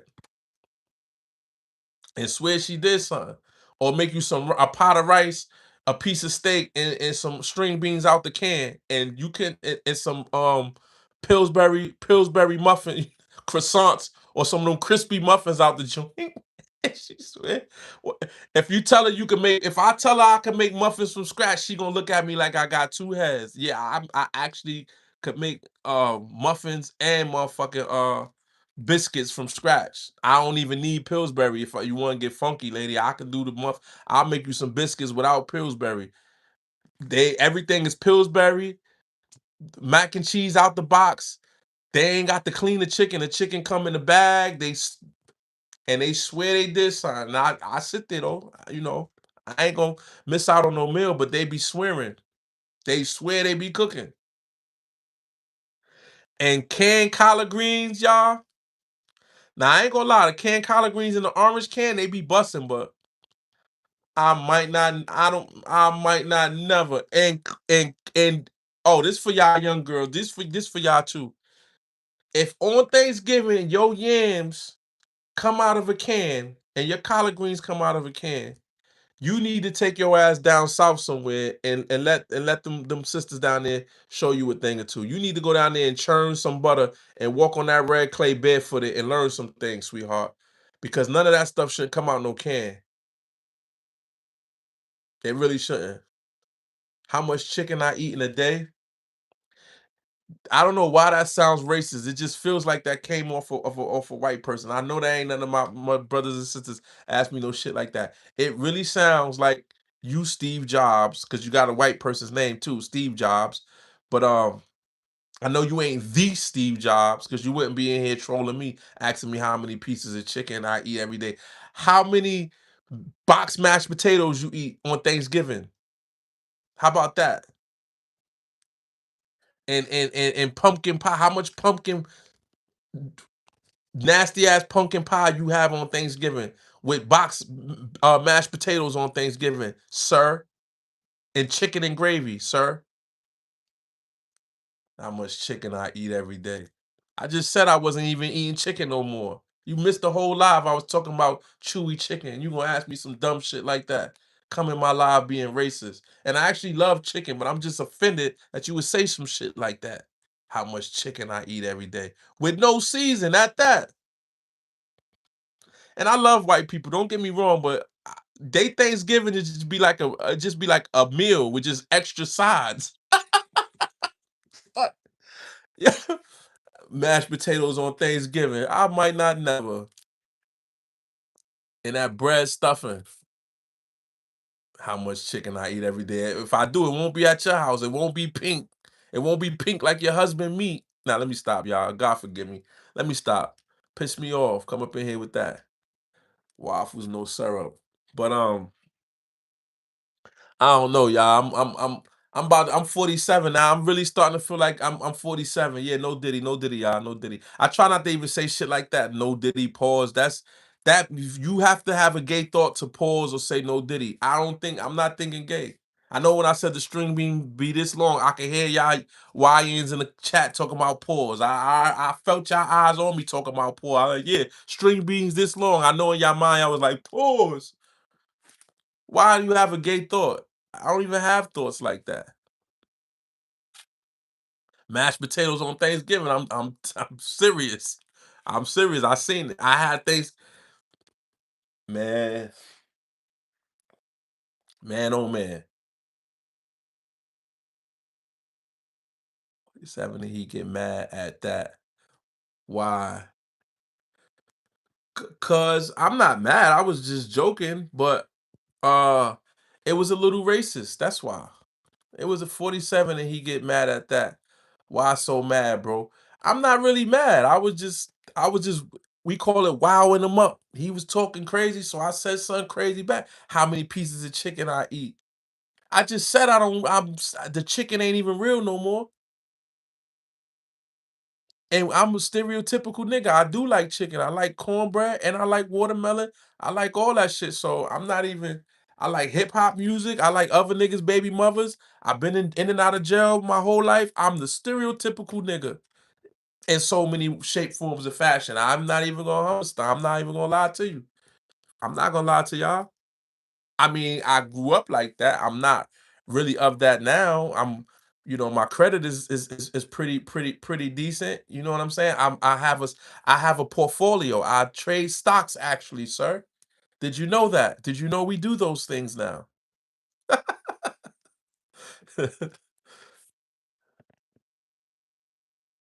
I can't with that one. Not no more. I'm just saying I used to. Oh, listen, y'all. Forget the violence when I talk the street shit, right? Let's just take all the violence out the equation, right? Pause, what that mean? I'm just old. Pause actually, I'm old too. That's why I didn't want to say pause because they made me say pause, but I don't say pause. Whenever you say something that could be taken, when a man says something that could be taken sexually, you have to say pause because you're saying I'm not gay by saying pause. For example, if a kid, if we're in the back looking for twigs for something, right? And we're about to make a fire, and I'll be like, is this long enough? Then the little kid's gonna say, "Oh, hey, yo," or they're gonna say pause because it's this long enough. They're thinking in terms of a penis. Do you get what I'm saying? Or you be like, "Boy, stop being hard headed." If you tell your kid that, "Boy, you stop being hard headed," he'll be like, "Hey, yo, hard headed pause," meaning they're thinking about a penis being hard. So they say pause or ayo, or now since Puffy got all the allegations he got locked up for, now they say no Diddy. So it's either pause, no Diddy, or ayo, which means, and you can't say hot dogs no more. You got to say a glizzy. They say a glizzy or ayo stick because a hot dog apparently is a term you can't say. But what I'm trying to let y'all, for the old people, I try not to do that because it's some kid shit. One, and two, what they don't realize is you're training your mind to think a homosexual thought. So you're saying I'm not homo, but you're reaching to find anything that sounds gay for you to have a reason to say I'm not gay. It's gay. It's in itself. Not saying there's nothing wrong with that. I'm just saying it is childish. It's stupid. It's retarded. Now, if y'all watch Cameron and them, I don't. But if you watch Cameron and Base, they have a show. It is what it is. It's 144 people here, so I know some people watch it. But if you watch their show, everything they say, and they're older than me. Cameron and Mace is about 50, at least 50, if not 52, 53, 51, 52. They got me by like 2, 3 years. They can't talk on their show without pause. Everything they say, and these is grown ass men. They sound retarded. They sound retarded. Yeah, they giggle all day. They Beavis and Butthead. Smell your belly button and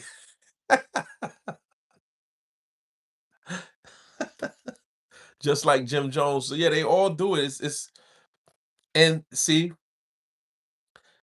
that's because I'm about to be 50, right? So I'm a 90s, not a 90s baby because I was born in 79.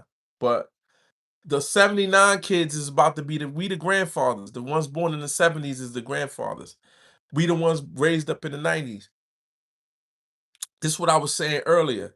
I mean, the other day, where the lines are so blurred now. There's no old school cats no more. When I become an old school cat, I'm still gonna be wearing Nikes, look, even this hat, even this hoodie. I have told myself, not now, but I'm gonna go get me some suits and I'm gonna go get me some ties, y'all. I'm serious.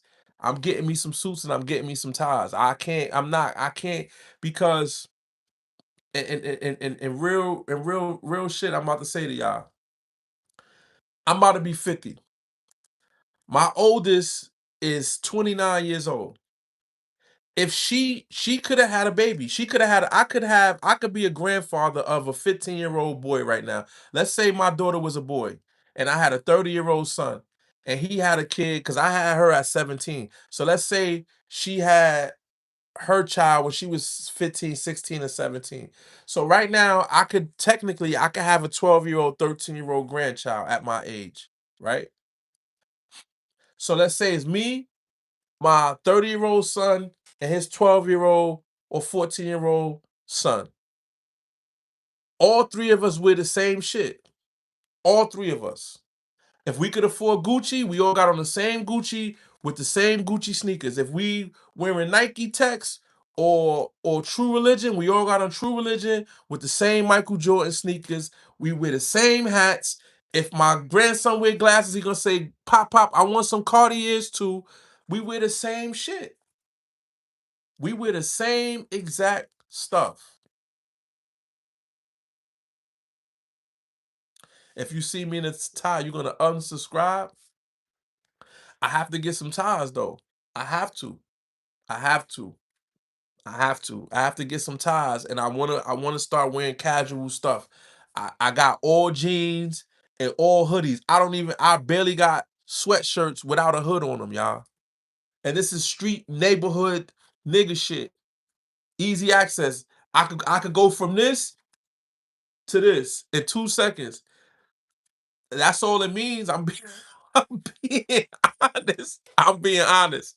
I swear, I only wear hoodies. I don't even have shirts with. I mean, I have a couple, but in my younger years, that's all I had was hoodies. I didn't even have I swear, and I'm losing weight too because fat people don't look good in suits. I got a little belly, so I gotta lose this belly first because I don't care what nobody say. Y'all can say in the chat, y'all don't care. If you see DJ Khaled, if you see niggas like that, fat people do not look good in dress clothes. I don't care what y'all say. You can't name one fat person that look good in dress clothes. So I'm gonna bust this little belly down, get this belly down. Normally they would say pause just for me saying bust the belly down. Technically, that's a pause. That's pausable, but I'm not gonna say it. But I know. Uh, DT Beasley. I know he wanna say pause. I know he do. I know he do. To my heart stop, man. Get out of here. Get out my chat with that gangbanging stuff, man. Ain't no Ewoks here. Not to my heart stop. Ewok to the cops stop. And you in Comstock. Ewok and Comstock. You tripping, homie. But yeah.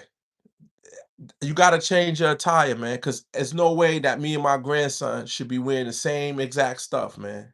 You know what I mean? My grandfather didn't dress like my father, and me and my father didn't dress alike. We didn't. You know what I'm saying? And we definitely didn't listen to the same music. We definitely didn't listen to the same music. So if I like Dirk, I'm not gonna act like I'm gonna keep it real. I do have some Dirk stuff. I do. I did have some Summer Walker stuff that I listen to. I do. I like some of the stuff, some of it. Some of it I did have. I'm not gonna lie. I'll be lying, right? But let me show y'all something. If I don't listen to it all the time, but I do have some of it. If I'm listening to Dirk, then my 30-year-old listening to Dirk, and guess what? His 14-year-old son could be listening to Dirk. So not only do we all got on Michael Jordans and Nike Techs, not only do we all got on phone pauses and polo, but we all listen to Lil Durk too. And then we all gonna listen to Summer Walker, and we all gonna let Kalani tell us our laundry is folded, our clothes is folded at the door, and the door's still open. We we have to grow, bro. We can't keep perpetuating the same shit. You have to grow up. I have to grow up. We have to. And this was wrong with our society. The lines are blurred. The lines are blurred. Where's the OGs? Where's the unks? Where's the ones that's gonna tell you, sit your behind down, get your ass out the streets? Where's the friend that's gonna tell you, take your ass home to your woman, man? You know what I mean? At what age? And I still got some friends that chase women all day, every. I don't say nothing. I'll be, I'm still a man, so a little bit, but I got dudes my age, man. They still sleep with different women every night. I got dudes that can't let a woman walk by him. They can't walk by. A woman cannot walk by him without him trying to bag him, like we still in high school. For real. For real. It's insane. Insane. The lines are completely blurred. You know what I'm saying? And not enough men, you know what I'm saying, is being men. And we can't blame the women. And on TikTok, I be on TikTok, man. These women, and I can't blame our sisters, man. Our sisters is so harsh. They're so unbullshittable. They tired. They don't have no more rider in them. They don't got no more bids in them. And I ain't just saying jail bids. I'm talking about waiting for you to get on your feet. They ain't got no weight in you. They ain't got no faith in you. If you ain't got no car, they ain't letting you borrow it. And I'm not saying I'm one of them niggas, but I'm just saying, like, there was a time when women, even in the streets, there was a time up north.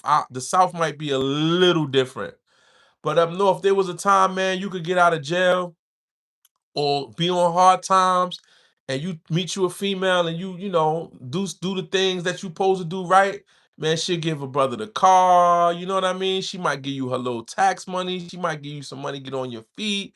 I'm not saying that, as I promise y'all, I was the total opposite. I was one of them dumb dudes in the streets. I was getting a lot of money, I always have been, but I was the opposite nigga. I would go get the girl on the corner that had on the flip-flops, couldn't afford to pay her rent and pay her bills. I would buy her a bunch of Jordans, pay her rent, pay her bills, put some food in the refrigerator, and take care of all four of her kids. I was one of them niggas. Like, I used to, like, how they got build a bear? I used to be build a chick. I used to like, so now call me a simp, y'all. Go ahead, call me a simp. So that was never me. I never ever knew what it was like to use a woman for money or the things that she had. I never knew how to do that. I'm being honest. So that's not me. But I'm just giving an example. Now, man, these women are so unbullshittable, and it's because, like, there was a discussion on TikTok. And it was a heated discussion, and dudes was getting mad at me, simp. I knew somebody was gonna call me a simp, tricky baller. Yo, that's a fact. But it was a debate on TikTok about being submissive, right? And I appreciate you, love. I appreciate you. It was a big debate on TikTok, and brothers was getting mad at me, calling me simps, and telling me that they was thinking I was like a pushover because of some of the stuff I was saying, not knowing that I'm far from a pushover, right? But what the discussion was, what the women was saying and the men was not comprehending, was they were saying that women are not submissive no more. And the women was like, "Yeah, I pay my own bills. I don't need a nigga," and all this other stuff. The sexy red and the gorilla. All of that talk, right?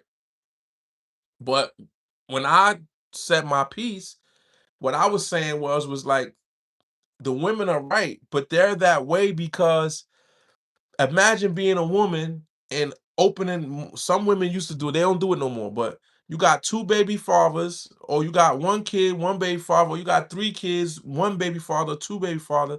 Imagine opening up your home, your heart, your legs, your purse, in your refrigerator to every single nigga that comes and is good to you for 6 months. Imagine that. So by the time she's 32, which is young, by the time she 32, she tired. She tired. They tired.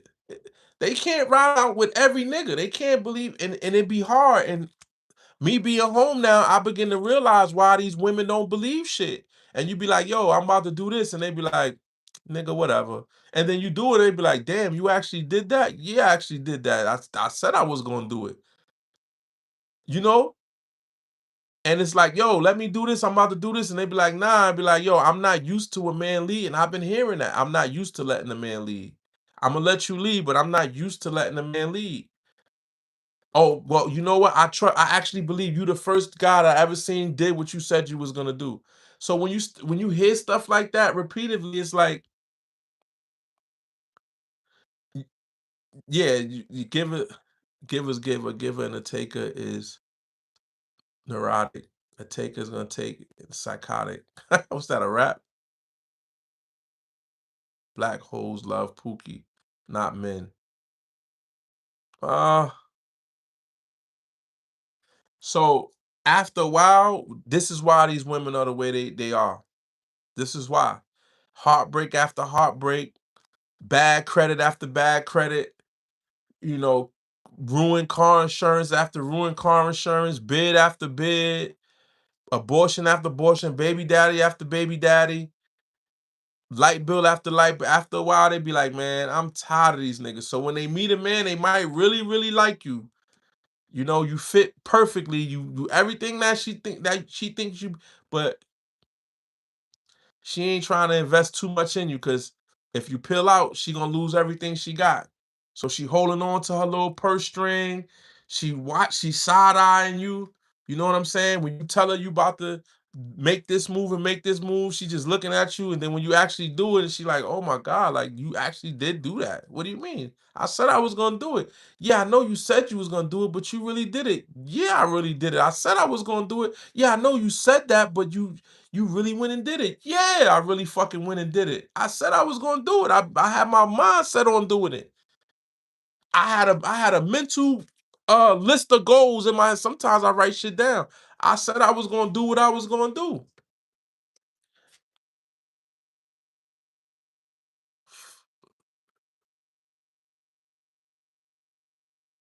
The system has kept us divided. It took both of us out the home for the worse. It took the women out the home. Mary J. Blige put y'all in Timberlands and jeans.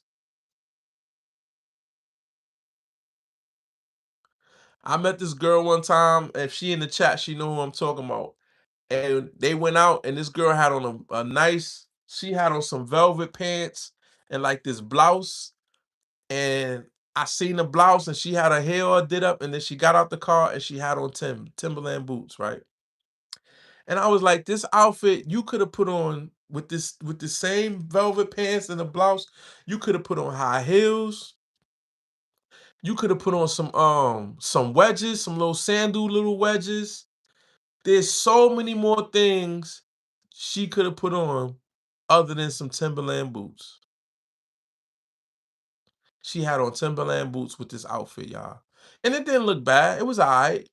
But me being my old self, I thought of like 5 different other things she could have had on that wasn't sneakers or Timberlands. It could have been a straight classy outfit. Just all she had to do was put on some open toe shoes. That's all she had to do. And it would have been a smash hit. Or some sandals, smash hit. The girl had on some construction Timberland boots. I'm serious.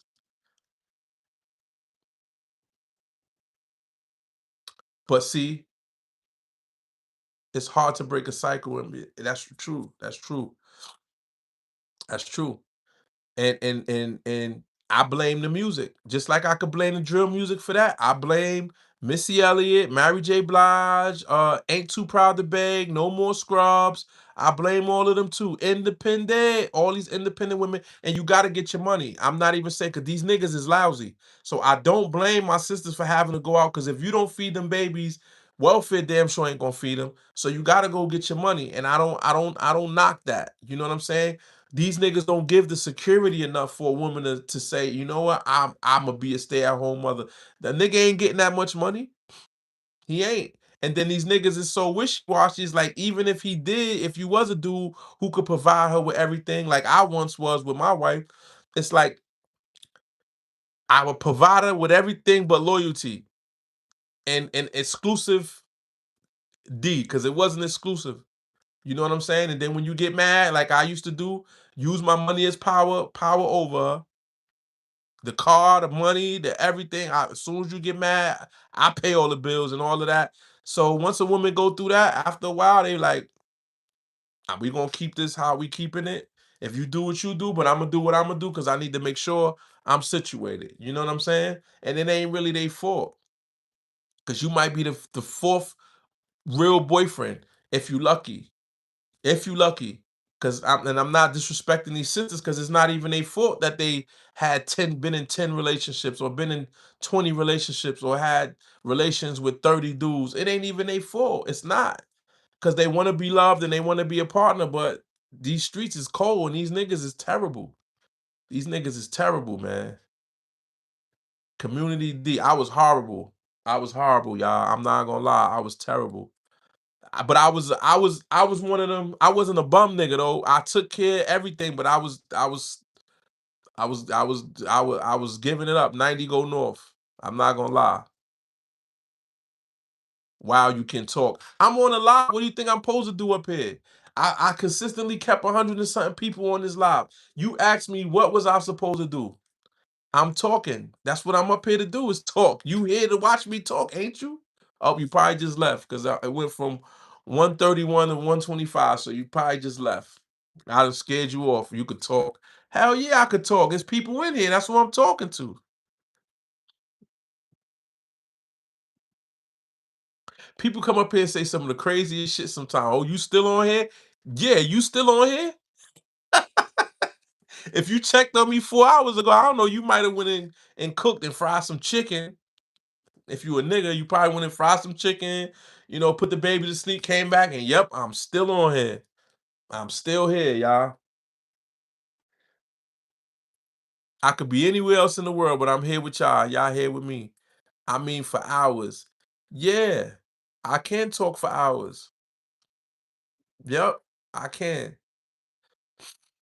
I sure can. Some Vita, and some Velveeta shells. Put the cheese in at the end. Don't put. Well, if you make 2 boxes, put the last one in right before you serve it. That's how I like mine. I ain't gonna lie. I cook some for a girl sometimes. She has some Velveeta shells and cheese, and I did some extra to it. And her son, the kids, they love it. She like, oh, you do too much when you make it. It's Velveeta shells and cheese. You gotta do something else to it. What you just gonna do with the box? Say you just gonna add the water and that's it. Man, listen, you better take at least one slice of that yellow jelly deli cheese. Put some salt with a little bit of pepper in that joint and a little bit of mustard. I'm trying to tell you, just a little bit. You gotta make that thing. You gotta change the complexion of that thing. That texture gotta be a little more texturing. I can't just eat it like that. Oh, you do too much when you make it. Your kids like it more than yours, don't they? And you should have mastered this Velveeta shells and cheese these 20 years. You got the little JoJo in the back room on a video game. You should have been a master at it by this time. The hell? Oh, that government cheese? That's the best baked macaroni and cheese in history. What you talking about? What? That government cheese? Man, it don't melt that good, but shit,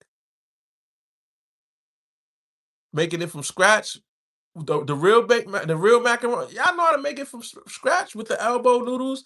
Stick of butter. I put mustard in mine. A little bit of mustard, some milk, butter the pan up real good.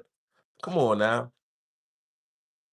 I ain't gonna tell you everything I put in it. I put mustard in it. My baby mother argued me now. You put mustard in your baked macaroni and cheese till she tasted it.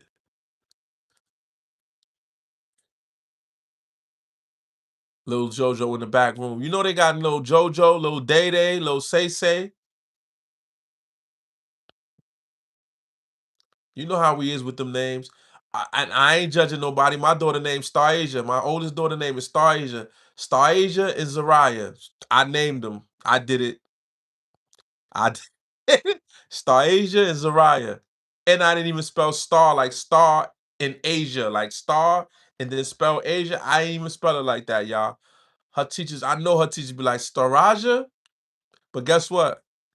My baby getting her master's right now with that name. They know that's a nigga. You know them nigga names. I know them white teachers be like, oh Jesus, I don't want to have to say Shaquana's name wrong.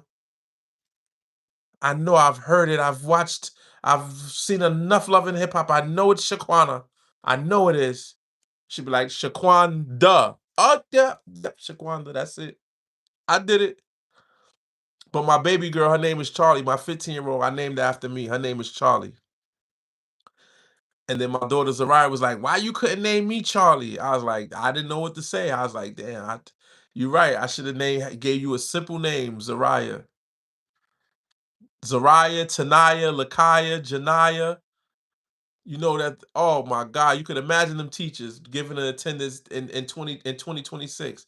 Zariah, Zanaya, Shahaya, Zahaya, Lakaya, Tamaya.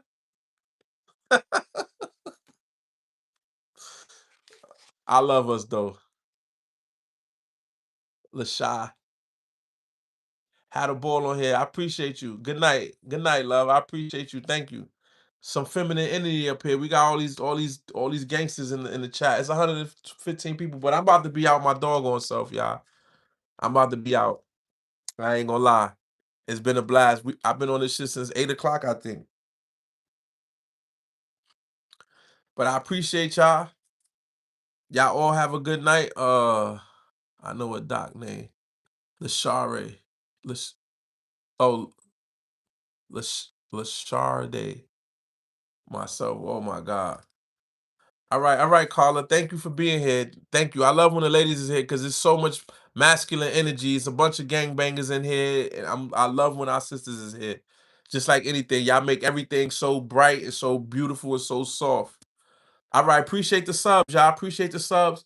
I thank y'all. I'll probably be on here tomorrow. I usually get on around 9, 10, 11, around that time. This is my time. That's my algorithm says this time, so this is the time I get on here. But I appreciate y'all. Watch the replay. Came in late. I appreciate you, beloved. Thank you. Shout outs to all the ladies. That's a fact. I appreciate y'all. I really do. You have a good night too, Carla. Thank you. Peace, love, and light to y'all. I'll see y'all tomorrow, whoever's here.